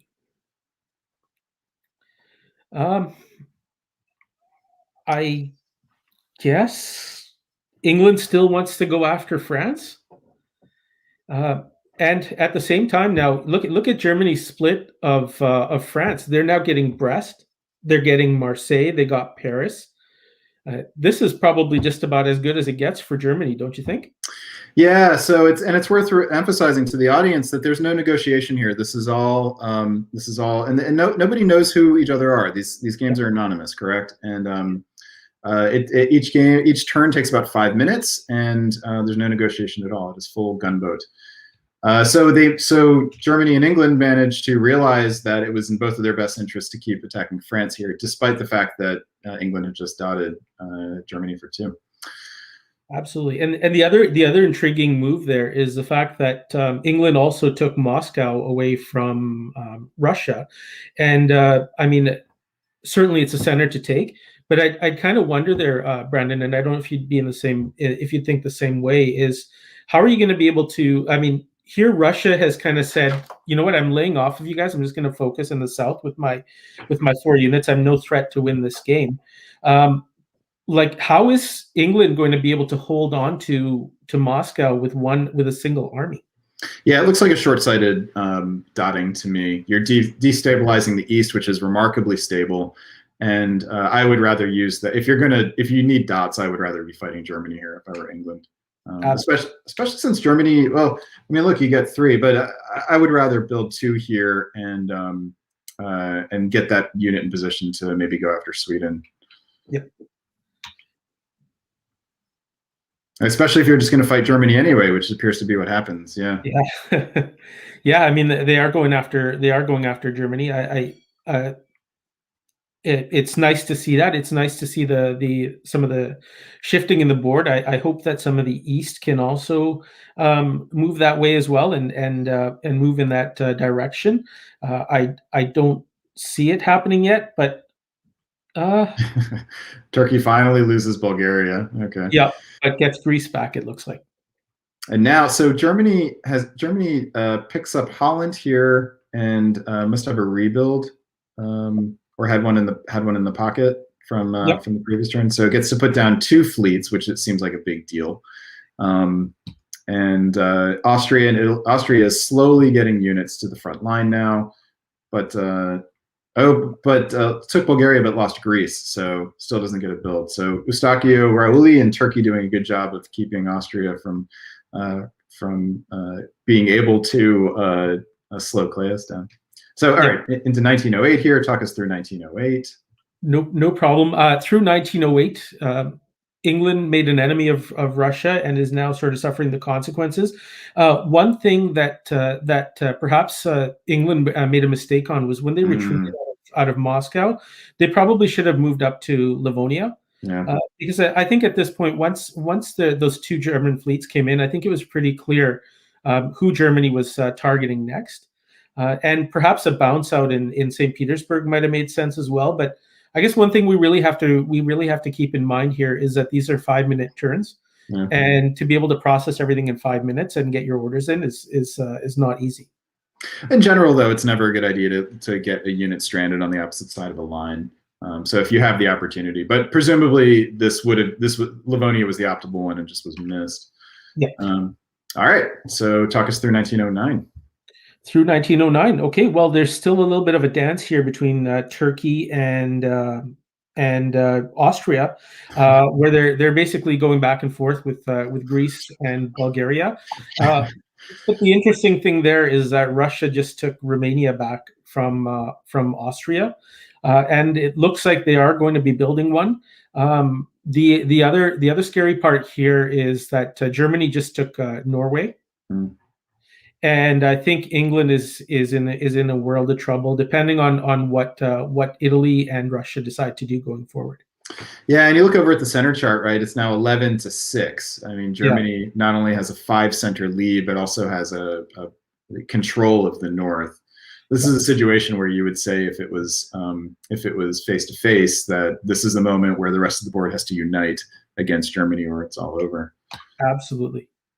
And it's not looking good. Definitely not looking good. We still see in the East, we still see the exact same thing happening. It looks like Russia's going to get St. Petersburg, but they may lose Warsaw, or even worse, it looks like they lost Moscow in the process, which is going to be trouble for retreats. And not getting Romania up, still keeping it down there to guard it. Yeah, that's a real problem. Yeah, the East just hasn't been able to sort things out to be able to unite against Germany, and it might end up being too late. All right, so 1911 sees Germany take Spain here at the expense of Marseille. So, Claes, he's a very good player, and I think he's recognizing that the way that he wins is just by dominating the north and keeping the East at bay as long as possible. Yeah, and there was an exchange of Denmark for Liverpool, which is probably a very good exchange for Germany. Yeah. And here's a moment. This is a place where not being full negotiation, not being full press, as we say, it's a real hindrance for speedboat. Germany or Austria and Italy can't agree because they can't talk about it. Not only it's not that they can't decide who gets it, they can't talk about and coordinate who gets it. And so Germany is able to, and then so now you have another country coming in trying to get coordination among the three. And they actually do it in the fall of this year. But this is one of the things that distinguishes gunboat, isn't it, from regular flow? Absolutely. And if it was a lesser Italian player here, they may have seen Austria go into Trieste and said, hey, okay, you're not supporting me into Munich, but you're taking Trieste back, and aren't we supposed to be stopping Germany here? you know. And Karthik finally guesses right. Picks up Bulgaria and holds on to Greece. All right, but it's got, so they're able to knock back Claes a bit. They're able to get some position here. And actually, all of a sudden Karthik is coming up and seems to have an opportunity here to make some noise. He is, and we may see him advance further, but it's going to be that pushed for the top. That's going to really, I think it's going to cause a lot of trouble for Karthik. So here we go, going into 1914. Karthik is behind by 1. It is now just 9-8. And we also have Russia, Tim Richardson resurging and dropping down. Problem is he's putting down in armies, and so now you have Austria and Russia perhaps competing over the same dots. But do you mind backing that up a little bit, Brandon? Sure. I think there's a step we missed around Munich. Yeah, see, there you go. I mean, taking Munich seems great, but again, it's gunboat. So how do you come off keeping peace with Italy here, who you need to kind of put a little bit of pressure on Germany in the west? Mm. And there's also a bounce in Berlin. I don't know if that was if that was if Karthik just meant to bounce Russia out or not. But if everybody's trying to stop Germany here, and you're losing out on chances to do it, it's a very dangerous play at this point. Yeah, it's an interesting sort of difficult moment for top players, right? Because you can imagine Karthik thinking, well, I don't really want Russia to lose a dot here, but I think Russia may think that I'm going to move there, so I have to move there in order to bounce him out. So he stays in Kiel. That's kind of fun. Yeah. All right, so I'm anticipating then that this is going to be Karthik's zenith, but let's see how it goes. And indeed, Turkey takes one back in Bulgaria, and Karthik at least gets knocked back positionally in Tyrolia.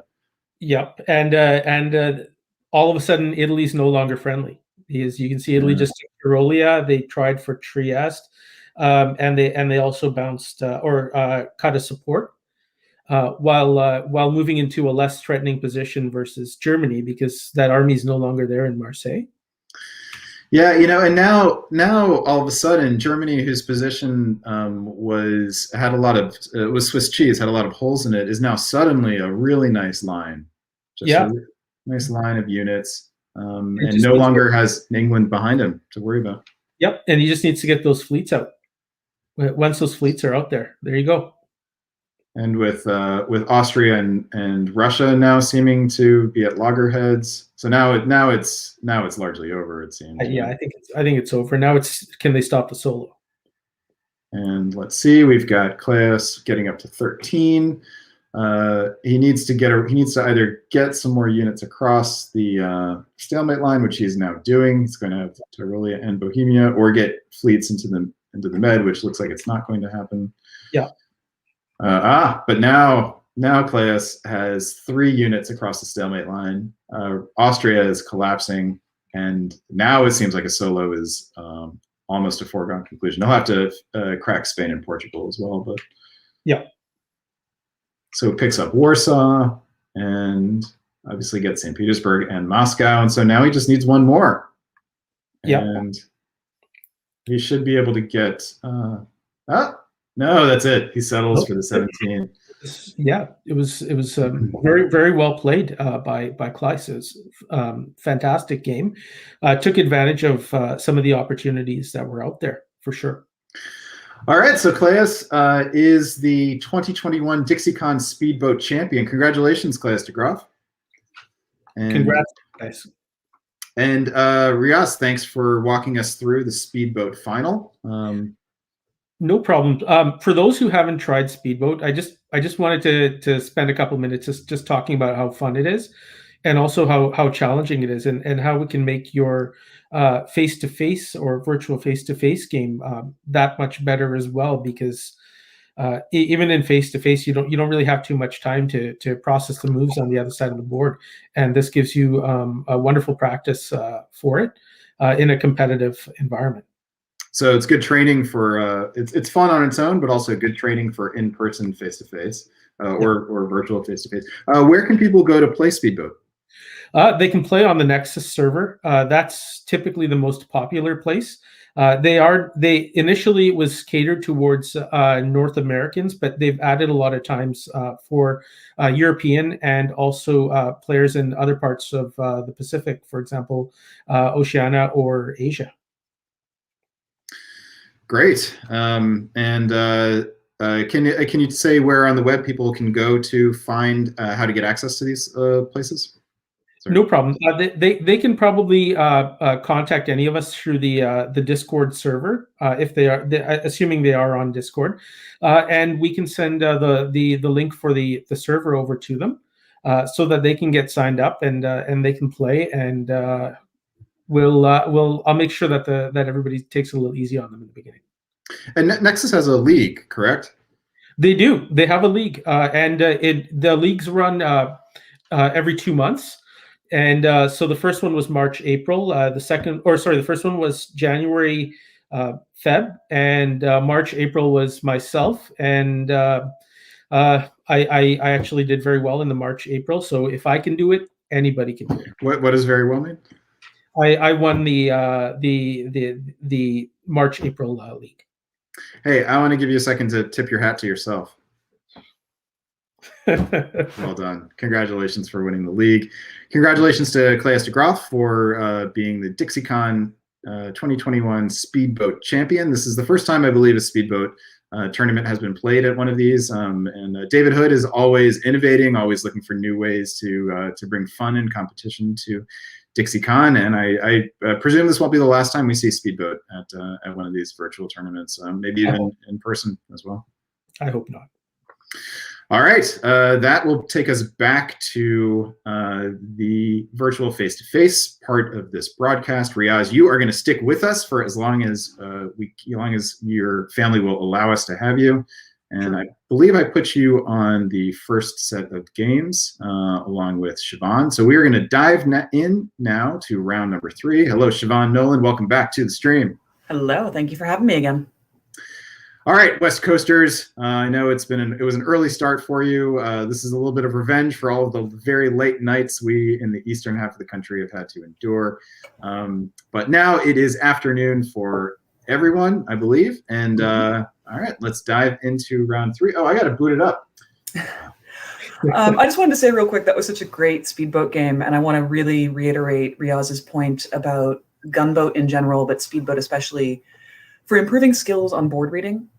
It's what I was doing a lot of, Gunboat and Speedboat both, before I started winning tournaments. It really gave me the ability to read a board in a different way and listen to the board as much as I listened to the other players.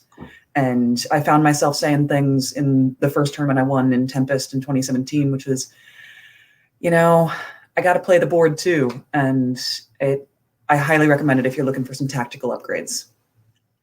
Yeah, tactics and speed of board reading, which Riaz mentioned before. It's invaluable. Playing a lot of games, playing a lot of them quickly, just being forced to be able to read more quickly. And the nice thing, right, is that once you get better at reading tactics quickly, then you can spend devote more energy and time to negotiation, which is really the most important part of the game.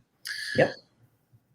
And that being said, Brandon and Siobhan, I hope that we'll see you on the Nexus Speedboat server pretty soon. I got to get over there, and I see Sabi in the comments asking when will DBN do a Speedboat game. So maybe we all should coordinate and get DBN to run a Speedboat game and have someone commentate that. That would be a lot of fun. All right. Well, I'll send a message to the higher ups, and we'll talk. We'll get it under consideration. All right. Here is round 3, Board A, Chapel Hill. This is Dixiecon 2020 face-to-face. Austria finds Stephen Hogue, coming from nearby Lexington, Kentucky. In England, Tommy Anderson, the Teuton, the Tornado, the Agent of Chaos out of Massachusetts. In France, we've got Timothy Crosby from Interlaken, Florida. In Germany, we've got Roni Mordvinov playing from Israel. In Italy, Dennis Peskov from an undisclosed location. Russia, Aidan Lewis from North Carolina. And Turkey, the one and only DBN's own Karthik Kanath, who is all over this broadcast today, playing lots of interesting games and including the Speedboat final. We have the places on the right-hand side. So we've got 2 players in the top 10 here in Tommy Anderson and Karthik Kanath, both very much alive for the championship. Timothy Crosby not that far behind, and the rest in contention with a solo. Likely need a solo, I think, at this point, given that one's already happened. And I do believe Peter McNamara played in the morning round. All right, let us dive right in. Here is the map. Siobhan, we'll put you in the west and give you first dibs here, give Riaz a little bit of a chance to catch a breath. And here are the orders for spring of 1901. Siobhan, tell us about the west. So in the west, you're seeing very typical things from the German and the English. We see the move to Yorkshire instead of Edinburgh, taking away the option to convoy over either fleet, but also could convoy to Belgium and take Norway at the same time. We'll see how that goes.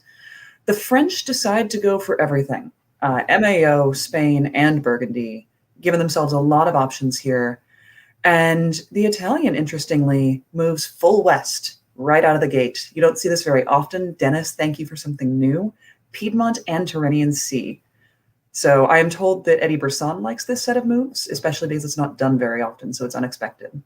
It's hard not to like the Roman hold in Rome as well, because it leaves the option to convoy to Tunis here. And convoy to Tunis, cover Venice if you need it, which he doesn't in this case, and I'll let Riaz cover the east, but it gives you a lot of strategic flexibility, and if he believes he has found a diplomatic friend elsewhere in the west that will help him on this journey, then maybe this will turn out well for him. Yeah, it's worth pointing out, though, that there is no English fleet in the English Channel or German army in Burgundy. Riaz, tell us about the east. Can I just say that Kartik has started this game really, really well. I'm guessing he probably convinced Italy to do that opening and move anti-French. So whatever he's done, his diplomacy is very, very strong in doing that. Austria actually got into Galicia, which is interesting because normally there's a balance negotiated, and if one moves in, or if one decides not to go there, the other one typically follows suit. So that's a very interesting play. Kartik opened very, very neutral by moving Smyrna up to Ankara, and Ankara bouncing in the Black Sea. You don't often see that either. And another nice thing to see, and this is a really cool board because it's got stuff that you don't typically see on a daily basis, is the move north. I mean, it's there typically, but most Russians I find play much more conservatively with a bounce in Galicia and moving Moscow to Ukraine. All right, let's move on ahead into the fall of 1901, and here are the orders, supposedly. All right, there we go. Riaz, let's stay with you in the east. Sure. Let's start with Italy. Looks like Italy wanted to mess around a little bit with France and made a really nice guess with respect to Spain and Marseille, and denying, number one, it denies France a build in Marseille, the opportunity to build a fleet, and also it denies them a build overall, while also convoying into Tunis. The thing that I find very interesting is that Austria supported Turkey into Romania, so they've kept Bulgaria clear, which is a little bit less threatening for our Austrians, and at the same time, Kartik is now in Ankara, in the Black Sea, and in Armenia as well, and Austria is in a very commanding position being in Ukraine. So this is not looking so good for Russia. This is one of those games where you're just like, yeah, the diplomacy allows for just almost infinite possibilities, because this Eastern situation is radically different from like anything that we've seen today, or really anything we've seen on this network. Siobhan, tell us about the West. Yeah, and as Riaz pointed out, like, I love to see that unintended support from Spain to Marseille. This is one of those moments, if you're going to go against someone, you have a couple of options. You can try to bounce them, you can try to sneak in. It's a 50-50. Is France going to cover it? How are they going to work? And here, Dennis in Italy guessed completely correctly and brought Spain back to Marseille when France was obviously trying to do a self-bounce and keep Spain. So love to see it. You don't always get those guesses right, but well done. what the other thing that's happened in the West is that with France being engaged with Italy and the northern opening from the Russian, it gave the German such a fantastic opportunity to pick up all of the lowlands with no competition whatsoever. No one else is going for Belgium. They're not going to fight it, and he just walks right in. So, Ronnie, well done. It's crazy how good this is for Austria and Germany. I mean, Austria is now in Ukraine as well. I mean, and I have to ask myself, are we seeing a central alliance here? Oh, and if we weren't before, are we now? Yeah. All right. So Germany gets 3 builds. Be interesting to see what Germany puts down here. Timothy only got the 1 build. You know, could have guaranteed it, right? If was willing to leave Marseille covered. Let's go ahead and I'll call these out. So Roni goes for 2 armies and 1 fleet. Tommy drops a fleet in Edinburgh, so looking to not get involved in any attack on France. Timothy puts down an army in Paris, which is a little interesting, actually. You could have made an argument here for Fleet Brest, knowing that Italy's likely coming with fleets, but probably also worried about the German armies. Elsewhere, Stephen Hogue in Austria puts down armies in Vienna and Budapest, which is, you know, a love letter to his friend to the west in Italy, who puts down the fleet Naples. But actually, it wouldn't have surprised me to see fleet Rome there, to be honest. But it kind of doesn't matter since there's nothing in Spain or Mid-Atlantic.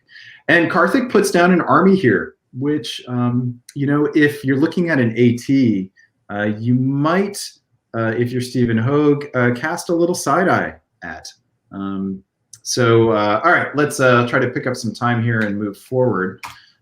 Here is spring of 1902 orders, and Siobhan, let's stay with you in the West. So in the West, you see Tommy Anderson taking that northern fleet and shifting everything around to get involved in the fight on the mainland anyway. The North is locked up. Norwegians can just sit there and support hold forever until the Russian wants to dedicate more units, so it's not the worst choice in the world. Pick up a couple dots off the French, who clearly have enemies everywhere. The Germans are trying to break into Burgundy, not quite there yet, but moving into Ruhr to set it up for the fall. And the Italian pushes forward as best they can. And Marseille, that army is stuck until further notice. Wow, you know, I raised the question about the army in Paris, and now it looks really prescient, actually. So holding off the Germans for a season is a big deal because you're going to get the build from Spain now. Unfortunately, you've got, you know, Teutonic Tornado Tommy Anderson coming down from the top. So managing to, without the anti-French build, still has potentially anti-French moves, because it could also be read as anti-German. All right, Riaz, tell us about the East, if you will. Well, the East again. This is beautiful by Kartik. I mean, he's basically got everybody moving away from him. He's got an Austria-Turkey alliance going with a friendly Italian. The fleet now is killed in Sèvres. He's actually got his army in there. So again, very, very commanding, very strong position. And he put to the Austrian fleet in Bulgaria, which is not the end of the world because he's growing elsewhere. He's keeping his Austrian ally happy. All's good. Yeah, and also it's a fleet in the south coast of Bulgaria. Can't really harm him in Romania. This is a learning experience for Aiden. You wanted to pop this army in Ukraine, which is great instinct tactically, but with Sevastopol having nothing to do, tapping Romania would have allowed you to accomplish your goals. Yep. It's one of those moments where if you have a unit doing absolutely nothing anyway, you might as well look to, can it throw a support? Can it cut something? Is there anything it can do? Yeah, and it looks like he wrote a support order for Romania, which was hopeful. He may have been sweet-talked into believing that the Turk was his friend. Hopeful at best. Okay, here we are in the fall of 1902, and let's stay in the East with Riaz. A little surprise there in Bulgaria. It was probably arranged based on the retreat. It looks like that was an arranged unit, because if this is an Italy, Austria, Turkey alliance, then they really don't need that Austrian fleet. Although if I'm Austria, I tend to like to have that fleet around to give me as many options as I can. I'm sure others would probably agree as well. Italy continues to advance their fleets west, and Austria they didn't really get anywhere this turn, but they are going to have a build from the destroying the fleet in Bulgaria. But again, this is a fantastic position for Turkey. My goodness, right? Putting down, yeah, this is not a good deal. Blowing up that fleet is not a good deal for Austria. Just not, yeah. We'll see what Karthik puts down. All right, head on over to the west. We got some tornado action. I checked the meteorologist report. Yeah, I mean, it's just swirling in the French homeland right now, and it was a guess about which provinces they were going to be able to get this turn between England, Germany, and Italy all making moves, and how Timothy wanted to protect. He has denied the Italian another dot for now, but at the risk of Brest, which I'm mildly confused about the move from Paris to Picardy. Probably trying to block a position play on Rony. But with the army and Burr having a retreat, Belgium to Picardy wasn't going to happen. So yeah, it just confuses me a little, and it's not a bad defense at all. You protect what you can, and he decided that, you know what, Tommy, you can have Brest. I'm not even going to try. Yeah, could possibly even be negotiated in exchange for some alliance. All right, we find with builds that all eyes on Karthik, and it's 2 more armies. And I mean, if you're Stephen Hogue and you see those 2 armies come down, you simply have to not be happy, because those armies can go against Russia, sure, but even if they do, the only other thing they can do after that is go against you. So an AT is built on Turkey building fleets. All right, so Stephen, for his part, puts down Army Trieste, which at least can cover Serbia. Try to. Yeah. Tommy puts down a fleet in London, which is interesting. You could make a good argument here for Fleet Liverpool. Absolutely. If it's a fleet, put it in Liverpool. If not, get an army so you can convoy it over and have a bigger fight on the continent with Germany. Yeah. Maybe he's looking over at these 2 German fleets and, just thinking, well, they're there. Yeah. All right, into spring of 1903. Let's stay in the West with you, Siobhan. So Tommy loses Brest in all of this chaos and has to piff the fleet because there's nowhere for it to go after that's over. Does regain control of the North Sea, maybe nervous about the German trying to sneak in there while he's not looking, moving some stuff up north to possibly try and get some Russian dots. We'll have to see where that goes in the fall. Meanwhile, Germany is setting up to take Sweden. Aden and Russia just has problems all around. And love the convoy from Tunis to Marseille. I think this is great for Italy. All right, talk to us about the rest of the East, Riaz. Yeah, I agree with Siobhan. First of all, that's a fantastic move, because that army in Tunis was not doing anything anyways. So why not keep Marseille around to be able to help defend against Venice if this AT continues? Austria has gained some valuable positioning, getting into Silesia and Warsaw. It looks like the AT, as of right now, is continuing, even with all those Turkish armies. Let's see what happens in the fall.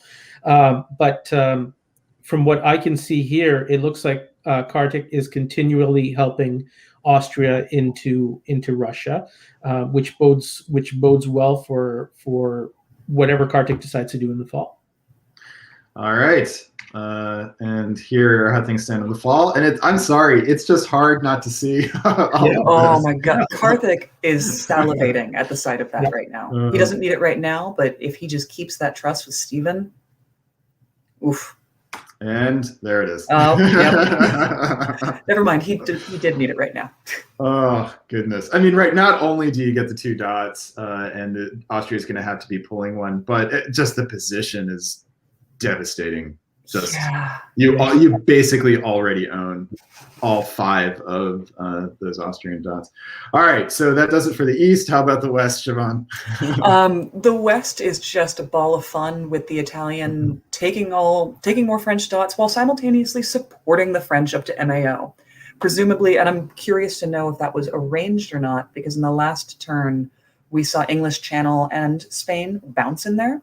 So hoping to support him out while simultaneously taking the unit or the space from behind.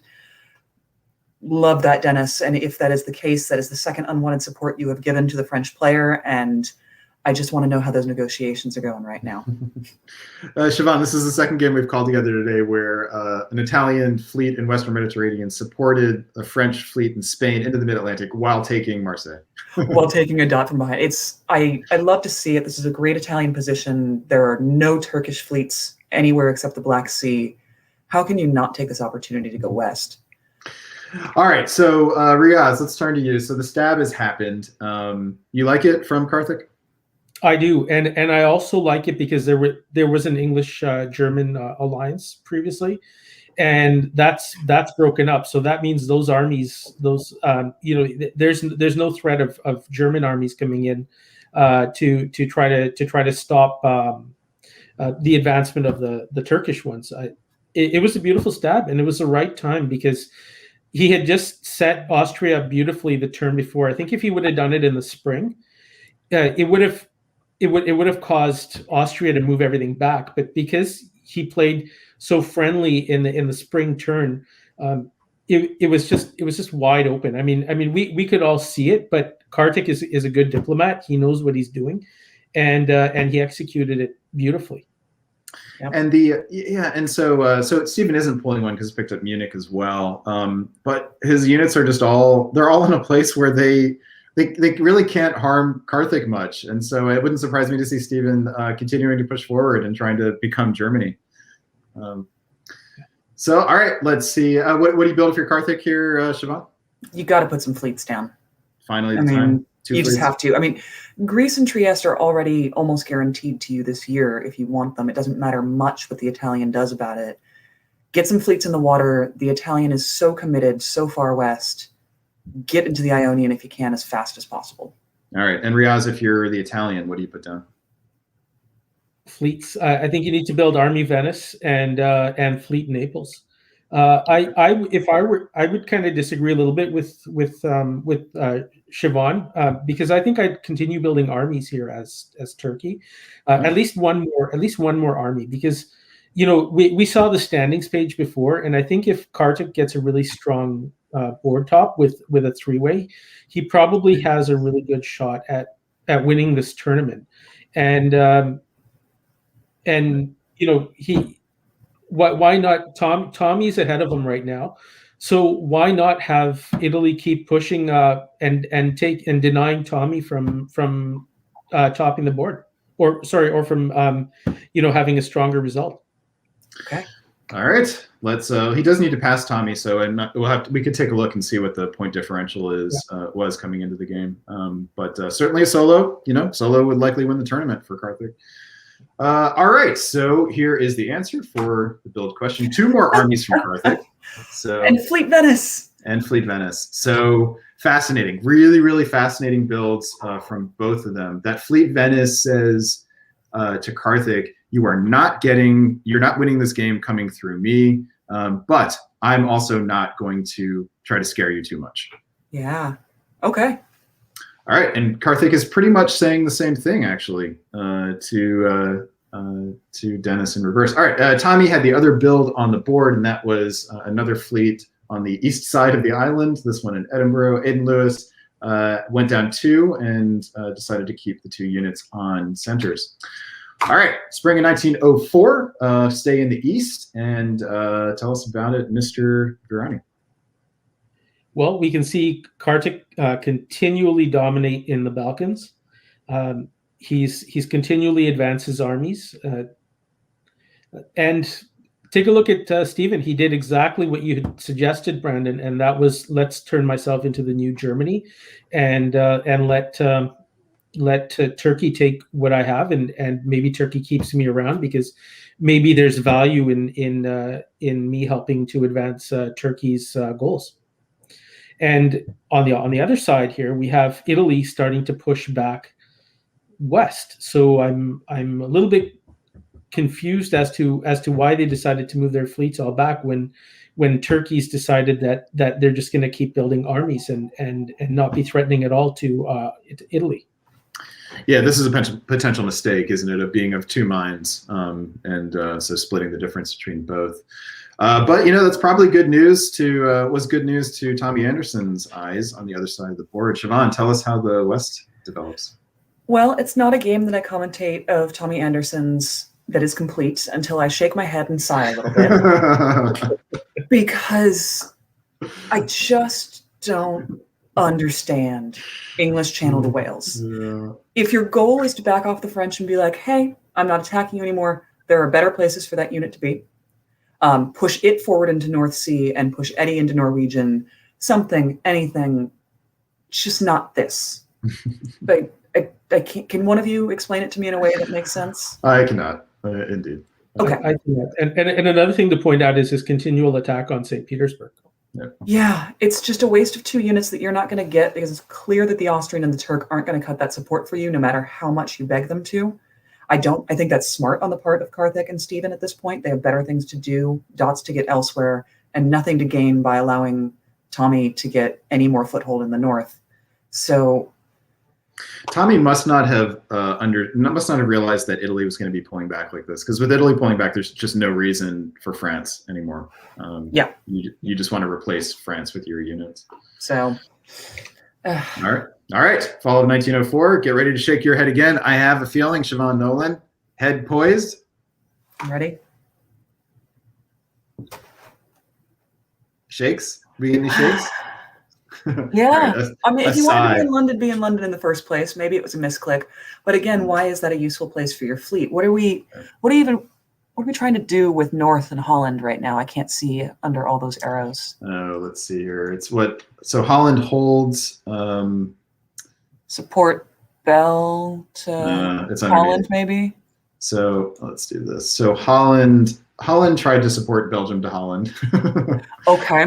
And Ruhr tried to go to Holland with support from Kiel, but it looks like Belgium supported Holland to hold. So what we have here, folks, is a failure to communicate in the West.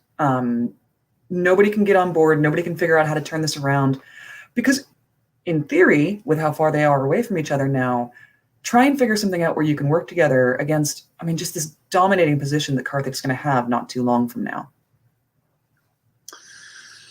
All right, so let's talk about the East, Mr. Varani. It's coming up yellow tulips, isn't it? Absolutely. It's fantastic because Karthik really, Austria is continually working with them, other than the move back to Vienna and the bounce in Budapest, but they're continuing to advance forward. And now all of a sudden, Karthik has this fantastic excuse to start building fleets because Italy started pushing east. So now I have a reason to build fleets. Sorry, Italy, you forced me to build fleets, but I'd still like to be friends. Keep pushing west. Guilt-free fleet builds is what you're saying. Yeah, yeah, guilt-free fleet builds. At the same time, I guess one of the questions that I have for Italy here is, if the goal for Venice was to move out, why didn't Venice move to Trieste? If you want to try to stop Turkish advancement, why not keep the Austrian as large as you possibly can by bouncing Venice into Trieste? You're not getting a build, so what good is keeping Venice open? Yeah. We have a little message from Stephen Hogue. What we have here, folks, is a failure to communicate, the theme of the entire board. Yeah. Yeah, I agree 100% with what you're saying about the East here, Riaz. I'm puzzled by Ionian holding. I'm puzzled by moving to the Adriatic. It's just, Stephen Hogue is doing the best he can to keep as many dots as he can as long as he can, but we'll see how that goes. Something I caught, though, in the West that I missed the first time is France tried to be cute and return the unwanted support to Italy, because last turn Italy self-bounced in Gascony, and France tried to support Spain out and take it from behind him. It did not work this time. Oh, well. All right, moving on into winter of 1904, we have some disbands and some more builds from Karthik. Just look at that center chart, right? That's just a straight line. What's impressive, right, is how even it is. It's a perfect constant slope. Except for the first year, it's 2 every year. 2 every year. All right, do we get some fleets, some guilt-free fleet builds? The answer is yes, 2 of them, indeed. And boy, Karthik's position is just commanding here. It's, you look at this, and There's there's even the possibility of getting through the middle because it's still so messy up there. Yeah. Unlikely. They'll probably get their act together before then, but as long as there's multicolored units there, that's possible. All right. Shall we take a pause on this game and move on to game B? What do you guys think? Absolutely. Seems like a good moment. Karthik's fleet builds give us a chance to take a pause. All right, that means that Siobhan gets a little bit of a break. So Siobhan, awesome. We'll see you in a little bit. Enjoy the time off. And we welcome back to the broadcast, Mr. Adam Siegel. Adam, welcome back. Hey, everyone. Hey, Adam. Get that microphone down. All right. This takes us over to Huntersville for game B, and that finds Robert Schupa, who I now understand is in Germany, in Austria. Tarzan, the real and one and only, now lives in Pennsylvania, in England. In France is Natty Schaefer from Salt Lake City. In Germany is Noam Brown out of New Jersey. Italy, former Weasel, still Weasel, I don't know, long distance Weasel, George Zhang, either in DC or in the Chicago area. Russia, Claes de Graaf. Is he burning midnight oil? No. This started at what would have been his afternoon in the Netherlands. And in Turkey, we have Scott Bacon out of Virginia. And among these folk, we've got all of them have played in a game, at least one game so far in this tournament. But all of them, with the exception of Noam, are in the lower echelons of the tournament standings, whereas Noam is in the top 10, which means he's very much in contention for the title, whereas everyone else is going to need a big result, and by big result, I mean solo. Does it require a solo, or would a two-way draw for someone with a small three-way draw, would that be enough? I don't think so. I mean, here is the standings coming in. So for somebody who was, say, let's look all the way down. I can go down to 30th place, right? So somebody... Scott Bacon, 134 would need at least 200. So that's, yeah, you're right, it's a solo, because a two-way draw is a 170 under the scoring system. Yep. And, Peter McNamara is playing this morning, so... He is? He is indeed, I believe. I looked at the board list and I didn't see him, but I could have. Okay. He either showed up just too late to get on a board or just in time to get on a board. We'll see. All right, here is the board. Let's just dive into coverage. Riaz, we'll keep you in the east, in the west, where you are situated. We'll let you have the first call since you are warmed up. Riaz, tell us what you see in spring of 1901. I see pretty normal openings. The one thing to watch out, the one thing that I noticed right away is that France opened to Picardy, and that is normally about as pro-German as you can possibly get. No conflict in Burgundy. Nobody moved to Burgundy. England also decided to move north, focus north, probably convoy that army into Norway is my guess. And Germany moved pretty standard as well, moved to Denmark, Ruhr, and into Kiel. All right, I'm getting bombarded with messages and also seeing them in the chat that Peter McNamara is not playing, meaning he cannot win the tournament because he is behind Ed Sullivan. All right, so that's good to keep in mind. Peter McNamara will not win Dixiecon 2021. He'll have to go cry in his Debian Invitational trophy that he hasn't received yet, but that will happen at a later date. Adam, get me to shut up by telling us about the East. There's not a ton of interesting stuff that happens in the East, but there are two things I think that are worth noting. First of all, there's no bounce in Galicia, which I have to say has become so much the norm to bounce in Galicia that I think it's worth calling out here. Instead, there's a bounce in Trieste, which, Robert, good job sniffing out the move to Trieste. You clearly did not want the Italian there. The other thing that's of interest is Scott moves to Armenia. I sort of wonder whether or not they thought they were getting into the Black Sea or not. Would be interesting. And part of this Russian not going to Galicia is also the move to Livonia, which sets up a potential convoy to Sweden. I don't know what else you do with it, to be honest. But we'll see in the fall. All right, let's head on over to it. If I can work the controls. Here we go. Fall 1901. Tell us about it, Adam. So the answer of what you do with it is you send it back to Moscow because, I don't know, you don't have anything to do with it. Yeah, there's some. Not actually. You know what? There is something interesting. Ankara makes it to the Black Sea, so that was worth it. However, there's an Austrian-Russian coordination to make sure that Ukraine gets into Romania. So I don't know how with a Lepanto set up here. Apulia to Tunis. I don't know whether or not Scott Bacon's in that great of a position, but really nothing that interesting going on other than Black Sea here in the fall of 1901 in the East. Yeah, and it appears to be a good job diplomatically on Austria and Russia's part to keep Scott from even trying to block one or the other, Romania or Greece. All right, head over to the west for Riaz. Tell us about it. Sure. France has picked up 3 builds.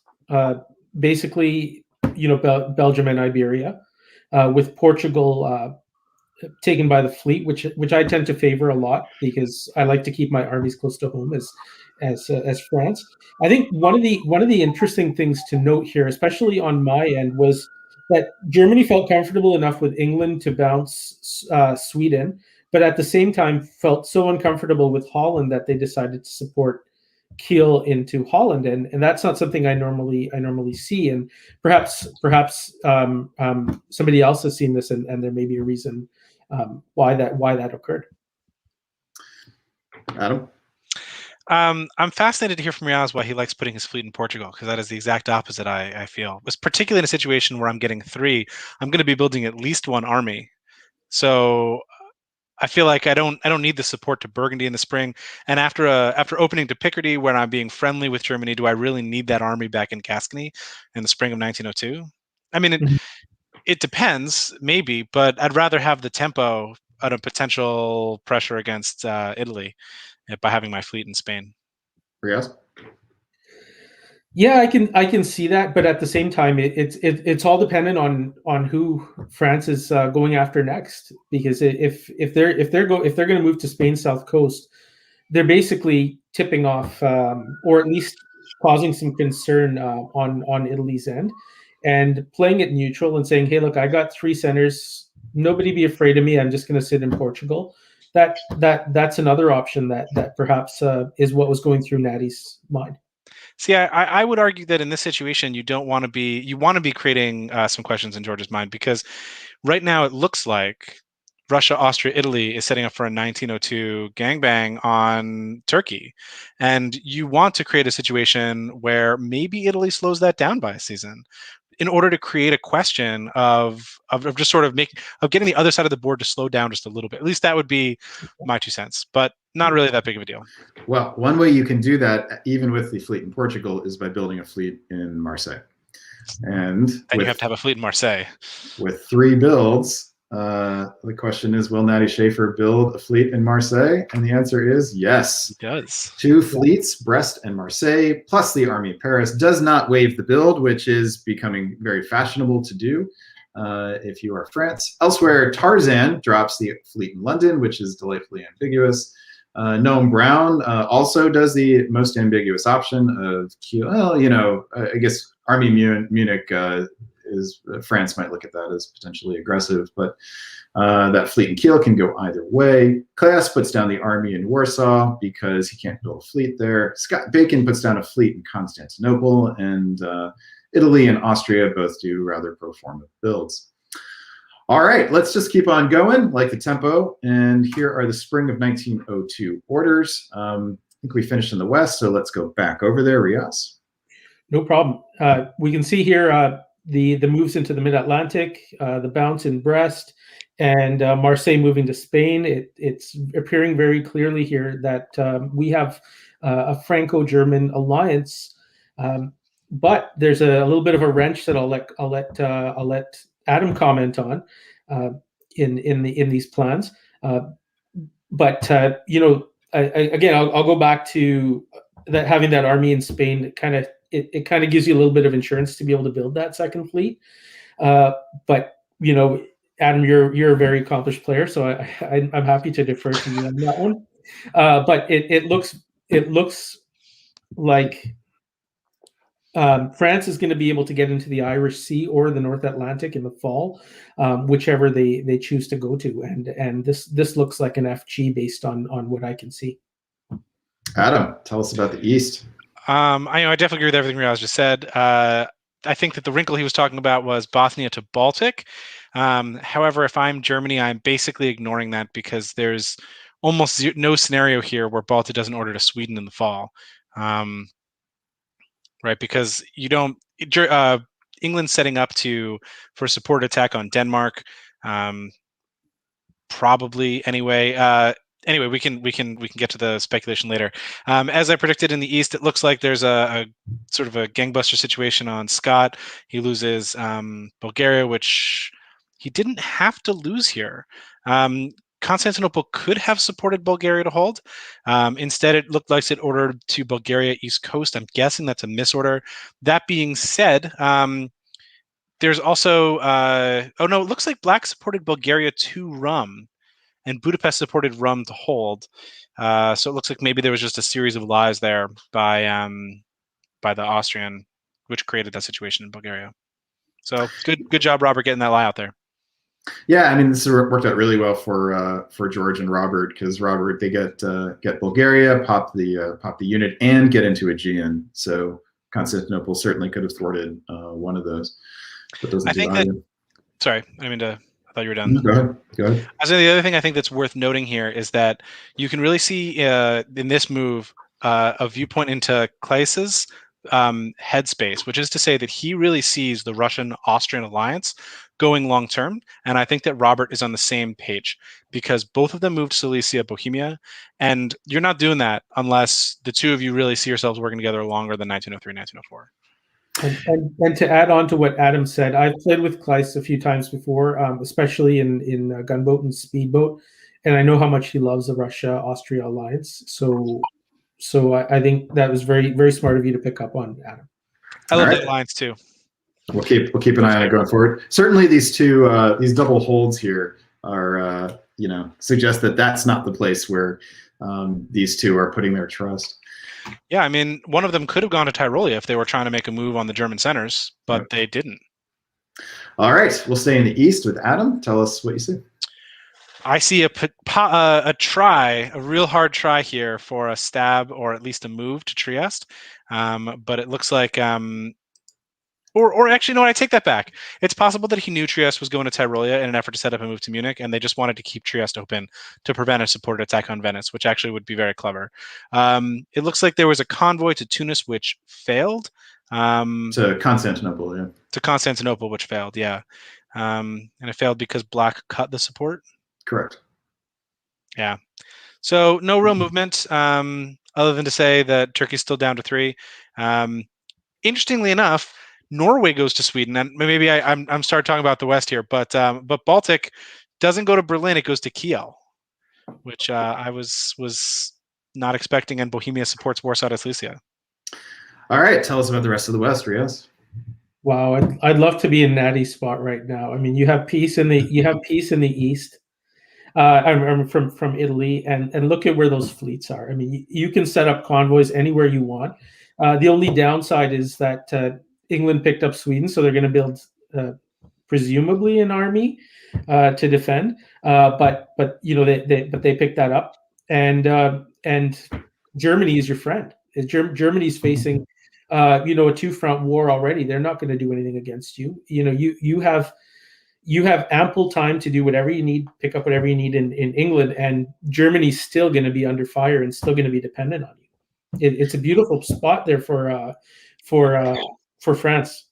Yeah, and really all 4 of these units are free for the attack on England, and plus Italy didn't get a build from Turkey, so you've got another year of leeway there without Italy on your back.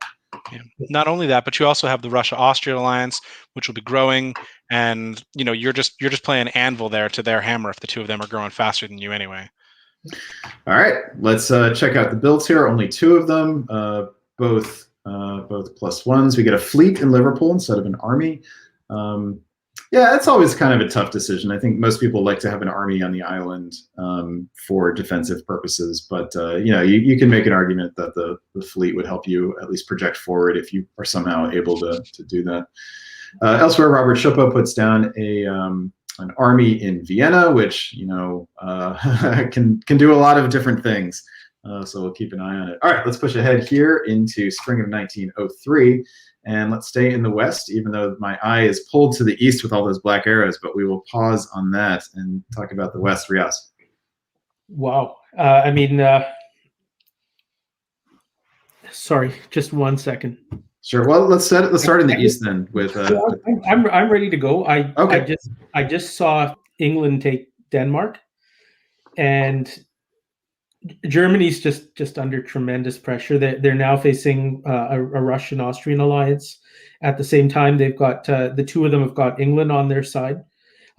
England looks like they're going to be up Denmark, but they're probably going to lose Liverpool in the process here.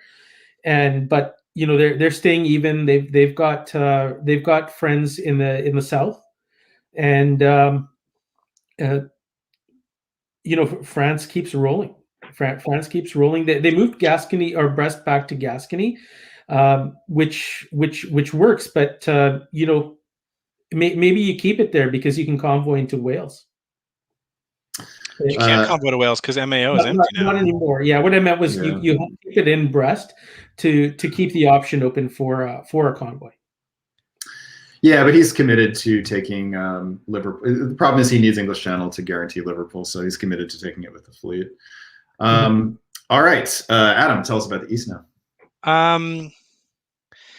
Yeah, it looks like the Russia, Austria, Italy alliance continues on. The fleets push forward from Greece to Aegean, Aegean to East. Budapest drops down to cover Greece for the fall turn.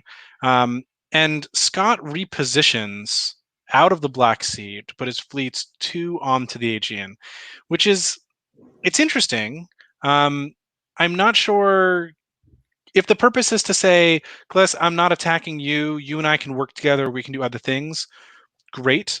Maybe he thought that there was going to be a situation where Russia was in the Black Sea in the fall, so we could offer Bulgaria to the Russian. But it just doesn't look like that's the setup right now. It's just not what I'm expecting to see. All right, let's push into the fall and see what happens. And Turkey is cracked officially.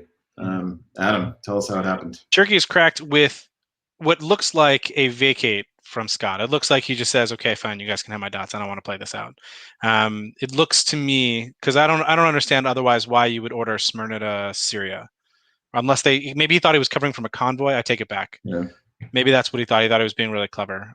But it's disaster for him. He's going to end up with one an Ankh. You know what? I take it back, Scott. I apologize if you're watching. It looks like you thought you were covering a convoy to Syria, which would have been good. But I think that they don't need to convoy to Syria because they already had a guarantee on Smyrna. So I don't think that they were ever going to go there because they could have cut Constantinople and Ankara and made a supported attack into Smyrna anyway.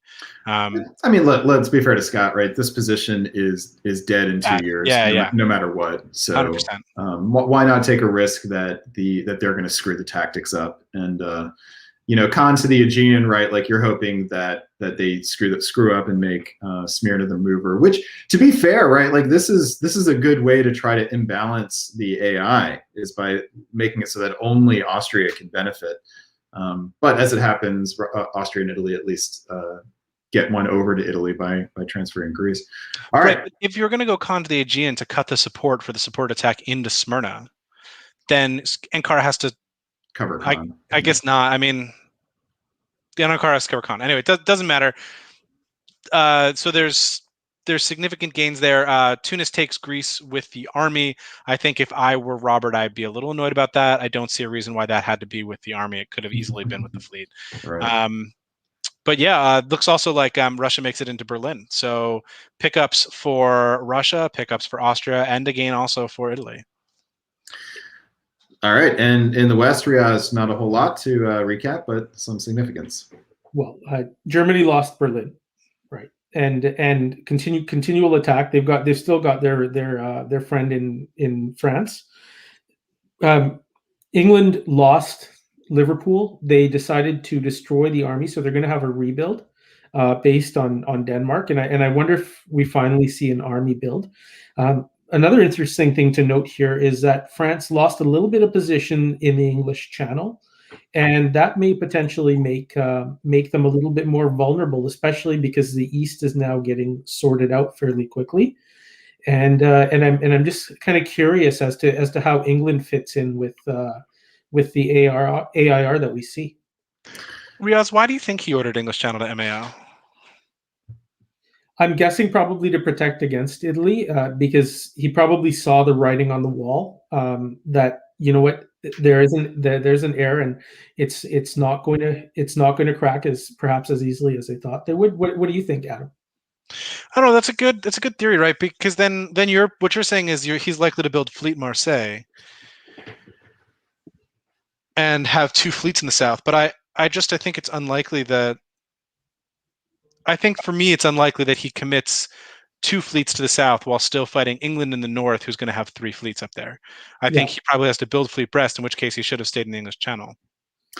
Yeah, I mean, he wasn't going to stay no matter what, right? Because he got knocked out here. But by not moving English Channel to London, he raised the possibility that Tarzan could have kept Liverpool through what we call a brace in Chicago, or a Pignati pull through. But they could have braced English Channel by using Helgoland to support English Channel to the North Sea. Oh, with Germany's cooperation. Yeah. Well, no, that would have. Yeah, Helgoland would have needed a cut because London was the mover here. But like in any case, Natty might have been thinking that he could get a jump on Italy, but clearly with England and English Channel, that's no longer the case. So presumably we'll see a Fleet Brest here, and the answer is we do. We get a Fleet Eddy, which now I feel like is just a mistake. I think you want an army here to be able to move around the island more easily. Well, we don't know what the diplomacy is. I mean, this has to be a diplomatic gesture at some point, right? Well, it could have been, right? England, you mean England, France reconciling? Either England, France reconciling, or England, Germany reconciling, or trying to make a pitch to Claes that they can do something together. If he convoys Norway to Edinburgh or something like that, there might be additional play. But I have to imagine that Edinburgh was part of a conversation. Oh yeah, Norway is free to convoy to York here, actually, isn't it? But still, if you've got Fleet Eddy, then you can, or Army Eddy, then you've got 2 on Liverpool. In any case, true. We're looking at the wrong build, though. You got to look at the Italian build there. That Army Naples is really interesting. Yeah, what do you guys like it? I think it tells me he's thinking about the East. He's not thinking about moving west into Natty's position. He thinks Natty's too strong. He thinks with the army in Gascony and an army in Burgundy and nobody to cut, he has no gains. And he's going to be having to fight either the Austrian or the Russian. And I think the 2 of them are way too pot committed to work together to do anything. And I think by building that army, he's likely to antagonize Robert, who has right now a support attack on Venice. I think if you were going to build it, it probably should have been in Rome. Oh, yeah, because now it can only be convoyed. All right. Elsewhere, Robert builds Army Budapest, and Claes builds Army Warsaw, which certainly it raises the chances of a wintergreen, I think, or perhaps he wants it to head over toward the German centers to either protect or expand there. All right, let's keep going here. Spring of 1904. Let's stay in the east. Adam, tell us about it.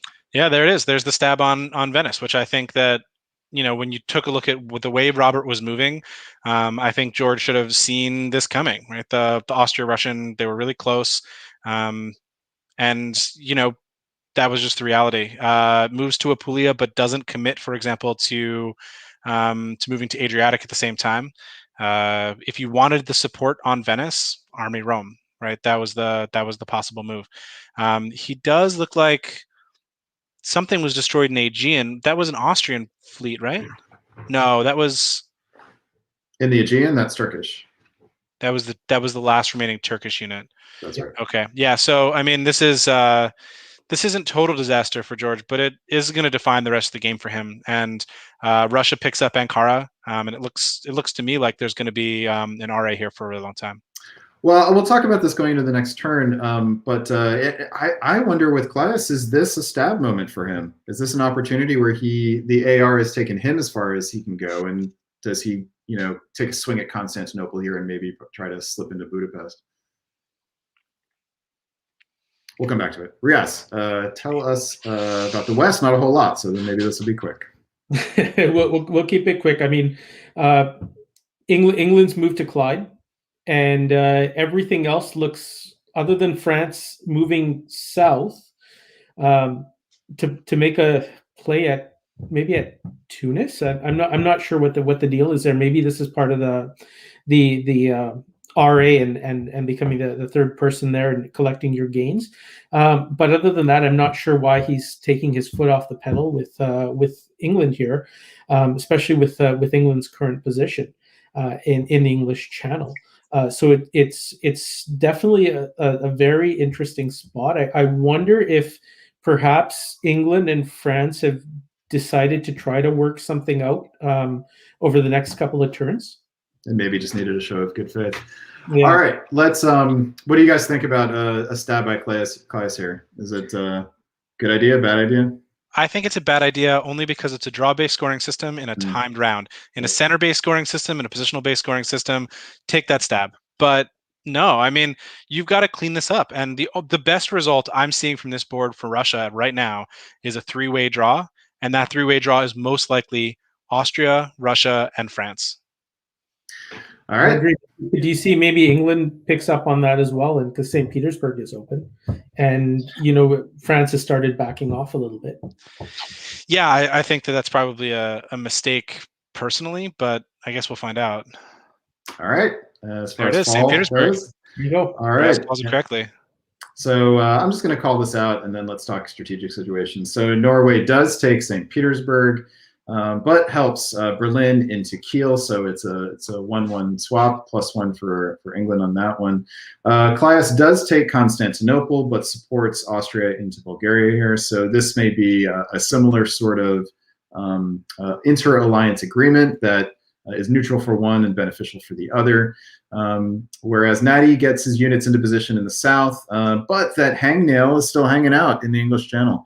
You'd think if England and France were going to be, getting along better here, that these units would move into position, maybe help landing north. All right, let's talk about the builds here. Who do you? Well, actually, let's just talk about overview here. Whose position do you like now that this has shaken out the way that it has? You've got Russia suddenly up top with 8.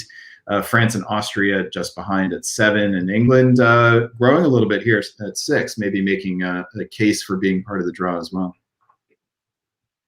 Ria, I'll start with you. I still like France's position and I like Russia's position, but I believe that England is just about to take Liverpool back. So England's got a great position too because they're lined up so nicely to do whatever they potentially wish to do. They've got lots of options, and options is always a good thing in diplomacy. All right. And Adam, why don't we'll go another year, and then we'll give you the chance to give your overview, which you kind of had just done before anyway. Russia. My answer though is Russia. You like Russia's position yeah. After that turn the best. Russia goes up 2, builds a fleet in Sevastopol. Wow, that is not a sit back and idle sort of build. Army Warsaw. Although, look, if you're Austria, right, like it's better than another army in Sevastopol, but you probably would have rather seen army in Moscow. And Tarzan puts a fleet in Liverpool, which is very friendly to that French fleet. Fleet in Edinburgh, which is very friendly to that fleet in Liverpool. All right, Germany sees the writing on the wall, picks the poison, and let's keep on going here. Spring of 1905. Let's go one person per turn. Let's see if we can speed this up a little bit. And Adam, why don't we start with you? Try to call out the whole board here, if you will. In the East, my eye is immediately drawn to the fact that Russia and Austria are still working together. I'm confused why Warsaw went to Moscow, why if you wanted it there, you didn't just build it there, but I guess you wanted to protect against the move. Germany takes Kiel and loses Munich at the same time, again, to Russian-Austrian cooperation. It's looking pretty bad for the German in the fall because it looks like he might lose Kiel on top of that. In terms of the West, I'm looking down at the boot where Italy helps France into Rome, probably also opening himself up for a loss of Tunis in the fall. So maybe France setting himself up for 2 builds, and England uses 2 units to try and recapture Liverpool while France walks away. I think I was right that build of fleet in Edinburgh was a diplomatic gesture at the time, although I'm not sure what help it's been to Natty, and I'm still really confused why he pulled the gas pulled his punches in 1904 after getting all the way up there. Yeah, the real curious move for me here. I understand the diplomatic, strategic consideration of forming an alliance with England here, but the hold in the Mid-Atlantic, that's one that slows you down in the Mediterranean, and that's one where if you've decided you're going to trust England, you might as well just do it. Yeah. All right. And I think on top of that, what I would just add is it's a timed round. You don't have time to wait and see. Yeah. And all right, and this fleet build now actually makes more sense to me in terms of the AR alliance. Like their alliance, they're fighting Italy. They need fleets, and Russia's the only one who can build them. All right, Riaz, we're going to do fall 1905 on you. Tell us what you see. Okay. I see France completely backing off and pushing into the Med. I see them also laying off of Naples, laying off of Tunis to further advance their position. And I see Germany staying balanced. I see those Russian and Austrian fleets continually advancing into the Med, and I believe Italy is now at 2 centers. And I think we're going to see Italy get squeezed out fairly soon here. Germany manages to stay at 2. That's kind of fun. Yeah. Well, he's working now with France and with England. Is this just become an everybody against Russia-Austria situation?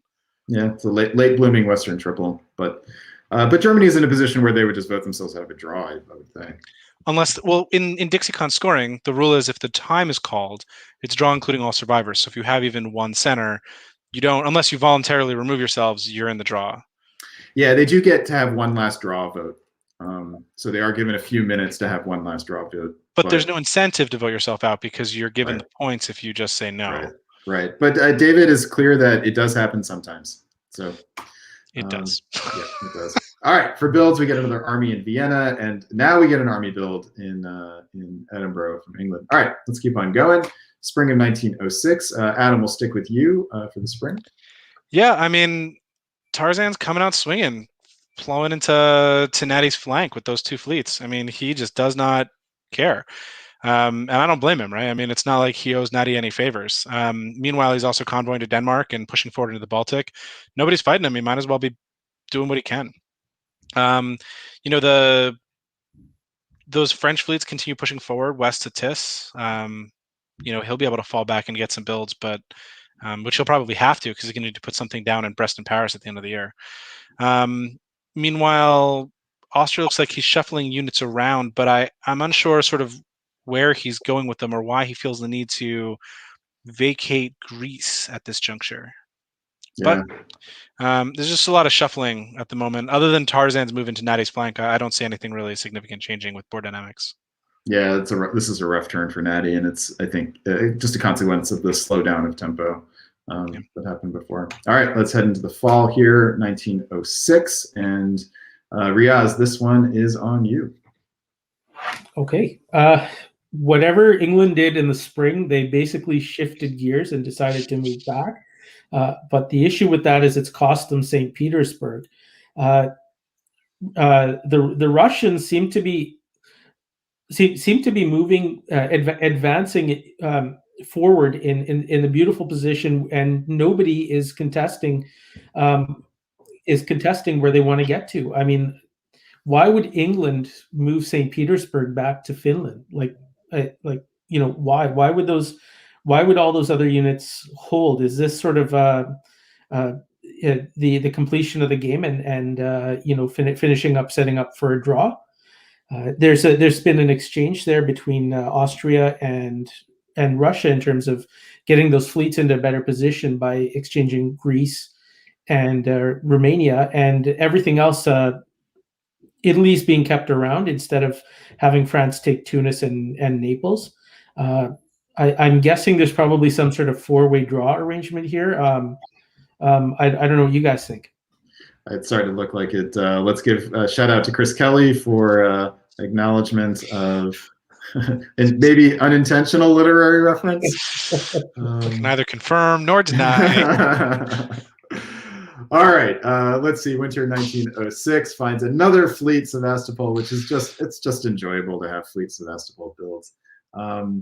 Tarzan drops that army Finland. Yeah, it does kind of feel like we're headed towards a final state here. And I saw in the comments that there were some proposals for draw votes around here involving 4 of them. Where did that comment go? FREG. Yes, EFGR at this point. Tarzan was calling for that. Yeah, if it's a time-limited round, just like what's the incentive to keep pushing? Here we go, spring of 1907. I'll call this one out since it's relatively simple. We have Caius in Russia just moving some units around. Tarzan puts units in place to take another swing at St. Pete, but he's going to need more than that. Natty moves some units south, and everything else just holds. Yeah, this is a game that looks like it's trying to get to the finish line. Nothing different in fall of 1907, and in spring of 1908, this game does draw. And let's see, looks like everyone. No.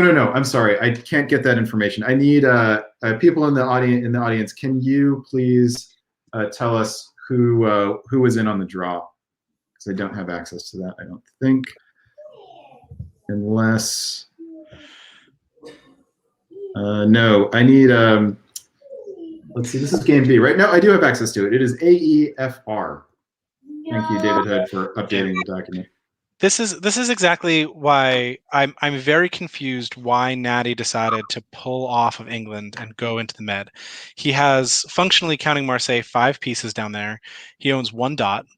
And I could understand if you were concerned about AR breaking out and moving beyond a 3-way draw situation, why that would have been a concern. You need to get down there. You need to prevent them from breaking through Marseille and Spain.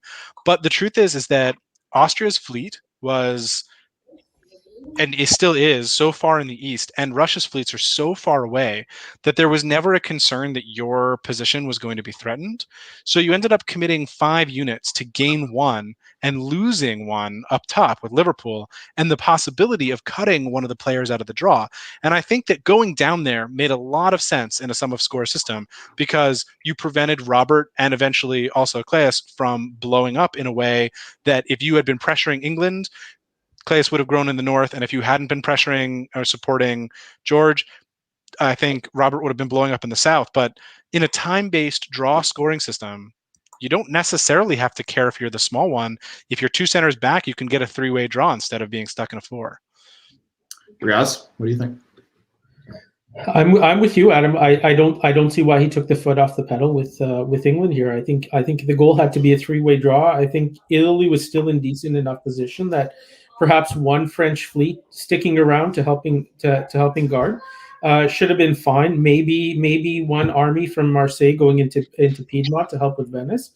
That should have been sufficient. And I think one of the issues was that France took Liverpool with fleets and didn't have an army on land. And I think that probably slowed down their tempo. I don't know if you'd agree, Adam. Would you agree with that as well? 100%. I think that when you're trying to conquer England, getting 1 or more armies on the continent really are important.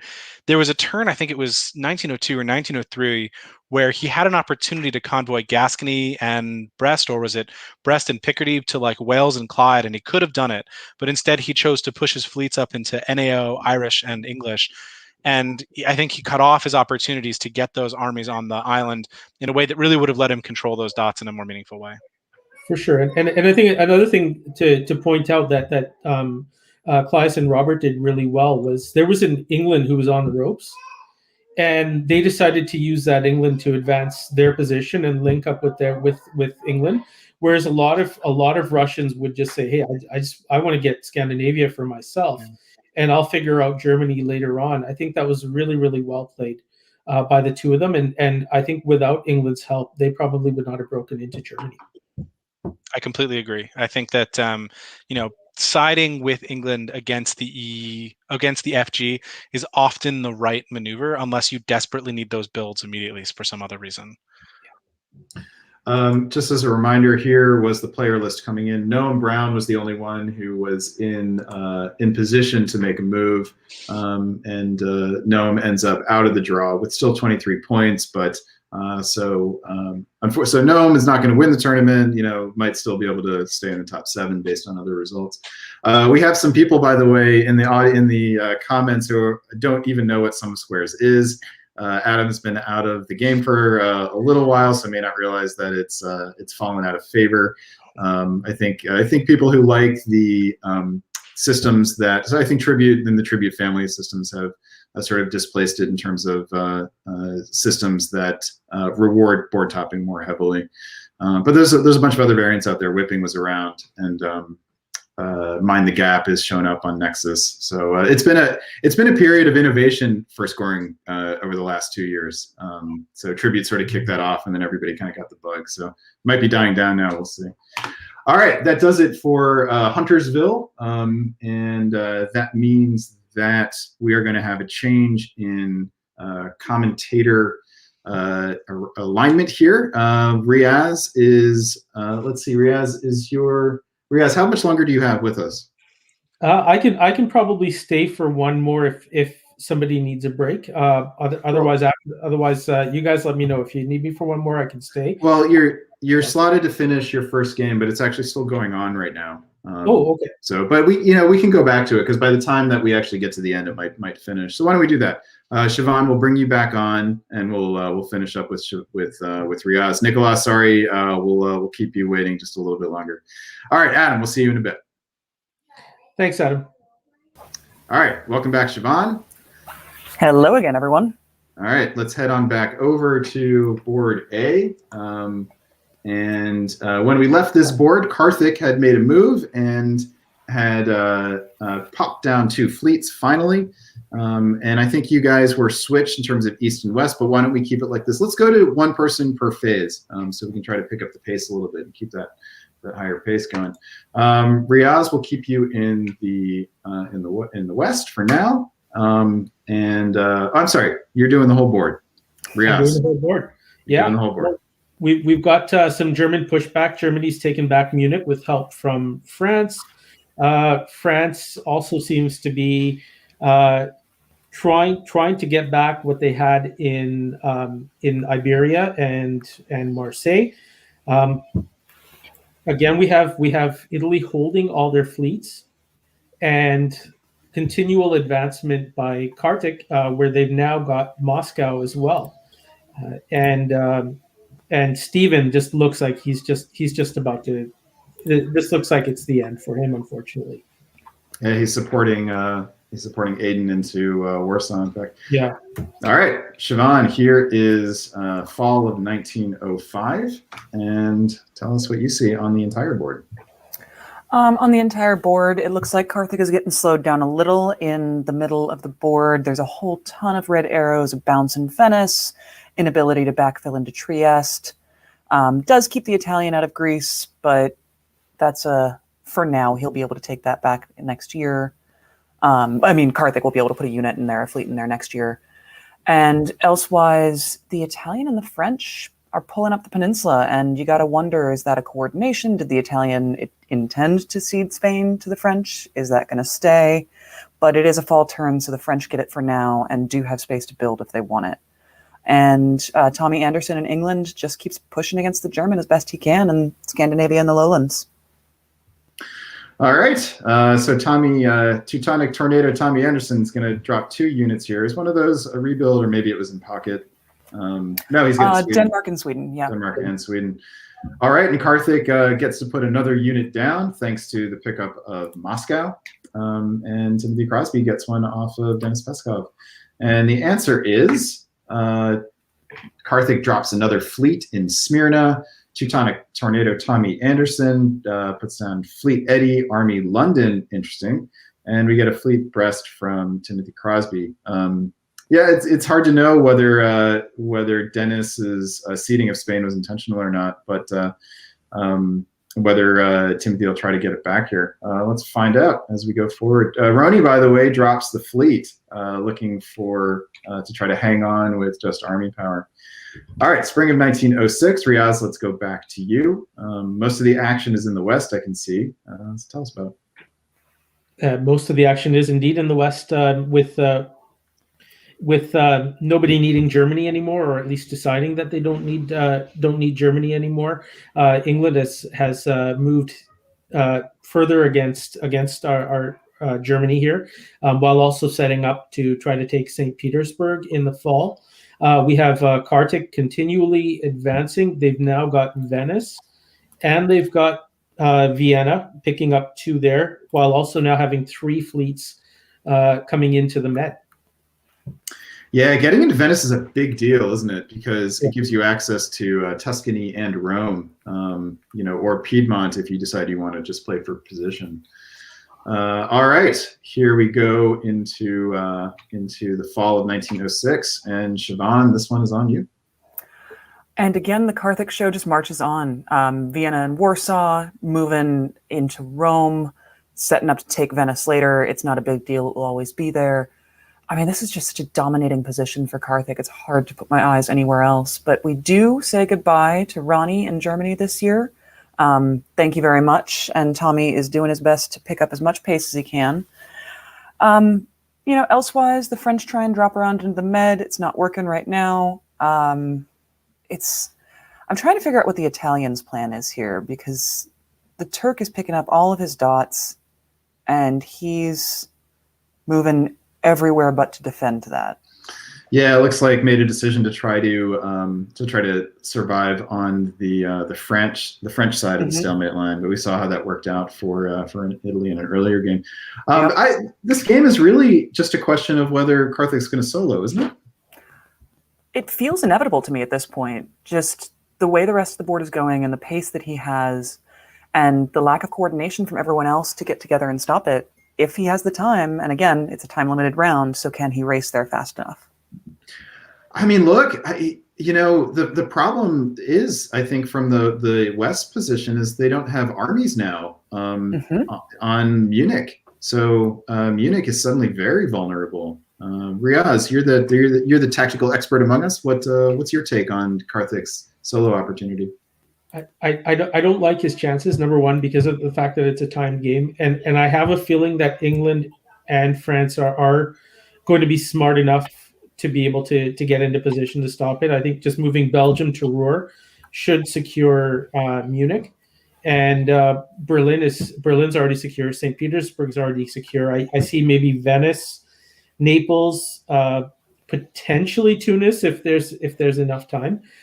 So I think 15 to 16 is a realistic number. But if we're playing a draw-based system, does Kartik really want to go there, make, say, in Italy more essential to the draw, or does he want to go try to pitch a 3-way here so that he can advance up the table?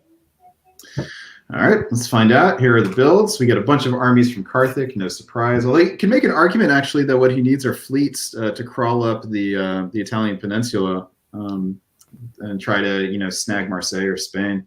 But puts down 3 armies, and elsewhere we get 2 fleets and only 1 army from Tommy Anderson. That's kind of interesting. But maybe he thinks he'll have a hard time getting his fleets out of the center in order to get them around, and just wants to put down 2. And we get an army from Timothy Crosby, all that he could build. All right, let's keep on going. Spring of 1907. Whoa! Black arrows everywhere. Oh my goodness. Wow.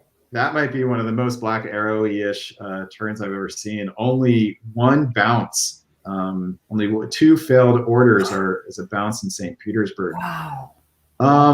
So what's the overall flow here of these orders? It looks to be that Karthik is doing his best to get his armies out as quickly as possible. Gets one to Albania. That's the furthest west it gets. And kind of the big news here is that Denis Peskov is continuing to move units to the west. What do you guys think of that? Karthik moves around him. Yeah. Yeah. All right, let's keep on going here. Fall of 1907. Let's Riaz, why don't you tell us what happens here? It looks like it's a little more complicated. Okay. It looks like whatever Italy had done in terms of pushing west, they've backtracked. I'm guessing everybody probably told them that there's a solo on this board. Back off, otherwise we give Karthik an even bigger score than where he's at now. other than that, everybody's moving armies up. They're moving armies up to form that line. I'd be very intrigued in terms of what France said to England here, to where they took Berlin, and England was perfectly fine with it. All right. Yeah, this feels like a difficult moment for Karthik. This should be a turn where Karthik accepts that the solo is not going to happen, right? But how does Karthik respond? And do Tommy or Timothy decide that it's good enough, just to hang with the result as it's standing? To refresh the player list here, Tommy and Karthik were both in the top 10. Okay, and was there a reason? I mean, do you guys see a reason why Karthik let Italy build in this case? Is there a reason? I think he trusted him. I think that Italy was working with him. Karthik was moving around him. He said, hey, stick with me. Look at this. It's not quite a solo. I'll just have a really big board top. I think that's the sell Karthik is making. And it kind of looks like Dennis bought it for a second because he moved everything away. But then he swiped Rome. Yeah. So someone got to him. And I have to say, I have learned that this is a good moment to leave this game and come back to it. So I'm just getting sorry. interesting again. I know. I am sorry, Riaz, but the demands of television supersede those of your family. Riaz, is there a chance you could come back later if you get a long break now? I would love to try. Why don't we do this? Why don't we connect closer to that time? And if I'm available, I'd love to jump on. All right, we'll do. All right, Riaz, enjoy the break, and hopefully we'll get to see you again later. For sure, I look forward to it. All right, that means we are going to move on to game C, which is Adam, Nicola, and me. So Siobhan, we are going to give you a break. Welcome Adam back to the stream. And also Nicola Salagay. Nicola, welcome back. Hopefully that's, do you guys hear the echo as well? Yeah. All right, Nicola, I'm going to remove you and then bring you back. Where'd you go? There you go. Okay. Is it better now? I don't hear myself, which is better for me. I'm not sure about the rest of you guys. All right, you still have to deal with my dulcet tones, I shall say.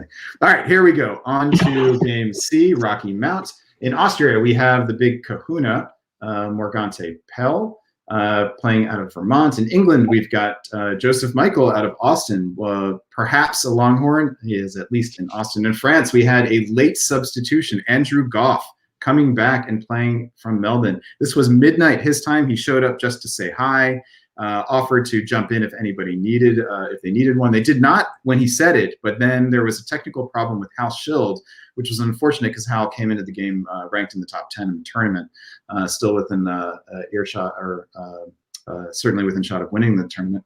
But instead of Hal Schild, the board got Andrew Goff.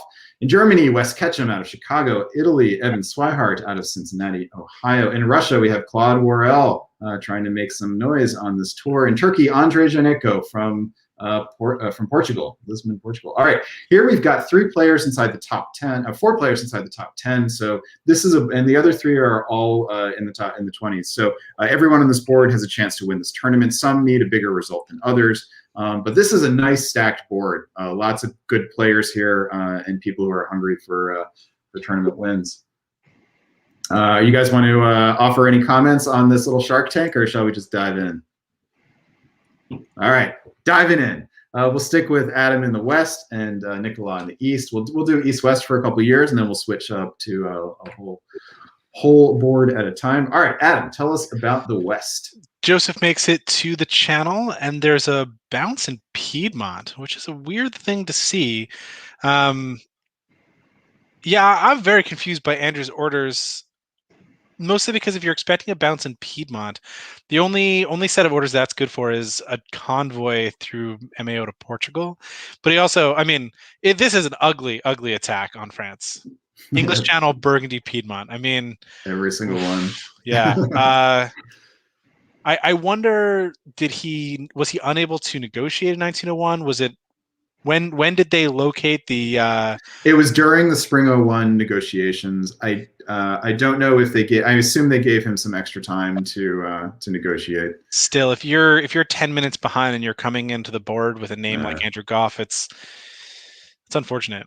Yeah, and maybe they had already planned to do it to Hal Schild, and we're like, okay, let's just. Well, Hal was second in the tournament. I mean, if you are Wes Ketchum and Evan, you know, who are also in the top 10 going into the tournament, seems like a pretty good play. Yep, makes perfect sense. All right, Nicolas, tell us about the East. So it's pretty standard. The move that sticks out is, of course, Smyrna to Armenia. Otherwise, you know, bounces in Galicia and Black Sea. So yeah, I don't know. Italy moving to Piedmont also is a bit of a surprise. It's a bounce. So, you know, maybe I've been in this situation before, and Italy wanted to, you know, go along with the plan of attacking France, but he was maybe thinking, I don't really want to be so nasty with Goff. So he asked him, say, oh, I'm moving to Piedmont. Why don't we bounce? So it's possible that it was arranged. I don't know. And you wonder, you know, if you're Andrew Goff and you sniff this out, this 3-on-1 attack, like, I mean, clearly he didn't, right? Because then he would have bounced the others as well. But maybe there were bounce Burgundy, but I don't know if you bounce English Channel because you need to be in a situation to pick up 2. Well, if you bounce all 3, then you're guaranteed 1, and you have nobody against you. Maybe. In any case, at least bounce 2 of them. I think we can agree on that. Yeah. All right, let's go into fall of 1901, and here we are. Let's go back to the West. Adam Siegel. I mean, this is just Wes Ketchum saying, "I don't care what happens in this game. I'm attacking Andrew Goff." I'm getting some audio feedback, by the way. By ordering Burgundy to Gascony, he's saying, I care about long-term position. I don't care about gaining anything right now. I'm not even going to take a guess at one of these centers. I think it's interesting that Joseph convoys to Norway. I think that by sending his army away, it does sort of help the EG a little bit to put some pressure on Claude, but it definitely takes the gas off of the Andrew attack. I also think it's just in terms of looking at the West, and I'm sorry that this might be a little bit treading on Nicolas' territory. By ordering to Piedmont and to Tunis, I think Evan is saying, yeah, this looks pretty good. I'm in. I'll participate in whatever this is. Which leaves the East all alone. Nicolas, what happens over there? So it seems that Russia and Turkey are kind of trying to play together, to work together, and Austria is taking its 2 centers, and Italy is is committed to go against France by moving to Piedmont and not convoying the army. So yeah, it could be an interesting situation in the East. I'm not, I think if I was Morgante, I would not be so happy with how the game started. But he has 5 units, so he's in a solid position, and I'm pretty sure he will start working the diplomatic channels to try to improve his situation. Yeah, he's got to break up this RT, doesn't he? All right, let's see how he does. For builds, we get 2 armies from Morgante, no surprise. A fleet from Evan Swihart, no surprise. But we get an army from Andrei Janenko. So I'm sorry, can I go back to the fall of 1901 and ask Nicolas, why does he think there's an RT? I don't know the move to Con, but yeah, the build shows something different. I don't know. I'm just curious because it looked to me. I mean, if I'm Turkey and I want to fight Russia, why wouldn't you bounce in Romania? And I think that's the that's true. That's the thing. Okay, but the build tells a slightly different story, maybe. So there's no reason not to go to the Black Sea as well. I don't think. If you're wanting to attack Russia in any case, but it's an army build, which certainly is not it's not pro RT, whatever it is. No. All right, so elsewhere we have Army Moscow, which also suggests that Claude is focusing on the south. The other fireworks here, we get 2 army builds from Andrew Goff, which is no surprise given that he's got an army in Gascony. But we get 2 fleet builds from Joseph Michael, so and plus 2 army builds from West Ketchum. So these builds are as anti-French as they could be. So maybe Andrew's going to get an earlier night's sleep than he thought starting this game at midnight. All right, let's keep on going. Spring of 1902. Andrew, let's stick with you again in the West. So it looks to me like Goff was trying to push the German out of Gascony. I'm a little surprised, actually, the way that went. I would have thought that he would have tried to cover Marseille and piff the unit in Gascony with 2, and then cover Spain with Portugal. But mostly because 1 unit in MAO is kind of useless against Irish, English, and West. At least by getting that army under control, you would have had some advantage.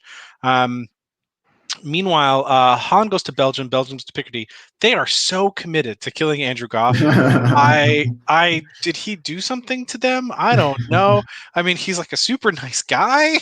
Like, he's very charismatic. I don't understand what the anger there was. I'm also a little confused by this Denmark to the Baltic move. I feel like they wanted to push up into Sweden, and they're going to have to take it again in the fall anyway. So, well, I think think they're going to give it to England. I think it's to keep Bothnia from getting down into Baltic, because that would cause guesses over Kiel and Berlin, and this way they're guaranteed to take Sweden without having to worry about Russia, messing with the German home centers. All right, Nicolas, tell us about the East. The East is not so easy to read. It seems that Russia wants to attack Austria, or at least wants to make sure nothing bad happens there. Turkey is not doing much. Which is a bit surprising. And Italy is just moving their PCs regional directions, going to Ionian, to Tyrol. And so it seems that Italy is pretty friendly with Austria. That would be my read. And so, but yeah, I think lots of things can still happen there. I don't think the alliance structure is completely decided. And yeah, I think Turkey might be in trouble, because it doesn't seem that Russia is really committed to help them, and Italy is sending a fleet, so they might just grind Turkey out slowly. Yeah, I wonder if Andre, if that was a mistake, if he meant to build a fleet and just build. Yeah, I think the second fleet would have been much better. In any case, though, this is an efficient EG so far. And feels impressive at the moment in any case. But Germany, yeah. Sorry, go. I was gonna say Germany has a bit of the upper hand, but it's dependent on Italy, and you kind of have to wonder what Italy's getting out of this. That's exactly what I was going to say. I was going to say, why, Evan? What is the benefit? Unless, I mean, Marseille is going to be cut for a really long time, so you're not getting support into Spain. If you don't have Marseille, you're not the one getting the build. And because you sent 1 fleet to the Ionian, you don't have your own support into Spain. So unless you're depending on the kindness of strangers, I don't see him really gaining much here. All right, let's see if England is able to get Sweden out of this deal with Germany and at least stay even. And the answer is indeed it does. All right, let's start in the East. Well, we were just looking at the West, so let's stick with it. Adam, tell us all about it. I think what's interesting about the West is that Goff works with Evan. The answer to the question of what is Evan getting? Yeah. Well, I don't even know if. Yeah, he does work with Evan to vacate Spain, to give. So basically, Andrew not only he was going to lose 1, right, but he loses it now to an ally. He loses it to Evan, and he kind of gains a fleet in the process, right? Because now he has an allied fleet in Spain that can help him in and around the Mid-Atlantic Ocean. I think that is, as I would have expected from Andrew Goff, an extremely clever approach. I'm a little surprised that he destroyed the fleet in MAO instead of treating it to Spain, right? Because he also lost his unit in Burgundy and is going to be down to 1 in Marseille, 1 in Gascony, 1 in Paris, with, I guess, 4 on the board. So he gets 1 rebuilds, only 1, because he's going from 5 to 4. But still, England's- a retreat sorry. to retreat to Portugal would have made sense there, I think. Yeah, if I'm in that situation with 3 fleets bearing down on me in Picardy, English, and MAO, I'm giving up Brest and holding an Iberia. That's my pick. But Andrew's a better player than me, so I shouldn't really question him. I think one of the things that's also interesting is that Belgium goes to Burgundy, so England now owns Sweden and Belgium, whereas Germany, because they lost Marseille, is not gaining. So there they can own the build. Yeah, that really turned around, didn't it? Nicolas, on to you in the East. I think Morgante has been very smart. So basically, he started a war between Russia and Turkey by supporting Turkey into Romania, and then Turkey followed by taking the Black Sea. But at the same time, he supported Italy into Aegean. So I think now he has an ally. The AI is not strong, but is there in the East, while the Russia and Turkey are fighting. So I think it's going to be a big win for Morgante on that side of the board. Very good play there. That's really nice to break. It's a nice way to break up the RT and gives him lots of different strategic options going forward, especially with Italy sort of spread out here. Yeah, we've got Italy now with units in Aegean and Bohemia, and sort of have a build here. So I'll have at least one at home. All right, here we go. Pushing ahead, we've got a new army in England. We have a new army in Brest. So that was Andrew's overall plan here, was to abandon the naval battle, leave it up to Italy and England to duke out and just try to survive as a land power. Evan does put down a fleet here. It is 2 spaces away from being useful to that fleet in Spain. And we do have a fleet now from Andre Janeco. And we have a new army from West in Berlin, and Claude gives up on that northern fleet. All right, let's keep pushing forward here. And spring of 1903, we'll stick with East-West here for another year or so. And Nicolas, we'll give you first dibs here this time in the East. So yeah, what happened. Austria immediately gets back Now that Turkey and Russia are fighting, is just picking up the pieces by taking Bulgaria, and I think Turkey is in trouble, and everybody's in trouble because Austria has a dominating position now. And Italy is being committed to the West. I think Italy is going to help Austria, but is not going to pick up much. So at the end of the day, I think Austria is going to get all Turkey and most of Russia. So I think that's super well played.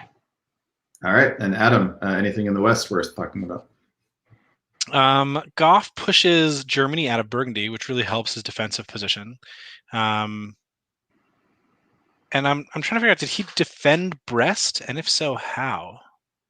It looks like the English Channel was supposed to convoy London to Brest and failed to be ordered to do so. Held. So some luck is the answer to that question. Yep. Yeah, other than that, the Spain hold order is kind of interesting. I would have thought at least Spain and the Atlantic Ocean to cut. But, I wonder what the conversations are like right now between Evan and Andrew. All right, let's find out if Andrew is able to stay at 4. That would be remarkable, wouldn't it? He can't hold Brest if Joseph orders it correctly. Well, Burgundy would need to get tapped, but yeah, Burgundy should be tapped, right? Okay, and the answer is he does hold on to Brest, but loses Portugal in the process. So Joseph has taken 2 swipes at Brest. This one was ordered properly, but needed a 3rd unit in support. I'll just call out the rest of this. But England does pick up another unit by taking St. Petersburg, which could potentially destabilize the East because Russia walks out of Romania, would have lost it anyway due to the combined efforts of Andre and Morgante, who appear to be working together. And interestingly, the Romania is retaken with the Black Sea with a fleet, which is setting up very nicely for Morgante. So I think Nicolas' point that Morgante is looking very good looks even better. The last thing that happens that I can see on this board is that Munich falls to the Italian, thanks to a tap on Ruhr from Andrew Goff's Burgundy. I'll turn it over to you guys for a little analysis here. What do you like about the way the strategic situation has shifted on this turn? Nicola, we'll start with you. I think Morgante has decided that Turkey could be helpful, and so I think they're going to stick with Turkey for a while now. With the fleet in Rome, there is absolutely no danger. There is still the danger that Turkey behind you at some point in the game could it's never a very comfortable situation, but it allows him to move his army Galicia to Silesia, and I think he gets play in the center of the board and maybe also against Russia. So I think he kept a very flexible diplomatic position. He can still talk to a lot of people, and I really like his position right now. Adam, who had the better turn here, Morgante in Austria or Joseph Michael in England? I would have liked Joseph's position better if he didn't give up Belgium or if he had managed to take Brest. He's going up 2, down 1, so he does get a build. I think the thing about Morgante, and this is, I'm not sure if I just disagree with Nicola's position or Nicola's analysis, is that I do think he has a lot of diplomatic options. I'm not sure what Turkey as an ally brings to the table for Austria at this point. Russia is pressuring the middle of the board. I'm sorry, the top of the board and potentially the middle of the board. I think that Italy's providing a lot of value, and the only thing that Turkey is really providing is pressuring those other people who are currently fighting people that you would want them to fight in Germany and England. And if you're not going to fight them, therefore pulling pressure off Germany and England, you're creating a situation where you have nothing to do. So I like his diplomatic position. I'm not sure I like the growth opportunities, and I wish actually that he had just convinced everyone to continue pushing against the Turkey. So Italy would have been a better choice for ally here. Yeah, particularly I will say, and I know I've said this like on all the throughout the broadcast, in a draw-based, time-based scoring system where you need to eliminate players and get down to at best a 3-way draw, having a situation where Turkey is growing and you are growing and Russia has no one with enough armies to maybe break the Moscow-Warsaw situation for a while, wouldn't be my pick. All right, let's push ahead here because we are starting to run short on time. Winter 1903, the builds are Fleet Liverpool from Joseph Michael. In England, we have a fleet in Naples from Evan Swihart. And Morgante drops down another army. Andre Janeko is even, whereas Andrew Goff decides to pull Marseille here. Down to 3, full land power. As it happens, though, he's surrounded by fleets, right? So at least for the moment, he's not in immediate danger of being eliminated, but that could turn around very quickly. All right, spring of 1904. And let's see if we can go to full board reads. And we'll start with Adam Siegel for spring of 1904. I am drawn to a lot of black arrows in the east. It looks like Turkey, Russia, and Austria have come to some sort of agreement. I'm not sure what that agreement is or why they've come to an agreement, but they've come to it. Russia thinks he will be useful pushing up into Germany. And I don't know. I see how this benefits Turkey, but that's about it. Maybe Morgante is going to get rum out of this. Meanwhile, in the west, Joseph continues to move forward, loses position in Picardy, but I'm not sure he really cares. And MAO gets kicked out to NAO, which is an interesting, although I think less helpful position than it otherwise could have been. You'd rather see a retreat to what, west here or North Africa? I mean, usually it's good to retreat forward, or even Gascony. No, Gascony would be terrible. I don't know what I would have. I think the question is, you ordered to English Channel. Why English Channel? I guess to cut the support into Brest. Maybe going to Irish in order to block Liverpool would have been better. Yeah, I don't know what I would have done. I think the retreat to NAO is fine. I I think he needs another fleet over there. NAO is out of position, and I think it's just unfortunate for Evan all around. Well, in any case, we have a lot of units in the center of the board of different colors, and you know, Andrew Goff has a potential growth opportunity here, right? If he can swipe Belgium and hold on to Paris and Brest. But yeah, you know, another consequence of North Atlantic retreating up there is that Spain is now, you know, need a French help to hold on to if England were so inclined. All right, let's push ahead and see what we got. And indeed, gets the French help, but it doesn't matter because Germany cuts the support. All right, now Nicolas, I'll let you give us a tour of the board. So I think one important thing, I think Morgante got Warsaw, and I think it was agreed with Russia. So Russia has just walked out of their centers to give Turkey and Austria the centers they need. But yeah, Turkey seems to be, as I said, you know, having a Turkey and behind you is never a good idea. And I think Turkey is moving aggressively, I think, against Morgante, which is not good news. So I think maybe Adam was right. You go after Turkey when you have the opportunity. Other than that, I think we see England making progress, taking Spain, which I think is makes Italian position much weaker than it was. And so I think England is in very, very good spot. I think Austria should be in a good spot because their neighbor and ally Italy has been weakened considerably. So now they can, I think they will have to focus on Turkey.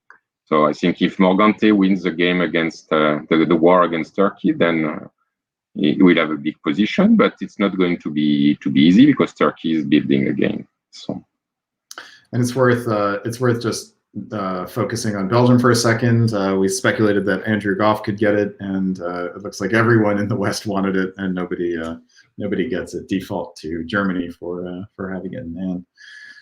All right, this is a complicated sort of moment for the board, and keeping in mind that this is Dixiecon scoring, and also just a quick reminder of who needs what here. We've got Morgante and Evan and Claude and Wes all in the top 10. So yeah, they need a big result, right? Maybe a two-way is enough. Maybe maybe a three-way is barely enough. A solo would certainly be good for it. All right, let us see here. Why don't we'll check out the builds here, and maybe we'll do one more year, and then we'll take a pause on this game. Here we've got two more armies from Morgante, and these are eastward facing. So it suggests that the movement that Nicolas saw that's indicated a coming battle with Andre, that Morgante sees it as well. Joseph Michael puts down a fleet in Edinburgh, and importantly, Italy decides to pull that northern fleet, which gives Joseph Michael much more leeway to deploy forces where he wants. All right, let's dive into spring of 1905. And Adam, why don't you give us a tour of the whole board, if you will? I feel like Joseph Michael losing that fleet in Spain, that PIF, is pretty painful. But I'm not sure what he could have done if Burgundy was not willing to cut Marseille. I mean, I think that was pretty key there. So that's a little bit of disaster for England. Germany rearranges and says, hey, Joseph, you're on your own. I got my own fish to fry. I'm getting out of this France situation. I've been attacking him all game long, and quite frankly, West Ketchum's gotten nothing out of Goff, right? And partly it's the fact that he built all armies and said, I don't care about the naval battle, but he's like, I'm gonna go do my own thing. Meanwhile, Evan Sweetheart sends 2 south, right? He's given up on Munich. That's 2 on Vienna, which is not good news for Morgante. While I don't know, maybe that's, I don't know, is that arranged? Because meanwhile, Evan takes support into Aegean. So there's just a mess over there, right? It looks like Morgante's vacating Bulgaria for Romania in an effort to swap dots there. Is that good? Is that bad? I have no idea. And I'm curious to know when you resolve the turn, what it looks like, because that'll help me. I think Bulgaria can be retaken, but not necessarily with guaranteeing that Rum is held. Well, also, why are Bohemia and Tyrolia there? If I'm Morgante, I have some questions. All right, we have questions too, and we also have the ability to get answers. And here they are. Tell us. So my eye is immediately drawn to this. So Nicola, if you wouldn't mind starting here. A little surprising that I guess he had to do it. I was thinking he could convoy Wales over, but Mid-Atlantic would have to be the supporter, and that was sure to get cut. Okay, so I'm sorry, Nicola, I stole a little bit of your thunder, but yes. So some movement in the West after staying at 3 for so long. I think Goff is going to go down to 2 and maybe less after that. I mean, England, I think, has recognized that the normal result for this game should be a 3-way draw with Italy and Austria, I think. And but I think Germany has realized that too. So Germany moved to Sweden to try to grow and make sure that is not cut out of that. And I think in the East, what happened?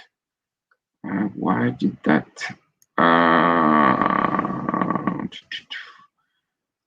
Supports all around. Yeah, there was support. I'm just thinking whether there was a way to. Was it a guessing game, or was there a way to make sure you would get? There was a way to make sure, but you risked Romania or Warsaw. Yeah, I think there were some guessing games, and they played it safe, which I think is not bad, because I think next season they will make progress against Turkey, and we'll see. I think I think Germany getting strong, I think, is one of the biggest news, because now, I mean, I don't know. It looks like to go from 5 to 3 is not going to be that easy. I mean, some people will have to make tough decisions. But Germany has the classic mid-game Germany problem of having builds that they can't use because their home centers are. So I think people are gonna get nervous also, because they must be looking at the results and knowing what they want, what they need to get a position. So there might be some also kind of irrational moves to try to cut down the number of drawers in this game. So I don't know. It's going to be exciting, I think, because lots of things can still happen, and lots of people are in contention. So see if the pressure can get to players in these kind of situations when they see that they could get top 3 position in the tournament, or even win the tournament. It gets harder and harder to focus. I guess the sort of the point at which I would be winter 1905 for any of these players is saying, who can we kill between now and the end of the game, right? And I think that there's certain players you can't eliminate at this point. You can't. There's not enough fleets in the north to get rid of England. If there's going to be a 3-way draw, Joseph Michael's in it.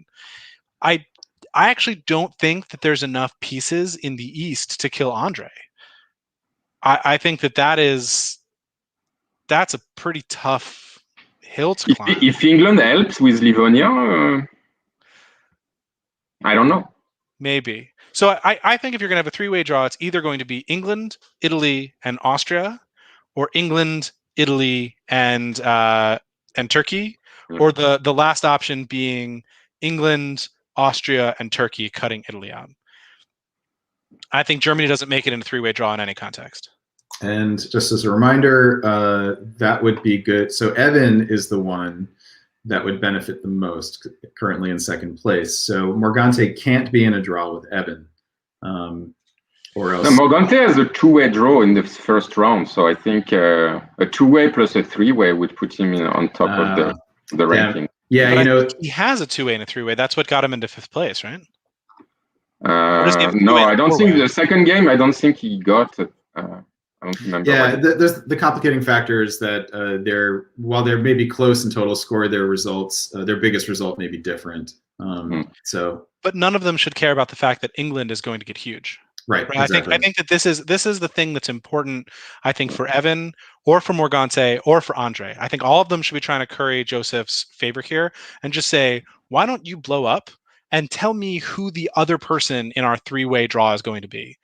Because if they can figure that out, they can get this done by a time limit. Yeah. If they can't figure it out, then they're going to end up in a five-way, and none of them. Then they're all going to get passed by people who figured out their three ways in the last round and can pair up their three-way draws. And the problem for Evan is that he's actually fighting Joseph directly, so it's a harder sell for Evan. Well, that's Evan's fault, right? He should have said, "I'll take Spain and Marseille, and you get Portugal and Brest. You can convoy an army in and get Paris." And I'm in. He had armies in Munich and Bohemia. They could have figured out those German dots too and gone off and done their own thing. Yep. But they, right. I mean, anyway. All right, we're gonna have to put this game on. Put this. Oh, shoot, we've got that again. That was a really interesting game.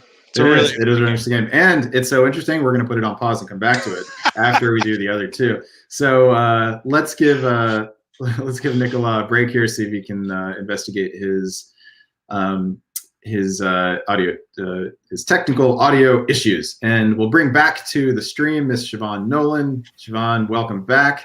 Hello again. This takes us into game D, which is named after Apex and features Johnny Gillum in Austria out of Seattle. In England, we've got Chris Wardy. Chris, come on, man. Give me one. Out of Chester in the UK. France, we've got Bob Moran from an undisclosed location. Germany, we've got JJ Raymond out of Santa Monica. Italy finds the one and only Ed Sullivan in Houston, Texas. Ed Sullivan comes into this round #1 in the tournament. Russia finds Mikolas Kamaridis out of the UK. In Turkey, Andrei Gribikov, also the one and only out of California. And here we've got Ed and Andre, both in the top 10. Mikolas just outside of it. Mikolas is one of the soloists, is the first and so far only soloist from the Virtual Diplomacy League, so has already made a bit of a name for himself. This is a fun board. We got a lot of familiar names, some of them big, some and some new.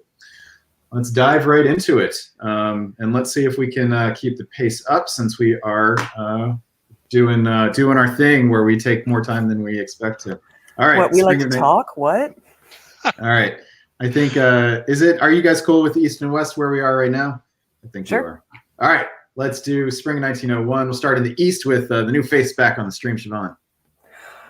In the East, we see the standard Andrew Goff opening from the Turk, the move to Syria, the bounce in the black, take Bulgaria.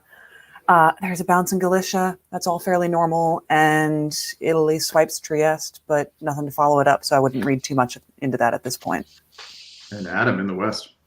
France covers Burgundy. Other than that, pretty normal out of them in Germany. England takes the Channel, but also moves to Yorkshire. Which suggests similarly, not necessarily a follow-up. All right, yep. Let's find what happens in fall. And Adam, we'll go back to you. Wow, that is some interesting movement in the West. Mid-Atlantic Ocean covers Brest, only to lose Mid-Atlantic Ocean to English Channel. England picks up Norway with the fleet, giving them one build, but it creates some issues for next season because they're going to have to choose, does my fleet cover North? Does my fleet cover Channel? I can't support myself to the Channel because I'm not there anymore. I'm really fascinated to see how this works out. I'm also, it looks like Germany maybe wanted 6 and France kept them out, which is not going to be endearing JJ to Bob while the EF fight is brewing. It is going to be really interesting to see how this plays out. I think the only other thing that's worth mentioning is that with fleet in Ionian going to Tunis, Ed Sullivan has options about which direction he's eventually going to go. Yeah, to build Ed Sullivan. All right, and Siobhan, let's hear about the East. Yeah, back in the East, that army in Trieste tries to tap Serbia in case it's offering support somewhere, possibly thought maybe working with the Turk to deny Greece to the Austrian. Didn't work out that way. We have a bounce in Romania as Andre pulls up to the Black Sea in Armenia for a delayed Sunstrom of sorts. Yeah, this, I have to say, this could have been coordinated, right? It could have been that he was expecting Serbia to get into Romania. But this is where, if you plan this from the beginning with the Turkey opening to Armenia, this is a kind of like variation on the key openings, right? It's a anti-Russian key. Yeah, 100% it is. And The thing is he opened to Syria, not Armenia, so he couldn't cut the support in Sev. Yeah. And whether or not that was intentional or just a misclick, Andre's a savvy player, though. He knows what he's doing. He was 7th coming into this round, and we'll see where it goes. It's but that's one to put in the Rolodex, I think. We'll call it instead of the Key Lepanto, the Key Sevastopol or something like that. All right, let's pop on forward into winter of 1901. We've got 2 fleets from Ed Sullivan, so it's got to make Johnny Gillam happy and suggest that he's planning on heading west, at least with some force. Bob Moran thinks that might happen as well, although that Fleet Marseille could also be a presage of an anti-English movement. J.J. Raymond puts the fleet in Berlin, which leaves no doubt and must make Chris Wardy in England very happy, and Bob Moran in France a little bit less so. Also, the army in Munich is probably not so happy for him. Andre puts down another army. So we keep seeing these army Turkish builds in 1901, which is pretty interesting. But it's consistent with an AIT. Nicholas puts down the army in Marseille. All right, let's push forward here. Spring of 1902, and let's stay in the east with Siobhan. Tell us what you see. Lots of movement from the AIT, as noted. Sevastopol, Romania, Trieste jumps up to Tyrolia. The Italian armies are just moving north. Russia will do the best he can, but it doesn't look like Michalis has a friend at this point. And Adam in the east or west. I think one of the things that really jumps out at me is Norway vacates to the north and Sweden goes to Norway. And I got to say, I'm a little confused why Chris walks out of Norway, knowing that Sweden has no other support. St. Petersburg is empty, and that the supported attack to Sweden is coming. Vacating that center, even for the fall, was a kind of questionable move, unless you were just sort of happy for Russia to have it, for reasons that I don't understand. He is, however, making good progress against France. He makes it to the Channel. MAO is going to be lost in the fall, but he is going to get Brest in the fall as a result. Ruhr supports Munich into Burgundy. I think we kind of saw that coming. I really think that if Bob had let JJ in, there might have been a different conversation about this in the 1902. But you keep somebody out of their dot that they want, and they're going to make you pay for it. The army is pulled rather than retreated, and that means that both Brest and Paris should fall here, and that's either a mistake or a quite a capitulation. I don't see how it's anything but a mistake, No. and that's incredibly unfortunate. That is. All right, fall of 1902 finds indeed both Brest and Paris drop, and I'll just call out the rest of this and ask you guys for a little strategic overview. We've got Spain going green here with support from France. So Bob Moran has clearly decided that not happy with how things have started out and just wants to pick someone benefit. And in the north, Germany is kept out of Sweden by a combined effort of England and Russia. Italy's units make a full movement westward, snagging Munich for their trouble. And so what looked like such a good start by JJ, it's maybe a little more complicated. He does get a build, though, because picked up Belgium and Paris while only losing Munich. Meanwhile, Johnny Gillam swipes Trieste while also taking Bulgaria. Andre holds on to Sevastopol but loses Belgium, so is going to be even, whereas Nicholas picks up Romania and is going to get 2 builds, which seemed highly unlikely at the start of 1902. All right, you guys, what the hell just happened? I don't know. What a great turn for Johnny. I mean, really well done. Oh, yeah. Is Johnny's the biggest winner here? I think so. I think also there's another move by Chris I don't understand. Why move to Denmark? There's no something over there. If you want to upset the German, go to Holland, get the dot yourself. Oh yeah. But yeah, I don't know. Mikolas also I think is a winner here. I think Johnny's a big winner here. I think Ed's a big winner here. Ed's a huge winner here. I think this is just an amazing display of diplomacy from McCallus. I can only imagine the conversations that they had to have to make this happen, because it did not look good just a season and a half ago. Yeah, doesn't necessarily look great now, but he's at least in he's in the conversation. All right, so for builds, we get the Fleet South Coast. We've had a bunch of those today. It's really, really enjoyable. I love it. Fleet South Coast, St. Petersburg from Nicholas, plus an army in Warsaw, so really poised to potentially do something, but the Norway and Sweden are still pretty vulnerable.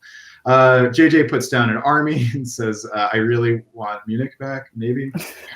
Johnny Gillum puts down 2 armies, saw that coming. Ed drops an army in Venice. So Ed is definitely saying that he wants to be a player in the land battle in the center. We got Bob, who pulls out Portugal, and that does about it. All right, let's keep on going here. Spring of 1903, and let's do a whole board call here. Siobhan, I think it's your turn for that. Yeah, I mean, my eyes go right to the east again, where Nicholas loses the dot that he just picked up in Romania. Johnny, like Adam was saying, big winner all around, sneaks up into Bohemia, because why not? Let's just be in the center of the board. And as we move on west, Ed just keeps marching, takes Marseille, slips into Portugal. The armies are getting into play, has to keep Venice where it is for now, possibly doesn't quite trust Johnny enough, or they just talked about leaving those 2 armies there. I don't love it, but, I see it. And JJ says, yes, please, I will take Munich back. And we'll see if Johnny and Ed make an effort to retake it in the fall, but I don't think they have the force to do it. The retreat to Tyrolia is nice, right? Rather than to an open Berlin, which would have been killed anyway. But now he's got play on Trieste. Mm-hmm. All right. Do we see some strategic back and forth shenanigans? Vienna and Budapest are also open with enemy units or foreign units nearby. And the answer is Adam Siegel. Tell us all about it. I do think the only thing I wanted to point out about the last season is that Bob Moran had a retreat to Spain, which was an open dot, and chose not to take it. Oh, I missed that. So I just think that was interesting. So in terms of this season, the things that I see that are really interesting are Yorkshire to Denmark succeeds with no support because the dot is not covered. So well done there. Ed Sullivan gets huge gains, not just Marseille and Portugal, also MAO. And it looks like the AI is really functioning and rolling. Johnny does pick up Rum, and they've got the support of McCullough because he's pissed he lost Sev. So all in all, looking good. All right. The AI. That's fat. Yeah, this is Ed's position suddenly is delightful. Right. This AI, if they can stick together, there's no stopping them. Well, I think this is one of those questions here. At 1903, you have to ask yourself, who's the draw? Mm-hmm. Right? Is this Italy, Austria? Probably they're taking Turkey. Italy, Austria, Russia. Italy, Austria, Germany. I think that the 2 of them have to start having that question because they're not going to get a 17-17 in a timed round. Yeah. All right, let's push ahead here.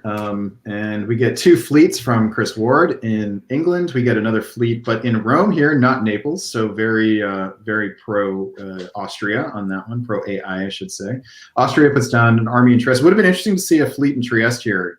I think Johnny could have made the argument that he needs another fleet in the south, and Italy is in a position to provide it. But in any case, doesn't. And that's about it. All right, let's keep going here. Spring 1904. Adam, lots of black arrows for you to tell us about. Wow, that's a lot of black arrows.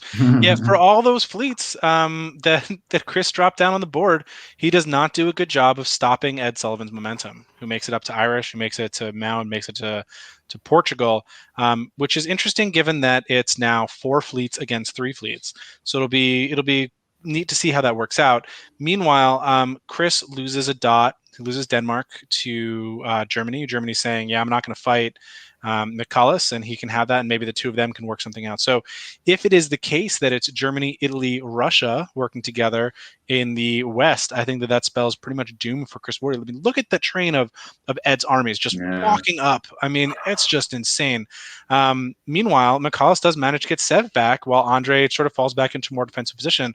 But if you're falling back, you're going to have to pull another unit. That's just a matter of time. You can't hold out.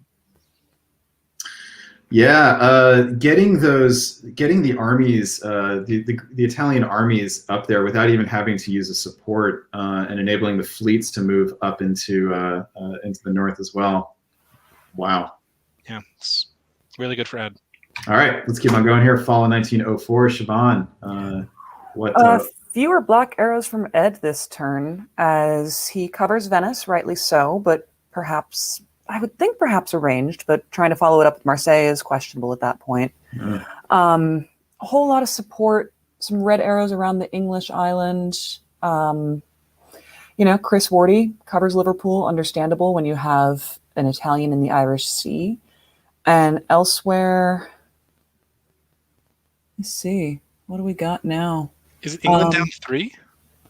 England will be down to 3 because in pulling back to defend against the Italian, they lost Belgium last turn. They didn't keep Denmark and are losing Brest now. Yep. Germany's going up 2. England's going down 3-2-3. And Austria, this is worth pointing out, right? This little improvement of position. Yes. It's a great improvement of position, but McAuliffe is building 2. So yeah. It's not like you're getting something behind the line when he's not building. Yeah, true. But at the very least, you force him now to build in St. Petersburg and Moscow rather than Warsaw and Moscow. Mm-hmm. All right, let's push on. We've got winter of 1904, and we do see 2 armies from Nicholas in St. Petersburg and Moscow. Andre, Brendan, if I have to ask you, if you're the AI right now, who do you want in your third? Is the third in your 3-way draw? Probably Russia, right? It depends. Russia, do you want Germany? One or the other? Do you want to keep open the possibility of solo for either one? Right? I think if you are Italy, don't you prefer Russia? Because then, if Germany's willing to work with you, then I would go with Germany and then stab for the solo, right? I think with 4 game years, you can't get us. No one has a solo on this board in 4 game years. No, not without something extraordinary happening. Sweet. How about you, Siobhan? Who would you take? Probably Germany. I think McAuliffe gets the advantage if they try and bring him along. What about you, Adam? Yeah. I don't know. I would probably pick Germany because I think that with 4 fleets in the north, he has more help against McAuliffe. McAuliffe can't make so much headway, I think, into 4 fleets. So although he has the armies, maybe the armies. You need to convince him that he needs to push his armies up into Germany right now if he wants to be in the draw with the 2 of you. Mm-hmm. So your logic is if you're A and I, you're not going to fight each other. You want to get down to a 3-way draw, and so which one is going to help you get down to the 3-way draw? That's the only consideration. They're not really in strong position to fight each other. Yeah. Otherwise, you could squeeze the Austrian, but you need Austria to take out Turkey. I guess there's the other thing. Yeah, that's the other question, right? Is if Ed is part of the draw, you're not winning. Well, that depends though, because it's best 2 out of 3. Does Johnny have any other result? It's not going to be better than Ed's. I think Ed has at least a 3-way. Might even have a 2-way as well. I think he has a 2-way and a 3-way. Yeah. He's got a 2 and a 3 at this point. Another 2-way would be his best bet to win, but we'll see. I'm just saying. I think that is the most key question at this point in the game. Sorry. All right. That's all right. Let's keep going here. We've got spring of 1905, and Adam, you are up. Yeah, I mean Russia sort of just chilling, saying I'm not going to do much. Germany pushing up into the Russian position, saying I have the fleet power now. You can't keep Sweden. I'm going to be the one working this out. And by the way, continues to work with Ed, showing that he's willing to play ball with the AI. So to me, that's what's really the key in this turn. With Ionian going to East, I think that Johnny and Ed are having conversations. You need to take Andre out before the time limit. All right, let's move forward into fall of 1905. Siobhan. Is that the German army getting convoyed into Wales that I see? It is indeed. Well, that's entertaining. So that is the Italian and the English Channel convoying the German army in Brest up to Wales, which I think is a brilliant move on Ed's part because it gives him Brest and Paris for sure. No question. No one can contest it. And elsewhere, the East is just mopping up what's left of Andre. Well, that is unfortunate for Andre. He was doing well before this round, but doesn't look like it's going to be good enough to improve his position in the tournament. Well, Andre convoys the army over. So. Oh, Andre's just done then. Yeah, he's just giving up, I think. Yeah. Elsewhere, we've got some silly moves from the German, Munich to Gascony, and Holland to Helgoland, which is an army. So, that's the point we're at. JJ has a lot of units, not enough to do with them, and I believe still a pocket build from the last year. All right. And the answer is he does not, actually. Yeah, he had 2 and had 2. Well, he lost Paris. So that lost evened Paris, out the pocket but build. and picked up Sweden. So. Okay. All right, so here are the builds. We've got Ed and Johnny +1 each, which finds 2 more armies. Interestingly, the army goes in Rome to be non-threatening. Andre pulls the army in Con. Kind of wonder if Andre is hoping to imbalance things and punish somebody in a way, and it'd be interesting to know who he thinks he's punishing. Spring of 1906. Here are the orders, and Siegel, let's go to you. Well, I think that Johnny, after working with McCallus for several seasons, now realizes that with the German growing the way he is, and the German and the Italian working together the way they are, they need to cut McCallus out of the draw if they're going to have a 3-way, and pushes everything up. It seems like Black and Ankara were trying to do something there. I'm really curious to know. Support each other into Con, it looks like. Each was supporting the other into Con. So. Yeah, I mean, I see, England or Italy continuing to move up the armies into position. Picardy and Burgundy. Maybe Ed's trying to grow at Brest's expense, but it almost doesn't matter, because the question really here is who can you kill, and I don't see how they pry JJ out of Scandinavia with 4 fleets in the next 3 game years. All right, let's find out. I'm also a little confused if you can go back. It looks like Italy was trying to convoy another German army onto the English mainland, but what failed this was that Wales didn't support the move. Yeah, in fact, Wales and Irish both went to Liverpool, which... it's a little confusing to me, but maybe if I'm JJ, I also don't want to put all of my army into the English homeland and let Ed just walk into all my centers. If Wales had gone to Yorkshire, actually, here, the convoy to London would have succeeded. He would have been able to hold London. Yep. And Yorkshire would have been a strong position to be. That's right. It's just tactical inefficiency here. There were definitely better orders than this. If you're fully on board with each other, which they should be at this point, there's really no reason not to be. All right, fall of 1906. Siobhan, you're on tap for this one. We see a bit of a shuffling around Denmark and Skag and North, which results in North slipping into Skag and Den slipping into North, and a retreat into Denmark, which is interesting. The German and the Italian do manage to take Liverpool this turn. That was theirs no matter what if they wanted it. Ed returns the favor by saying, "Thank you very much, I will take Brest," which keeps the German where they are, but allows Ed to grow some more. And a ton of red arrows in the east, aside from Ukraine to Romania, aided by the not long for this world Turk. Right, that's a parting gift. But Galicia does get into Warsaw here. Yes. So it's a swap between Russia and Austria. But why Galicia, right? Shouldn't you have... He's maintaining the pressure against Berlin in case they decide they want to attack JJ in the fall. But I think that if he had gone Galicia supports Silesia to Warsaw, or even Prussia to Livonia, I think his position in 1907 would have been much better. Yeah, if you're going to fight Russia, that's the direction you want to be going in. Yeah. Mm-hmm. All right. And, interesting, right? If he just supports Romania to hold here, it doesn't really need to go to Sevastopol then. I think he was trying to force Moscow or Ukraine to choose between Sevastopol and Warsaw. So it was a way to try to guarantee them. All right, here we go. Winter 1906. We find 2 new armies in Vienna and Sevastopol. Also another one in Naples. It's kind of like, what's Ed going to do? I think he's just being non-threatening while also trying to grow. So Ed is clearly not trying to solo. He's given up on that. Just trying to be in a small draw. Has to be negotiating furiously here, right? Because now it's a question of, can we should be able to eliminate England, but can we get Germany or Russia either eliminated or agreeing to be out of it? All right, spring of 1907. Adam, you are up. It looks like they finally managed that convoy from Belgium to London. and North makes it to Skagerrak, destroying a fleet. That's pretty big news. Germany gets kicked out of Sweden, but I don't think that really matters because it's a spring turn.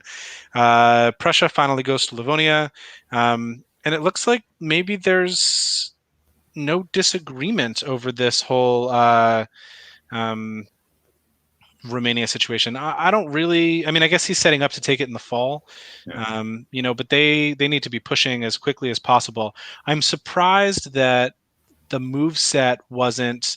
I guess this makes sense down in Turkey. I take it back. They're doing what they can, I think, here to cut McCallus out. It looks to me like they're setting up for a three-way without Russia. Yeah, that feels actually fairly efficient too. I mean, look at this line of Austrian armies against Russia. That's gorgeous. Well, it's guaranteed Ankh, guaranteed rum this turn. Yep. And a swing at Moscow as well. Yes. All right. In the end. And the answer is Ankh, rum, and Moscow, because Moscow just runs away. Wow. And Sweden at the same to time. cover St. Pete from Finland, I guess, which would not have been my concern in this moment, but I get it. You see units bordering your dots and you want to protect them. Elsewise, we've got an Italian in Clyde, English Channel, and North Sea, the usual position we see in 1907. And Belgium as well. Belgium as well, which is kind of just what I thought would happen, is that the German JJ would let Ed in and Ed would just sort of take him dot by dot as time went on. And there's nothing that JJ can do now that he's got his units on the English homeland. All right. We've got 3 builds, plus 3 from Austria. That's a big jump up here to 12. Interesting to see here whether he gets any big ideas. And we've got plus 1 from Ed Sullivan, and we just get more armies all around. So definitely no solo shots going on here. No one even thinking about it. All right. Spring of 1908. Adam, back to you. A lot of black arrows, moving where they need to go. Taking Norway, taking Sev, putting that unit back in the Ukraine. Looks like they're setting up. They take Edinburgh with the fleet retreat to Yorkshire. They're setting up to get the three-way at the end of 1908. All right. So, only question for me now is, does anybody try to grab some dots here and go for points? And it's really Ed Sullivan, right? Ed's the one who's coming into this number 1 position, and maybe every point matters to him. Every 4 points might matter. So does Ed do anything? And takes Munich with support from Austria. Oh, and Norway. I missed that. Yeah. And had Norway, but I missed that last time. But could have taken Holland as well, right? Unless he was worried about Germany trying to swipe Norway. He could either use Ruhr to support. Well, I guess Could have gone after Kiel as well. Could have done a whole bunch of stuff here. All right, but I know what happens here, and that is that the game ends in 1909. And just to actually, it is a 3-way draw. I'm gonna double verify that Germany stays in the game by looking at my cheat sheet, and the answer is no. This is a 2-way draw. Oh, that is great for Ed then. Yeah, I'm pretty sure that pretty much, guarantees him the win here, right? That's the tournament, because that's 2 two-way draws. Seems likely, but not. Yeah. It's possible, not guaranteed, but. But it's exactly the result he would have wanted coming into this, is to improve the lesser of his 2 previous scores, and this does it. Why did JJ vote himself out? I wonder at what point in the game JJ communicated that information to Ed. Yeah. That's a great question. Maybe it was part of a deal to get where he was. I don't know. But Johnny had to accept it as well. It's worth pointing out. But maybe he's happy to, right? Because Johnny's happy. Yeah, Johnny's happy for a 2-way, right? I think I would be happy with a 2-way draw if I'm Johnny at this point. Yeah. All right. Okay. Yeah. Congratulations, Ed. Yeah, great game. All right. Also, could remember Johnny was at 3 at one point. That's a very good point. But you just look at those green and red lines in the graph, and just their trajectory is skyrocketing. Yeah. All right. Let me see if I can get JJ out of the draw here. I think that worked. And then just like this. No. All right. I got to do a little bit more magic to make that work. Okay. So we are going to leave this game. Oh, wait a minute. I think I got it right here. Okay, and then nope. All right, never mind. All right, let's leave this game. We'll go on to E, and E finds us with Siobhan and Nicolas. So Adam, you get a break. Don't go too far because we will definitely want to have you back. Although game C. We still have to finish up with you. All right, we'll see you in a bit. All right, let's welcome back to the stream, Nicolas Ahuguet. We're doing the echo thing again. It just sort of seems to come and go. All right, Nicolas, welcome back. Yeah, exciting game I just saw. All right, and for game E, Burlington, we have in Austria Emmett Wainwright, who voted himself out as a 7-center turkey in the first round, I remember.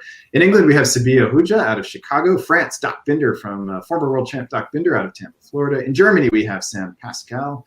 Italy, best country specialist Maxime Popov coming out of Ames, Iowa. Russia, Siobhan's favorite player, Jason Massbaum out of Los Angeles. In Turkey, Yaromir Sulya out of Ontario. So this is a fun board. Some names we recognize. Nobody here is high up on the leaderboard. The highest up we have is Yaromir in 12th place. So these are going to be players who really need a solo, most likely to have a shot here. So let's dive right in, and we will let's give Nicolas the West here for the first couple of years, and then we will go to 1 year at a time. Nicolas, the West, tell us what you see. 1901. So fairly standard moves. I mean, Doc is a classical player, so he supports himself to Burgundy and goes to the Atlantic Ocean. England is moving completely north, and Germany just plays a standard move. So right now we don't really know much. Doc was kind of careful. We saw what can happen when Germany enters Burgundy in 1901, when the game with Goff. So I think Doc is careful. But right now it's difficult to read much. Maybe the move to Edinburgh by England is saying that England wants to play with France. They want to attack Russia. But yeah, we haven't seen that. We haven't seen that opening yet today. The Liverpool to Edinburgh, the most French-friendly opening for England. All right, Siobhan, how about the East? The East again is fairly standard in some ways. You see the bounce in Galicia, the bounce in black, following Smyrna to Ankara, which bounces back. Very safe move for now. We've seen it a couple of times today. The only thing out of the norm that I haven't seen a lot of today is the Italian pushing up into Tyrolia right off the bat. It tells me Maxim wants to have conversations about the center of the board and be a part of them. Yeah, that opening was really in vogue for a while last year, and it's kind of fallen off in popularity. But there are reasons why it's a fun one, so I expect we'll see it again. All right, fall of 1901. Siobhan, you are up. And Maxime takes that Tyrolean unit and support from Doc Binder and just takes Munich. That's a little bit of Nicolas' territory, so I'll stop there. And elsewhere in the East, we see some standard stuff. The Austrians covering Trieste, but taking Greece. The Turk is moving the fleet out to Caen, putting the army in Syria a turn later than Andrew Goff normally does. And the Russian gets Romania. With the fleet, it should be said. So yes. Possible ART alert on the board. And over to you in the West, Nicolas. Doc just takes Portugal and Spain and then supports Italy into Munich, which is kind of interesting. And England, kind of strange move, supporting the unit into Norway while there was no need, but that gives Germany Belgium. So I don't know. Yeah, to me, it's nothing is clear, because it seems that France wants to fight Germany, but England has not shown what they want to do yet. So it's going to be interesting. The builds are going to be interesting, I think. Yeah, it's a little unfortunate with Sabi's moves here. Like you've got the opportunity to get some sort of tempo with one of those two fleets, either working against Germany or going into the Barents Sea and trying to get some position over Russia. All right, let's check out the builds here. Jason plops down Fleet Sevastopol. Perhaps a little surprise if we were looking at an ART. Strong suggestion we are not. He pairs it with an army in St. Petersburg. So a curious combination of builds there, I would say. Sam puts down 2 armies to say that he wants Munich back and he's not going to take no for an answer. Sabi with a fleet in London, a sort of cagey fleet, along with this cagey fall 1901 orders.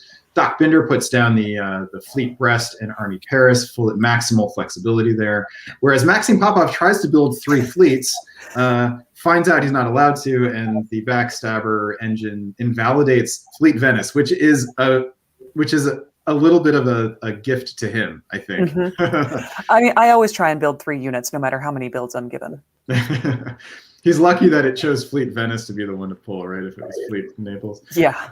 All right. So and Yaromir puts down Fleet in Smyrna. All right. Let's keep on going here. Find out spring 1902 what happens with the new units, and let's start in the east with Siobhan. Okay, Emmett in Austria is pushing up to the middle of the board, wanting to have conversations about Munich, possibly. So we've got Austria and Italy now in Tyrolia, Bohemia, and with the retreat to Silesia, and including the Russian and Prussia, they've got a full line there, top to bottom. Elsewhere, Turkey is shifting his units around to deal with this second fleet that the Russian has built and pushing up to Armenia. Feels like we've had a breakdown in negotiation here between Yaromir and Jason. It seemed friendly in 01 until those builds, so we'll see what happened. And I just want to know what Jason did to offend Yaromir, because I know it was Jason's fault. They built the Southern Fleet, right? Like, what did I mean? What did Yaromir do to make Jason want to go commando on him? It doesn't have to do anything. It's just Jason Massbaum. It's just Jason Massbaum. And elsewhere, you've got the Italian pushing east again. I'm curious to see what the intent for those are. Do we want to swipe Greece? Are we going after Turkey? What's the play here? All right, Nicola. So, I mean, to me, it seems that we are getting 2 triples forming up. France is moving his fleet south. England is moving north.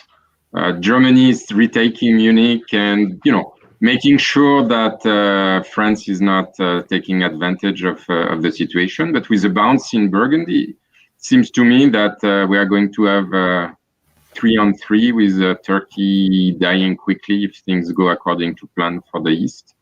And then we'll see what happens if somebody is faster or if somebody stabs somebody. It seems that the East has already been moving their unit towards the center with the Prussia, Silesia, Bohemia, and Tyrolia. So it seems to me that, everybody's getting to the line very quickly. All right, let's keep on going here. Fall of 1902, and we'll stick with you in the West, Nicolas. It seems that this is what's happening. But as I mentioned, I think the East had the advantage, and so what we see is that Germany is losing Berlin and Munich, which is a little disaster, I would say. But at least it's going to make clear that. Now it's 3-on-2, I think, in the long run. But yeah, I think the East has the advantage, but I'll let Siobhan talk about it. The East, there's some interesting stuff in the corner. Not a great turn for Yaromir. The Italian slips into Smyrna, loses Bulgaria to the Russian with the Austrians' help, it appears, and just doesn't seem to have a friend at all. Does piff one of those 2 Russian fleets, which is always nice. And, what else we got? The Italian is set up to defend against the French armies that are moving eastward. All right. And this results in a brand new army in Vienna, army in Moscow, interestingly enough, not in Warsaw. Probably worried that Yaromir might hold on to Black and Armenia. We also get a new fleet in Rome from Maxim Popov in Italy. And Germany chooses to disband the rear army in Holland and keep the forward army in Silesia, hoping to be useful to England and France. And we also have a new army in Edinburgh. All right, let's push forward into spring of 1903. And Siobhan, let's stay with you in the East. Absolutely. So the Austrian is just exploding outwards, Bohemia, Galicia, getting great position at this point. I wouldn't mind losing Munich at this point. You knew you weren't going to hold it. Pulling the Italian up the peninsula into Venice, and Rome comes up behind into Tuscany. And it kind of just looks like we're mopping up the rest of the Turkish dots this year. Sorry, Yarmir. I know you're trying to find a friend, but it looks like no one wants it. And Nicolau in the west. So the West is really coordinating at the center of the board. They retake Munich and Berlin, which is very, very good for them. They have a unit in Silesia, so I think their position has improved quite a bit. And yeah, France is going to get a build from Munich, which will mean they can get a third fleet in the south and completely block Italy. So I think, yeah, France and England are really doing well with Germany helping holding the line. All right, and fall of 1903. Nicolau, we'll stick with you. So not much happening in the West. I mean, the North Sea going to English Channel might be agreed upon, but given that France is going to get a build from Munich and can build a fleet in Marseille, I don't really see why they would need this extra fleet. So there might be a little bit of tension there, but other than that, I think if they want to hold the position, they can, and they can make progress in a bit. I think St. Petersburg is going to fall at some point, and so very, very solid position. But yeah, with this scoring system, things are going to change. Need to change if these players want to get a good result. And Germany getting a build here. That's kind of delightful. All right, Siobhan, tell us about the rest of the East. Not a whole lot, though, is there? There's not a ton. You see that daisy chain of multinational armies, Prussia to Warsaw, Silesia to Prussia, the Austrian armies following up behind. It's fun. I don't really hate it for anyone. And Yarmir lives for another year because that is a fleet in Smyrna that can't help an attack on Ankara. Indeed.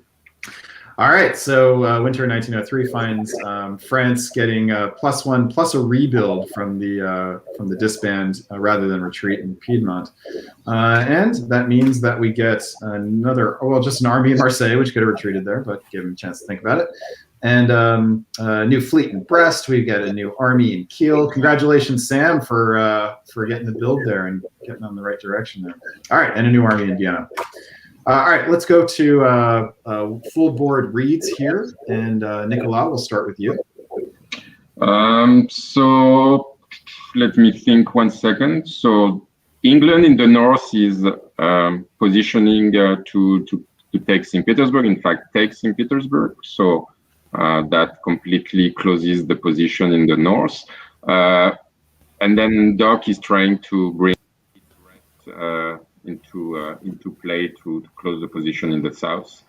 Other than that, not much is happening. Russia is moving to Armenia to finish off Turkey, and Austria is moving units. So yeah, I mean, if things go that way, it's going to be 3 versus 3, and unless somebody is tapped, not much happening. All right, let's move on into fall of 1904. Siobhan.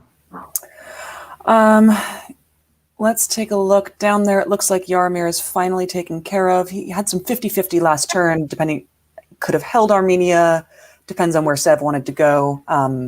But this is where we wound up. So thank you very much, Yarmir, there's nothing that can save you at this point. The German is having some problems with with everything. The Austrian slips into Berlin. Baltic tries to go to Kiel, it looks like.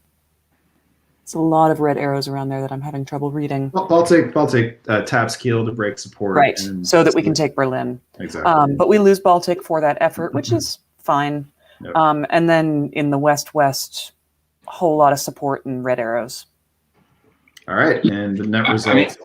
I don't understand why Kiel went to Holland. I think that was very unnecessary. Because if Kiel supports Berlin, Berlin stays alive. No, because Kiel is tapped by Baltic. So what covered Kiel? Berlin. Berlin went to Kiel. Oh, Berlin went to Kiel. That's hidden under that red arrow. Gotcha. Okay, I couldn't see it. Yeah. Plus, and I think that Sam might have had one in the pocket. Was hoping to get lucky and open it up. Indeed, yeah. So because he still has a rebuild now, even though he went down one. All right, so here's how things look. Emmett passes up 2 builds. That in his position is likely a mistake, I would think. Can't imagine you would do that on purpose. Although Emmett is the one who voted himself out of the draw as a 7-center turkey, so anything's possible. All right, let's keep on pushing ahead here. I'm going to call this out because nothing is happening. Emmett allows his unit in Con to be blown up. It would not surprise me if there is a vacating of that or not. I don't know. And we have Jason pulling back to form a defensible line. English Channel moves to Irish Sea, and Italy also gets into Piedmont. That's about it. All right, now we get some action. Here we go. All right, Nicola, back to you. So what's happening? Okay, so so France is losing Munich. I don't know what happened there. So France. So they didn't get any support from Roux or Burgundy, which from because Roux, Munich tried to move to Berlin. Oh yeah, so that I think that was not very well played there. And other than that, they are moving their fleets south, but their west is getting destroyed. But the English fleet is moving to Mao so I think the line in the south is it's going to be trouble. I think Marseille is in danger next year maybe. So yeah, I think unfortunate moves from the west. And in the east, I think there is a switch of dots. So Italy is getting Con, and so they will be able to build maybe another fleet in the south. And we saw that Austria didn't want units and to build units, and anyway they get Munich. So that's a good season for the east, and losing Munich is very unfortunate for the west.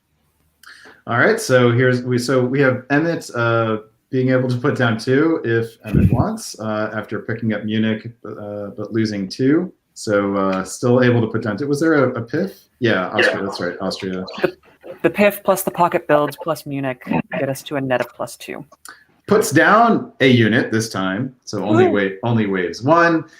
We get an army in Sevastopol now, and an army in Paris, and a fleet in Naples. But this game feels locked up. Further from I don't know. Marseille can fall, I think. Marseille does fall because they walk out of it. Yeah, but I mean, anyway, it's gonna be. Now they can take it back. Could fall. Yeah, but it could fall anyway. Yeah, so we'll see what happens there. They could guarantee to take it if they wanted to, but now they can take it back. Yeah, that was well played by Doc Bender. Yeah, Doc is a very savvy player. But I think in that case, I don't know why Austria. I mean, I think Austria should have followed to Piedmont or something, Over there. Yeah, that would have gotten more units into play. Yeah. Wow. All right, but here's now we have a stab. Finally, a stab. No. Maybe it's just an exchange of dots. I don't know. Are you talking about Serbia and he wouldn't give up both of them? I mean, Austria is losing Greece and Serbia, and then takes Venice. Oh, I don't know. So bad. And he's still 1 up from last turn. So if it's only a net of losing 1, he's even. He is even. Russia suddenly has good position, but again, what's the end game here? Why are they letting Jason top this board? And we are far from cutting 3 players out of this draw, I guess. So yeah. All right, so we now have an army in Sevastopol, army in Rome, new army in Paris. So lots of armies being put down on the board, just massive congestion in the center. It's so the only question right now here is whether Russia's going to try to continue eating Austria from behind and lower the size of the draw. I don't see a whole lot. Yeah, I think Italy can be cut right now. That could be the. So maybe Italy and Austria could be cut. Or Italy and Germany maybe can be cut. All right, Siobhan, let's go to you. Okay, well, instead of picking up Budapest off the Austrian, Jason decides to go around Budapest, pushing up into Galicia and Serbia to Romania, which is a choice. I guess the 3 of them are sticking together, and this was all arranged because we see Piedmont and Tuscany, the Italian fleet move into Tyrrhenian Sea. Elsewise in the west, not much changes except for Burgundy to Ruhr and Norwegian to NAO. But it's all stalemate lines setting up Yeah. at this point. So, all right, let's keep on going. Fall of 1907. Over to you, Nicolas. So the only thing I see is England taking Portugal. Yep. So I don't know what that means. It doesn't mean anything because North Africa is dispensable. Yeah, so I guess that's just giving one more center to Sabi and then setting up the line and calling it a day.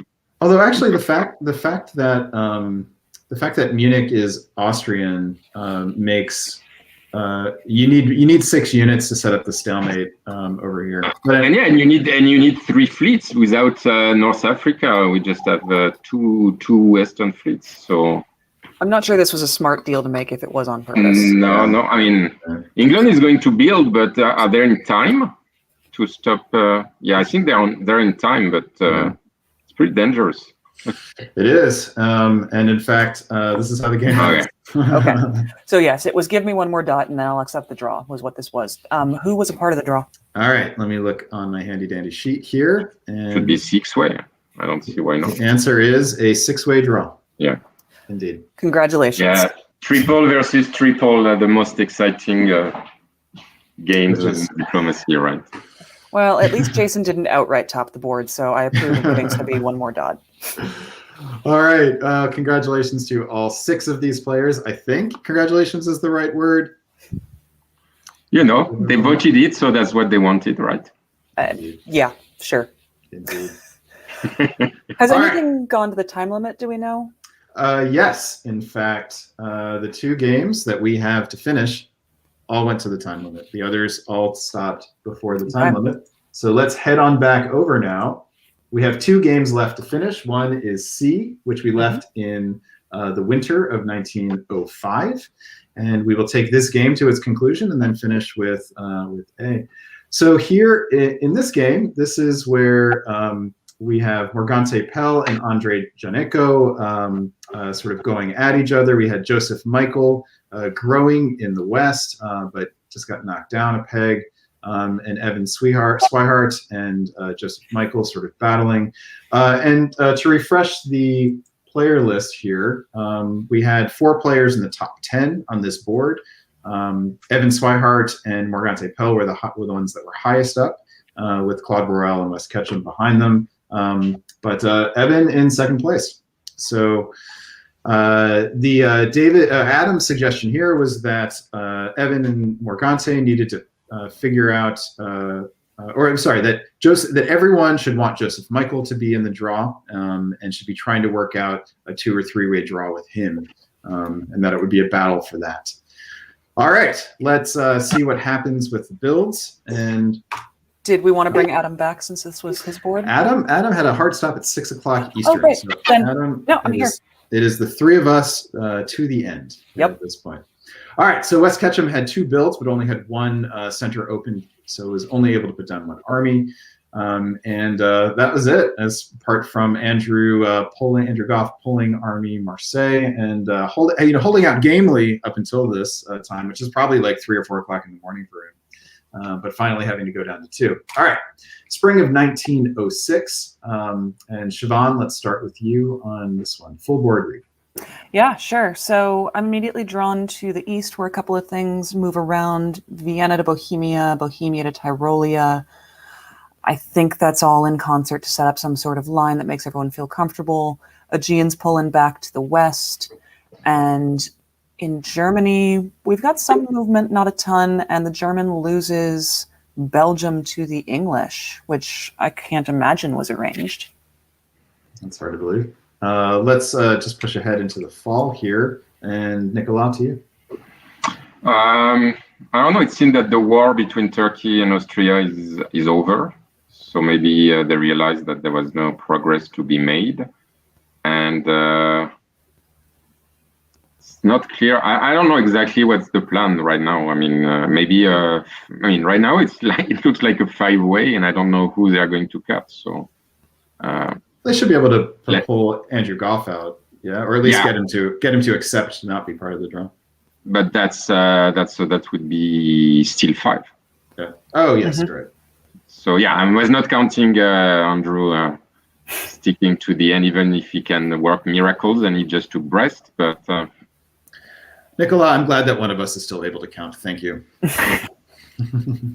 All right, here is winter of 1906. Finds just Evan Swihart adding a new fleet, and that was from the taking of Marseille, indeed. Mhm. All right, so right, and Wes had one in the bank actually, so that's roundabout where it has come from through by way of Belgium. Okay, spring of 1907. Siobhan, over to you. Okay, a lot more black arrows, and it looks like the Austria-Turkey fight isn't quite over as Turkey helps the English player into Warsaw. Still going for Romania. There's some options around there, I think some guessing games, and setting up with the Italian to take Greece in the fall, it appears. So Morgante has issues from all around. Elsewhere, the attack on Andrew continues as they swipe Brest back, and Paris goes to Burgundy with Italian help while Brest retreats to Paris. Is that what I'm seeing? Yes. Okay. And the Italian Evan says, "Thank you very much. I will now take Portugal. I don't think you need it anymore." Indeed. All right. Fall of 1907. Over to you, Nicolas. So Italy is pushing against England and making quite a bit of progress. And other than that, I think Morgante sees his position worsen quite a bit. He has lost Warsaw. He's losing Ukraine. I still think he can put a line there and not lose much, but I think his hope to make progress are kind of gone now. Yeah, it's kind of up to Evan. Like Evan could decide to exclude him from the draw pretty easily. Yeah, I think that's a possibility, and I think they could cut Morgante now. And the question is, if they want the three-way, they would need to cut maybe Morgante and Germany and West, but that would be hard to do. And it seems England and Germany are really working together. So I don't know. There's still, I mean, you said it goes to the limit, so there might be some excitement. All right, let's find out. And remember, Evan and Morgante, I think, are the two highest ranked of the players here. But maybe at that point, Morgante has just decided that, my first two results will be what I take. I don't know. All right, here we go into winter of 1907. We see two fleets from Joseph Michael. So that is definitely an anti-Italian posture rather than potentially anti-German here. We do see an army from Evan Swihart, which suggests that he may have decided that it's time to cut Morgante out. And the answer as far as spring 1908 goes is no, Nope. That is not what his decision was. In fact, he pushes Andrei Janeko out of the Aegean Sea. Meanwhile, Andrei takes Romania away from Morgante. Andrei sort of reveling in finally getting the upper hand after having Morgante's boot on his forehead for a while. Elsewhere, we have Silesia getting into Galicia, so Morgante very slowly but continually being pushed back. And Evan gets more pieces into play in the west, past Gibraltar here, while Joseph Michael puts a couple more fleets into play. All right, fall of 1908. Whose turn is it? I think it's Nicolas. Yeah. So England retakes Mid-Atlantic Ocean. I think that's the only and Gough retakes Brest. So Gough gets to build. Gough gets to build. He's amazing. Nice, I mean, he keeps nice. fighting, and I think it just shows that if you attack him, you will need to think about what he does for the rest of the game. And and then the rest, not much is happening. So Germany is still pushing his armies towards Austria. So I think maybe some progress can be made there, especially if they coordinate with Turkey. All right, and for builds, we get an army in Paris. Well done, Andrew Gough, for recovering to that extent. Will he be part of the draw? That's the question. Yeah, I don't see why not at this point. Andrei Janeko puts down a fleet in Ankara, which is a bit of a surprise. He'll need to rearrange some units in a way that may be difficult to pull off. Although now with a friendly unit in Galicia, he may have the freedom to do it. But Joseph Michael pulls the army in Wales, which never did anything. So thanks for playing Army Wales. All right, spring of 1909. Siobhan, tell us about it. As predicted, Andre is shifting some units around to get the fleets actually into play. Evan responds by pulling back to the Aegean. So we've seen Ionian to Aegean, Aegean to Ionian, Ionian to back to Aegean. So I'm just watching that little ping pong fleet. Yeah. And Evan also sets up to have better play on MAO once again, but that may be over for him. England tries to take back Brest, it looks like, but to no avail for a whole bunch of red icons in that area of the board. It's kind of hard to see what a possible endgame is here that anybody is fighting for, right? Like at this point, there should be people who are getting together and saying, okay, this is the draw we want, let's make it happen.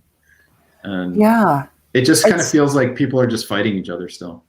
Nobody has agreed as to what the end of this game should look like, right. And so we have chaos.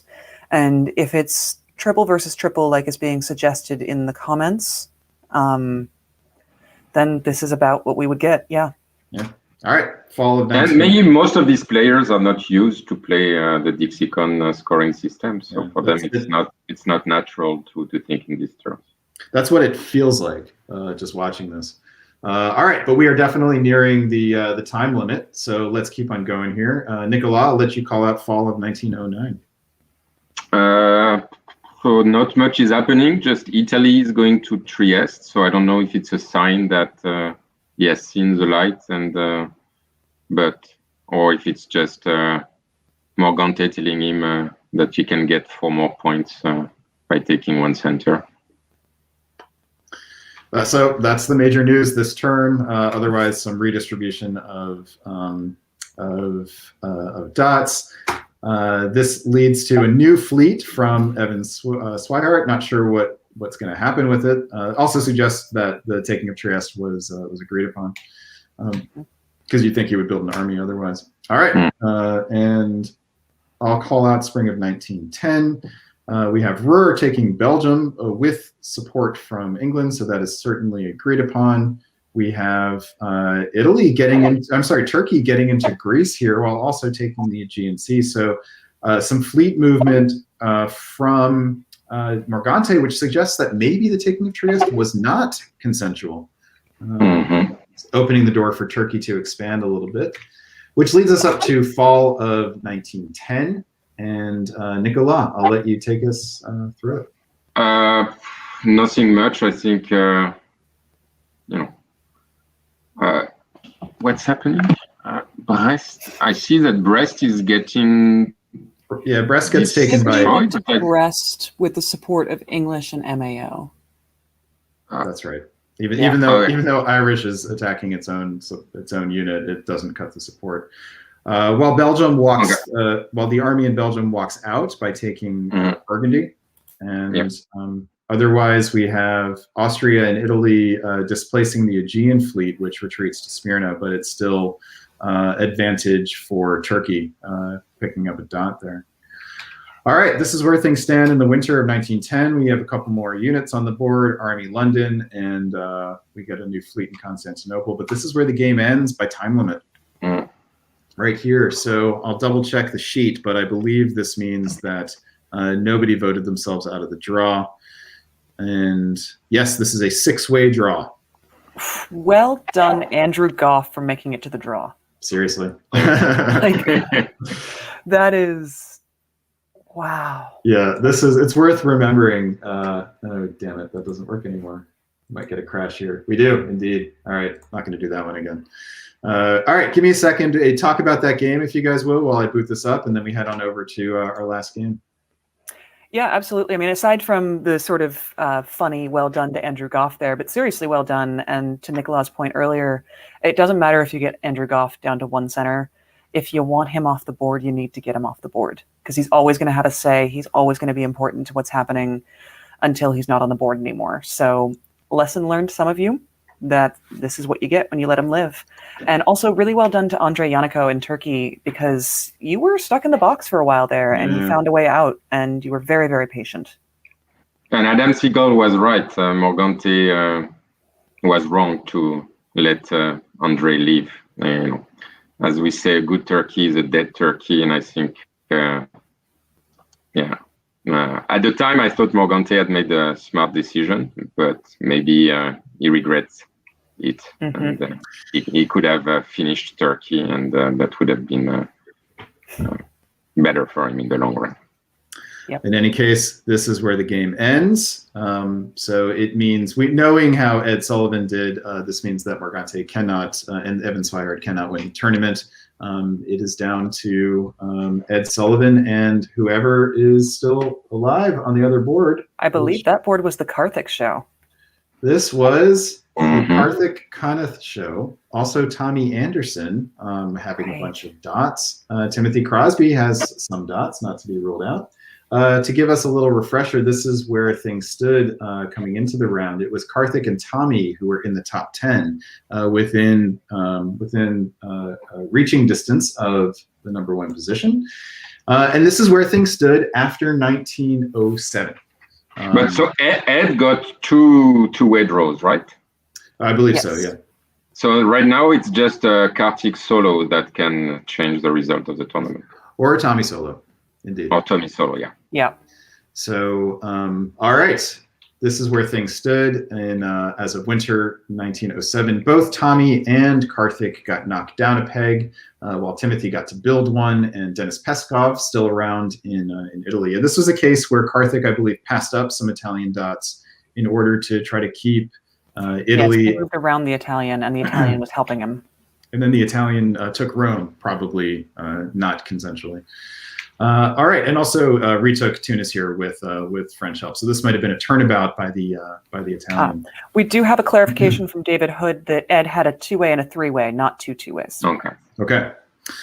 All right. So here we are in spring of 1908, and Siobhan, I will ask you to summarize what happens here. Yeah, it looks like Karthik is going back for some of those Italian dots now. Supports himself into Venice, sneaks up into Apulia. Is getting some pushback from the Italian, trying to follow up into Ionian behind that, but one thing at a time. Elsewhere, the English and the French are trying to set up as best they can to deny as much as they can around the Italian boot, I would guess, at least Karthik. And elsewhere, nothing in the Russian mainland. Nothing moves, at least. But we have to point out this move right here. Mm-hmm. Tommy Anderson slips into Western Mediterranean. Oh, yeah. And Irish follows behind it. Now, do you think that's there to help? It's certainly there to help somebody. Oh, yeah. Fall of 1908. Nicola, tell us about it. So England takes two centers, Spain and Tunisia. So No, France takes Tunis. France takes Tunis, and France takes also Marseille. So it seemed that maybe everybody is settling for a three-way draw with a big position for Karthik, but not a solo. So could finish quickly with like a 15 center. So Karthik picks up two here. He took Venice and Rome, and Tommy and Timothy in France both picked up one as well.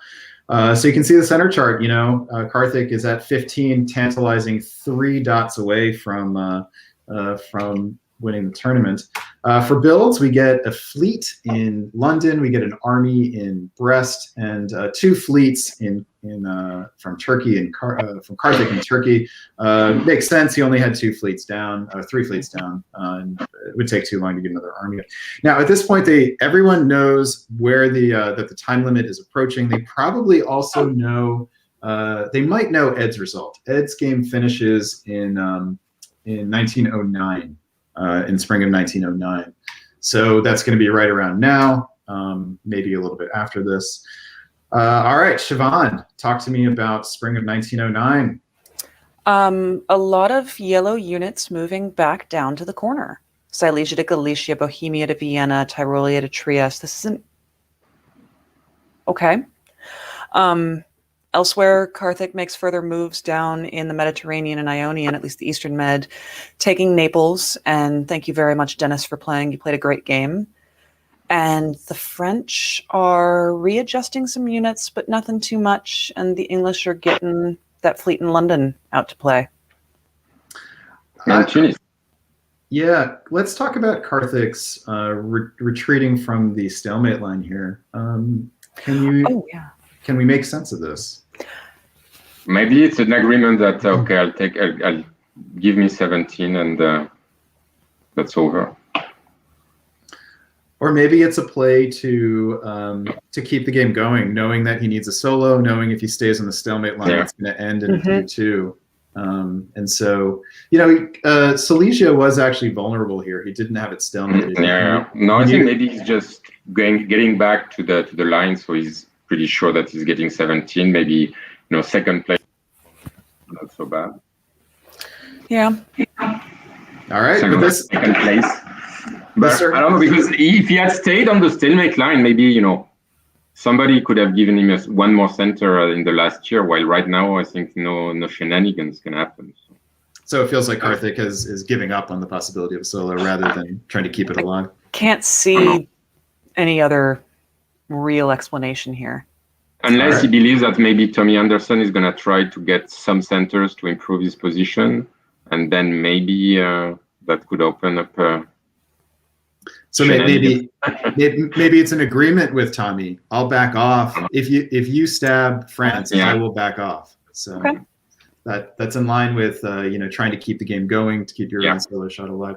But if that's the case, I think it's very shrewd, because you have to give a competitor a legitimate shot to win in order to increase your own chances of winning. That is the fundamental principle of alliances in diplomacy, at least as far as I've seen.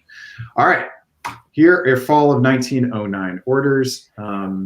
Quite a surprise, in fact, that let's see here. I'll call this one out. The big surprise here, I think, is over in Iberia. The fact that Tommy Anderson, rather than trying to get dots off of France, is actually leaving and allowing France to get a dot.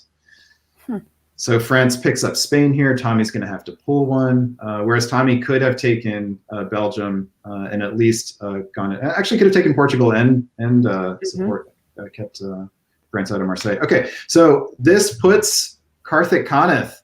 So now Tommy's chances of soloing, I think, are gone. Yes. And knowing that the time limit is likely approaching, although they don't know exactly when the game's going to end. That's worth saying. They were told that the game could end anywhere between, I think, 3:30 and 5:30 p.m. Eastern time, and it's around 4:30 right here, as far as I know, or a little bit before. I think this is a little bit before. I think the game ends right around 4:30. So, wow. So Tommy pulls that army in Prussia, and does Timothy Crosby doesn't have a build because he's giving up Tunis. Yeah, walked out of Tunis. But goodness, that opens up possibility for Karthik. How much time do we have?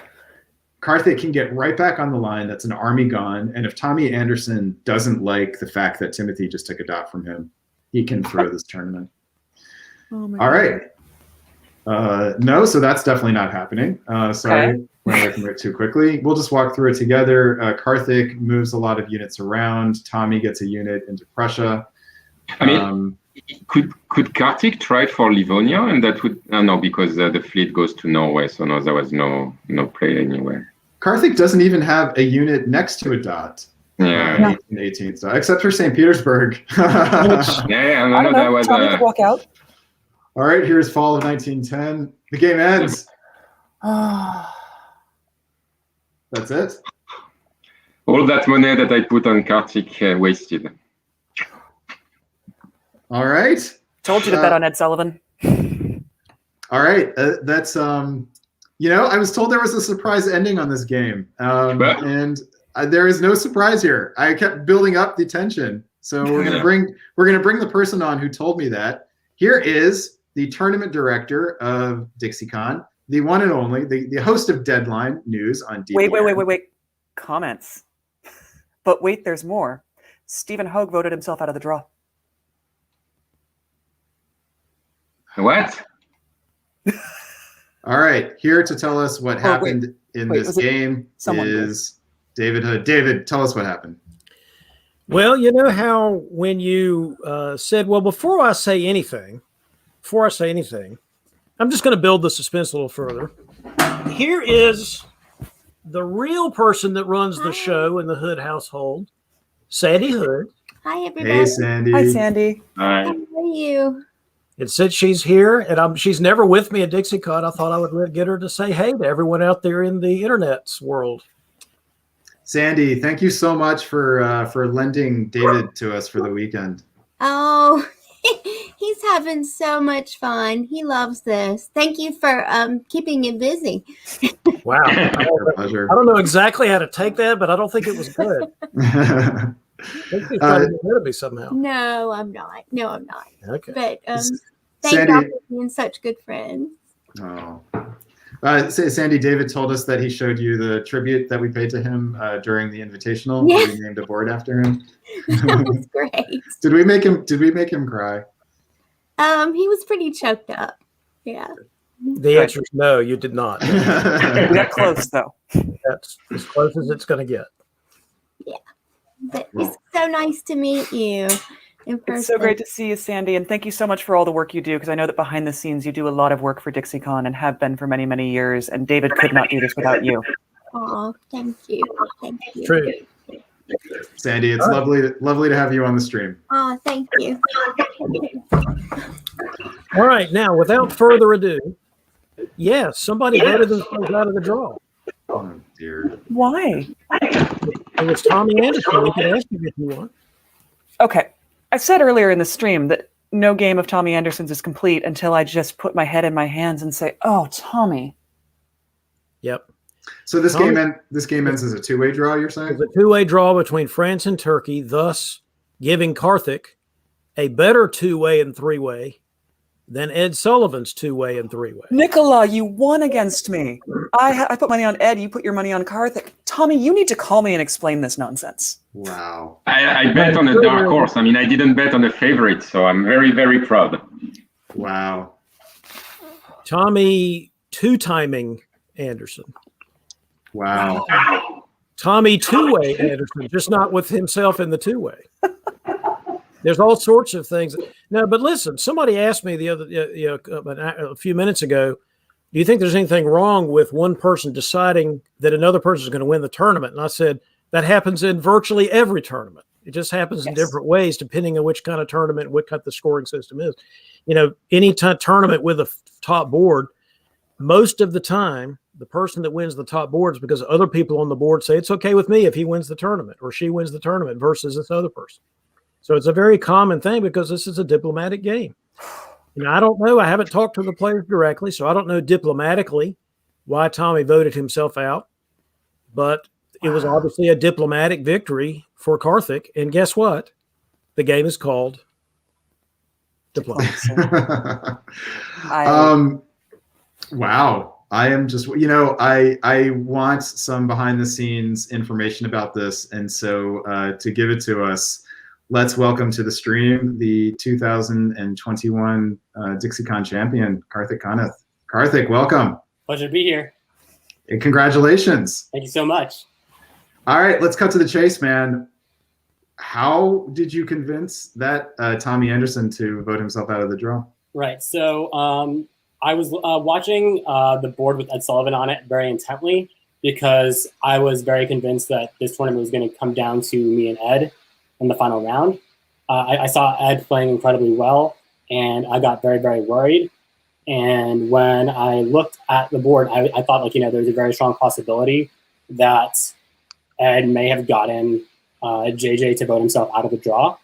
And I believe that in order to secure the draw, I needed Tommy to vote himself out, or Tim. I try to get any of them to vote themselves out in order to guarantee the win for myself, because I knew that with my 17 center Turkey and the 17 center Italy that I had with Ed in that game, that I would have enough points. And I could be wrong here, but at least based on my calculations, even if I had the three-way draw there, I've been 6 points short. So I very much needed that to happen, and eventually convinced Tommy over some. It took a long time. I think it took 20 minutes for the conversation to convince Tommy to do it, but we eventually agreed after the force end. And what was the argument? What was the killer argument? So I guess it was 2 parts. One part was that given the fact that JJ could have voted himself out of the draw there. Could have. Yeah, you didn't know that he had. Right. Yeah. But it was basically I thought it was likely at the point, given that when the game had drawn, it was drawn I think before the force end. It seemed likely to me that JJ would have voted himself out, and that because otherwise I would have kept going, right? Because I needed the additional dots to catch me if I got a 2-way draw.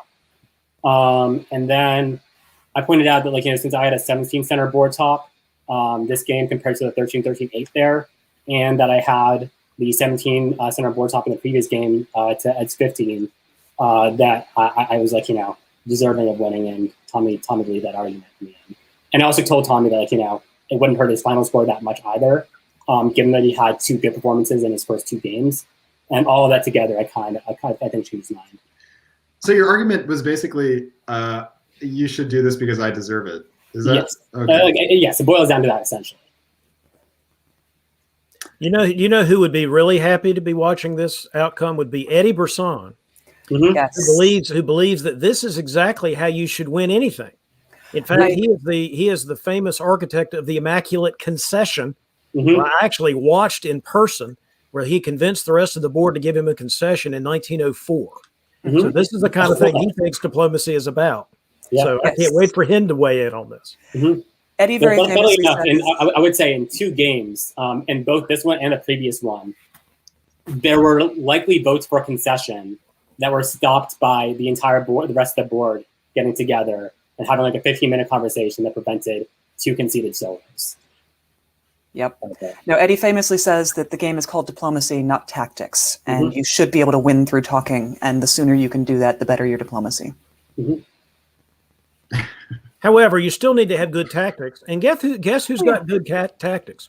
Karthik freaking Khan. Yeah. Here, I believe I have the final standings correct. Karthik Khanna, they should be close if they're not exact. Karthik wins by 32 points over his fellow Longhorn. We made some big hash about the Longhorn Alliance. Sorry, I think Nicola, we're getting some feedback through your mic for some reason.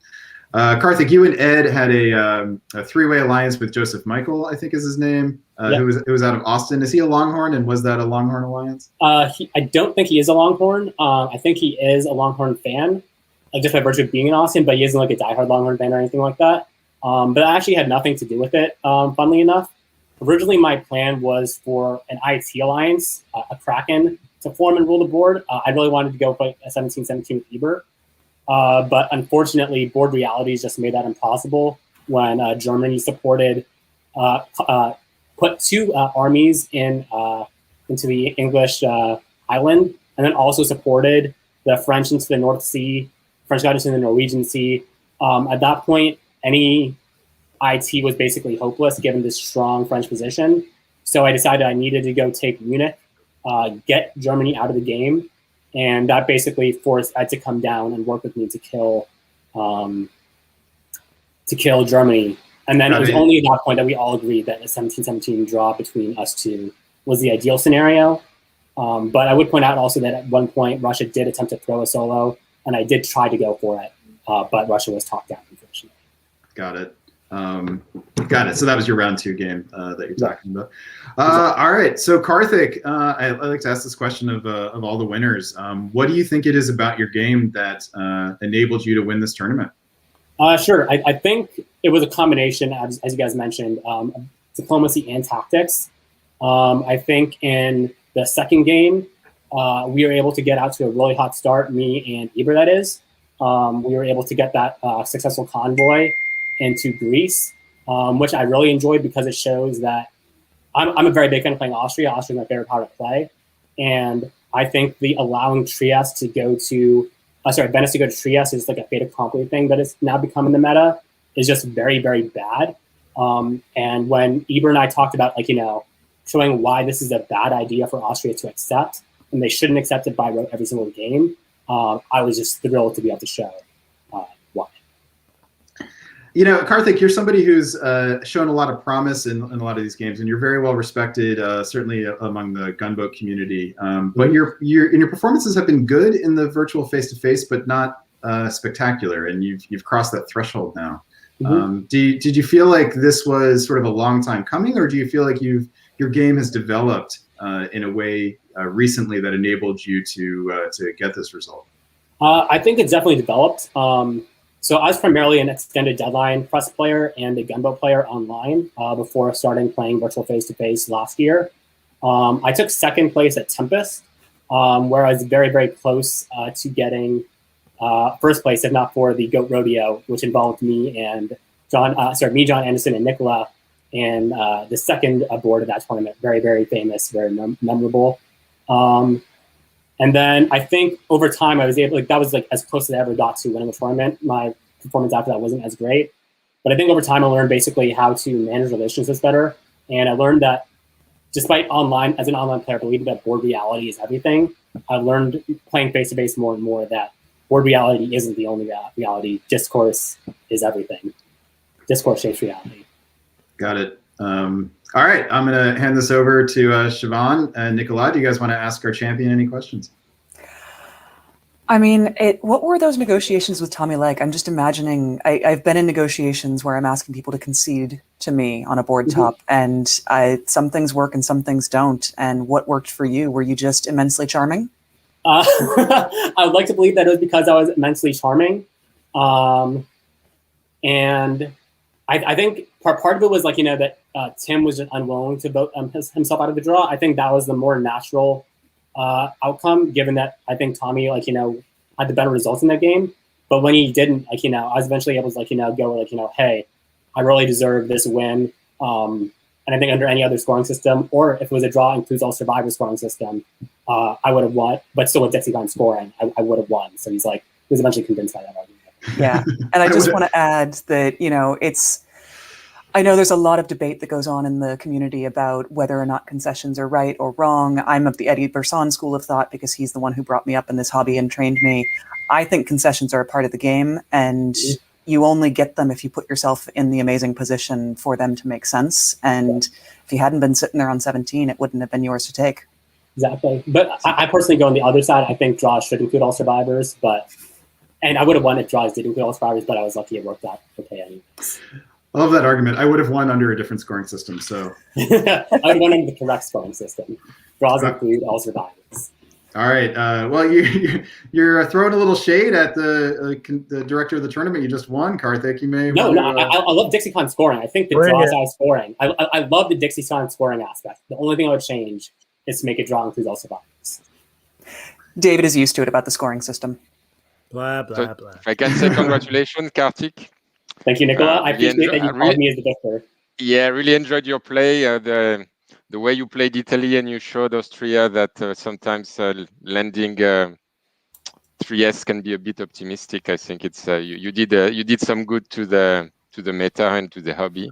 And I played with you a couple of games in the past, and I was really impressed. I thought you were maybe lacking a bit of pragmatism. You were coming from extended deadline, and you were really trying to do things a bit too purely.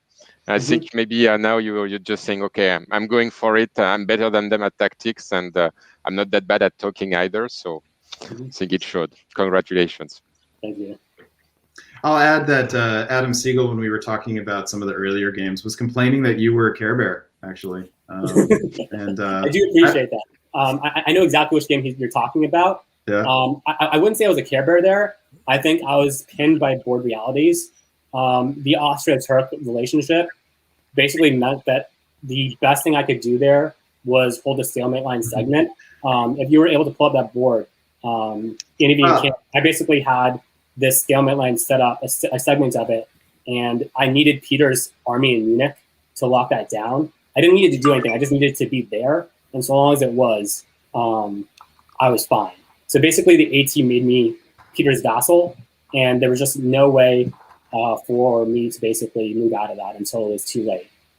But we had Adam. I was gonna throw him on the stream with I think his daughter. It's a daughter, right? Yeah. Was on his lap, and Didn't get the. Oh, he's going to come right back. Okay, great. So then he can tell you. He can tell you directly why he thought you were a Care Bear. Mhm. All right. Let's then. David, is there anything you want to say to your champion? Karthik, congratulations. I think you played really well, but I think you've been playing well for the last 12 months. So I think this is a great culmination. As Nikolai was saying, you come from a different background than some of the other players that are playing, but also a lot of other players that are playing virtual come from the background of extended deadline.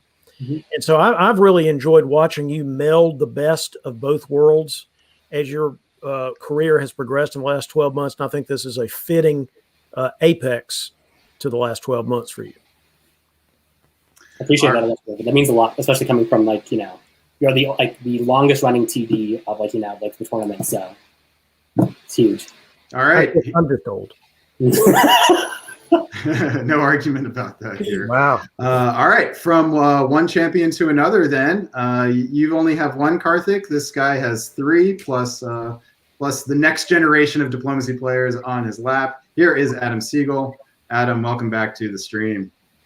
I just wanted to drop in very briefly to say congratulations, Karthik. I think that whether it's voted or whether it is forced with pieces, a victory is a victory. You got the points. Screw the haters. Adam, I was just telling Karthik about your comment before that he was seemed like a Care Bear based on the games you were looking at earlier. I think it was the one that I cast where he and Ed Sullivan went to a near 17-17 with Russia, I think, on 5 or 6 that I thought in most situations, and even under a Dixie scoring system, it might have made sense to play that just slightly differently. Mm-hmm. But that being said, you won the tournament, so therefore I'm empirically incorrect. So I actually thought the solo was going to be. It won't be the last time either, David. All right, Adam. Thanks for popping back in, and thanks for showing us. Who is this? Rachel. Indeed. Hey, Rachel. We'll see you in about 16 years on the stream. Sooner than that. Indeed. Well, as a player, sooner than that. Oh yeah, you and Siobhan. Adam and I started when we were like 13 or 14. So that's when I started playing. So yeah. All right, so 12 or 13 years. I'm putting it on my calendar. There'll be a junior league. It'll be Siobhan's. Yep. Peter has 2. Peter has 2. I've got the 1. We've got a few around. So yeah, we can. Jeff Ladd has 2. That gets us to 6. We'll start a little junior academy for diplomacy. I like Excellent. It. All right, Adam. Have a great Sunday.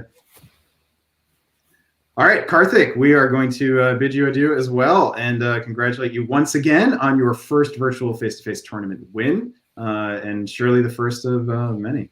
Hopefully. Thank you so much. All right, go enjoy, bask in the glory, and stomp. And, oh, God. All right, time to let you go, Karthik. Have a great one. All right, we are going to wrap up the show by hearing about all of the awards from this tournament. David, tell us about them. Sure, glad to do it.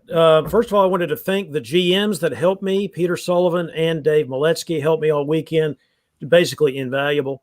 I also wanted to thank you all, the DBN crew, for a great stream today. And welcome to Nikolai. What a great addition to the cast of characters on DBN to have Nikolai doing some commentary. I was really happy to see you join it and impressed by the insight. So good for you. I also wanted to thank the players for participating in Dixiecon. As some people know, Dixiecon is actually a bunch of different things. So we had a diplomacy tournament, as you know, which we're going to talk about in some detail in a minute. We also had a tournament for people playing games other than diplomacy, because at face-to-face Dixiecon, that's a big part of the action. And some of the people that come are people that used to play diplomacy, but they've retired, and so they come to play other stuff because guess what? We're all friends. So you come and play other games even if they don't play dip anymore. And Rick Desper won that tournament. We call that the Iron Man tournament. Rick Desper won that, the virtual version, with lots of other people participating. But congratulations to Rick Desper of Maryland. I wanted to thank Michael Laurie, who's my longtime friend. Those that saw my last episode of Deadline News saw Michael interviewed He and I have known each other since we were about 15, and he actually runs the scoring for Dixiecon, always has. He devised the system, does all the work behind the scenes, and he, of course, has done that work today as well. So I wanted to thank Michael publicly for that. Those of you that came to play Dixiecon, the diplomacy tournament, and by the way, there were 59 of you. There were 42 that played at least 2 rounds and thus were eligible for to place in the tournament. And there were another 17 that played at least 1 round. So I wanted to thank you all for playing and putting up with all my shenanigans and all my stupid Dixiecon traditions and all that. I really appreciate that. If you watched the virtual barbecue yesterday, you saw that we were broadcasting live because we had what we call a mini Dixie yesterday live in the Hickory Cards, Comics, and Game Store in Hickory, North Carolina, where there was lots of non-diplomacy gaming taking place. If you were watching that stream, you saw me pan around and see everyone playing all the games. So I wanted to thank Ken Guttermuth for hosting us there. He also runs the World Board Gaming Championships in Pennsylvania. He runs it from Hickory, North Carolina, of all places. I wanted to say one more thing before I get to the diplomacy tournament. Remember that this was a best 2 out of 3, and sometimes people didn't quite understand that. I tried to make that clear, but it was best 2 out of 3. The speedboat tournament that you all watched the finals of had 4 preliminary rounds, and you had to have at least 2 rounds to advance to the finals. And again, those that were watching the stream already knew this, but if you just tuned in, Klaas de Graaf of the Netherlands won the first of, I think, annual speedboat tournaments at Dixiecon, and we covered about 3 hours ago on this stream. You covered the top board for that, so congratulations to Klaas. I'm now going to go directly into some of the other awards, so let me do that. At Dixiecon, we give out an award called the Death with Dignity Award. That's for people who play out a hopeless or difficult position and play it with gusto and style and grit. And we always have awarded this, even back in the old days. So I wanted to tell you that we have Death with Dignity Awards for Daniel Reamer's Austria from Game 1D, from Jeff Dwornicki's Russia in Game 2B, to Jonathan Strange, who played out an Austrian position in Round 1E that impressed the players on his board, George Zhang in Russia for 2C. All those folks are going to get Death with Dignity Awards. And I wanted to save the best for last. Christopher Ward was nominated for Death and Dignity Awards in all 3 of his games. 1D, 2C, 3D. Now, 1D is a special case because if you watched the stream, and I hope you did earlier today, you saw that Christopher Ward was that turkey that was gigantic, had like 10 centers or something, and then was eliminated eventually. And what happened in that game was that people on the board kept proposing 6-way draws, and he kept saying, I'm not doing that. And even when he was really big. And so they eventually got mad at him not doing that. And they kept that game going to 5 a.m. so they could eliminate him. And so they did that, but he tried hard. He fought hard. And so even the ones that did that to him and eliminated him said he should get a Death with Dignity award. So he is getting one. There's also several people who nominated Andrew Goff, as you just watched in Game 3C, who parlayed, his play into that 6-way draw. And he actually started that game as a replacement player.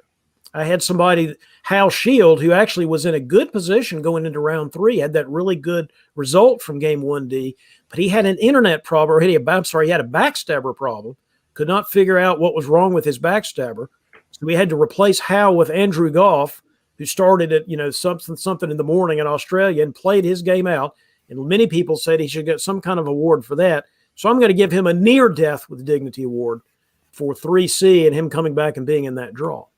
Which brings me to the following award that I have just decided we're going to give starting this year, the Small Time Playa Award. Joseph Michael, round 2, Game E, that was the one with Ed and Karthik and Joseph. And you've talked about that in your stream. According to Ed and Karthik, what happened in that game was that they were trying to go to a 17-17, and they were trying to knock Joseph Michael out of the draw, but he would have none of it.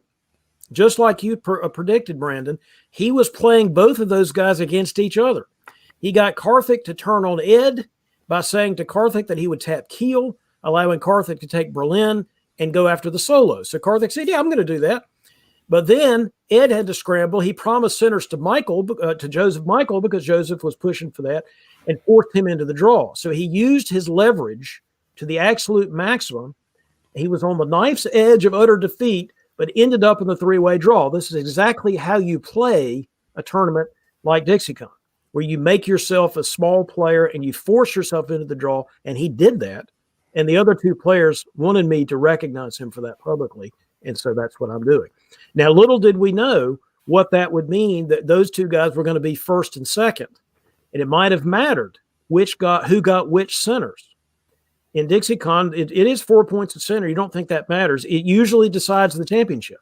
And it decided the championship in this tournament because Karthik's 2- and 3-way draws were better center-wise than Ed's 2- and 3-way draws.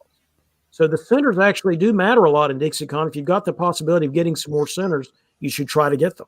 And their 3-way draw was the same game. It's worth pointing out. Yeah, that's exactly right. That's exactly right. All right. Going to everyone's crowd favorite at Dixiecon, the Brick. What does the Brick Award mean? Whatever we decide it means every year. But what it really means is something boneheaded or dumb or crazy or crappy or something. And in a face-to-face Dixiecon, you actually get a brick that we go and get from the campus somewhere because it's always under construction. We go get a brick and give it to the player and they take it home. In this particular year, this was multiple people. It was actually funny. Somebody sent me a message a couple of hours ago and said, here's my idea for the Brick Award, blah, blah, blah. And I said, keep that to yourself. That is what we're doing for the Brick Award. We've already decided.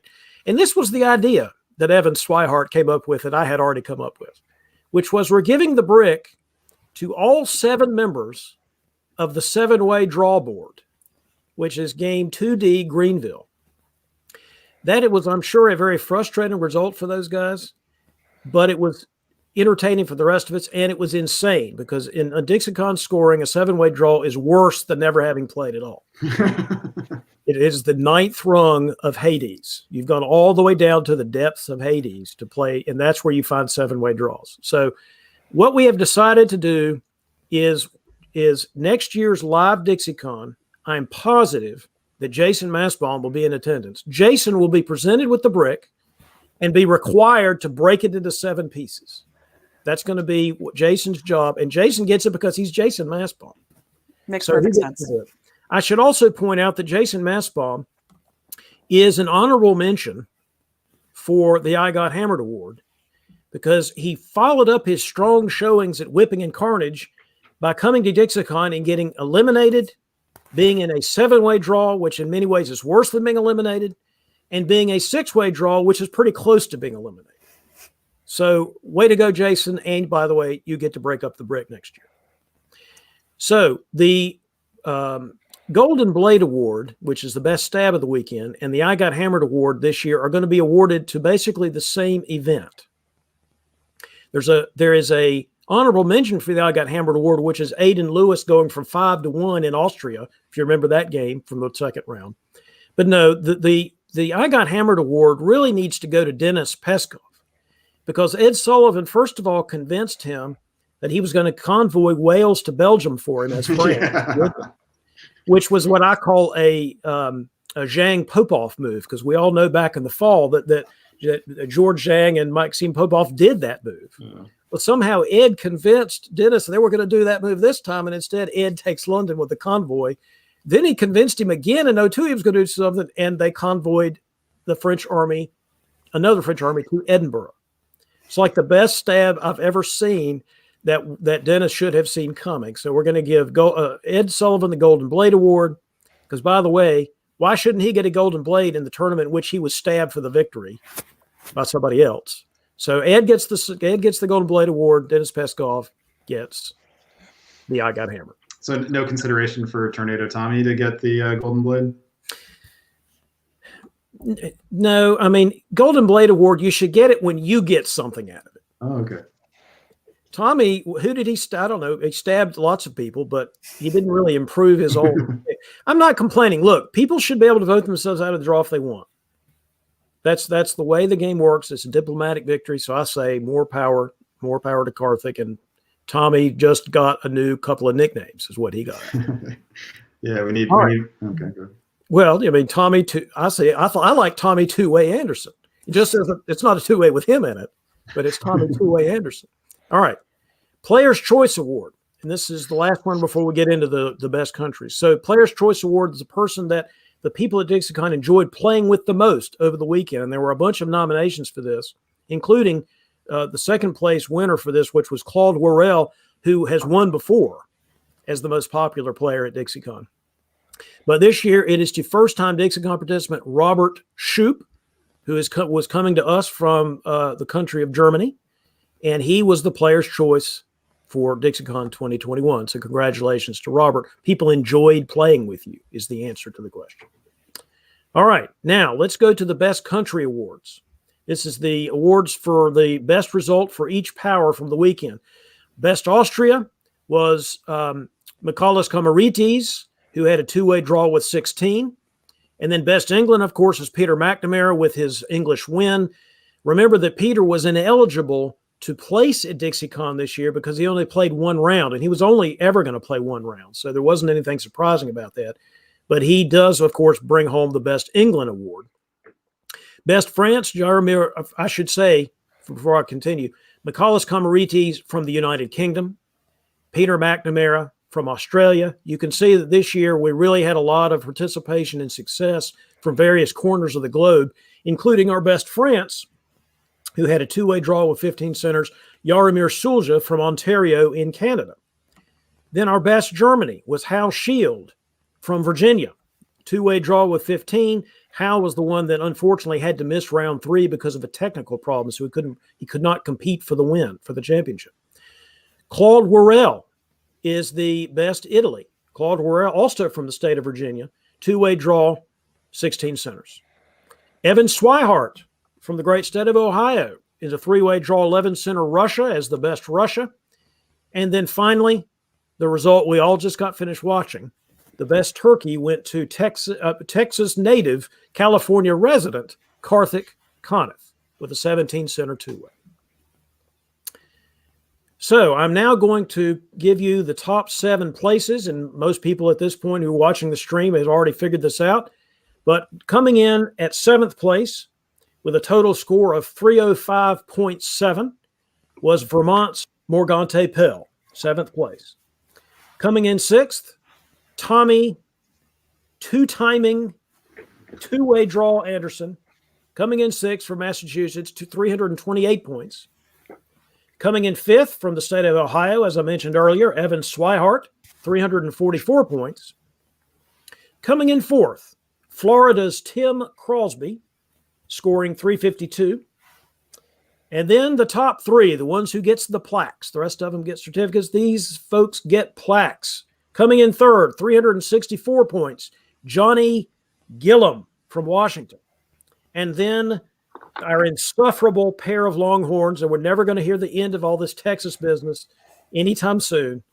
Ed Sullivan from Texas coming in 2nd at 404, and Karthik Kaneth coming in 1st at 436 from the great state of California.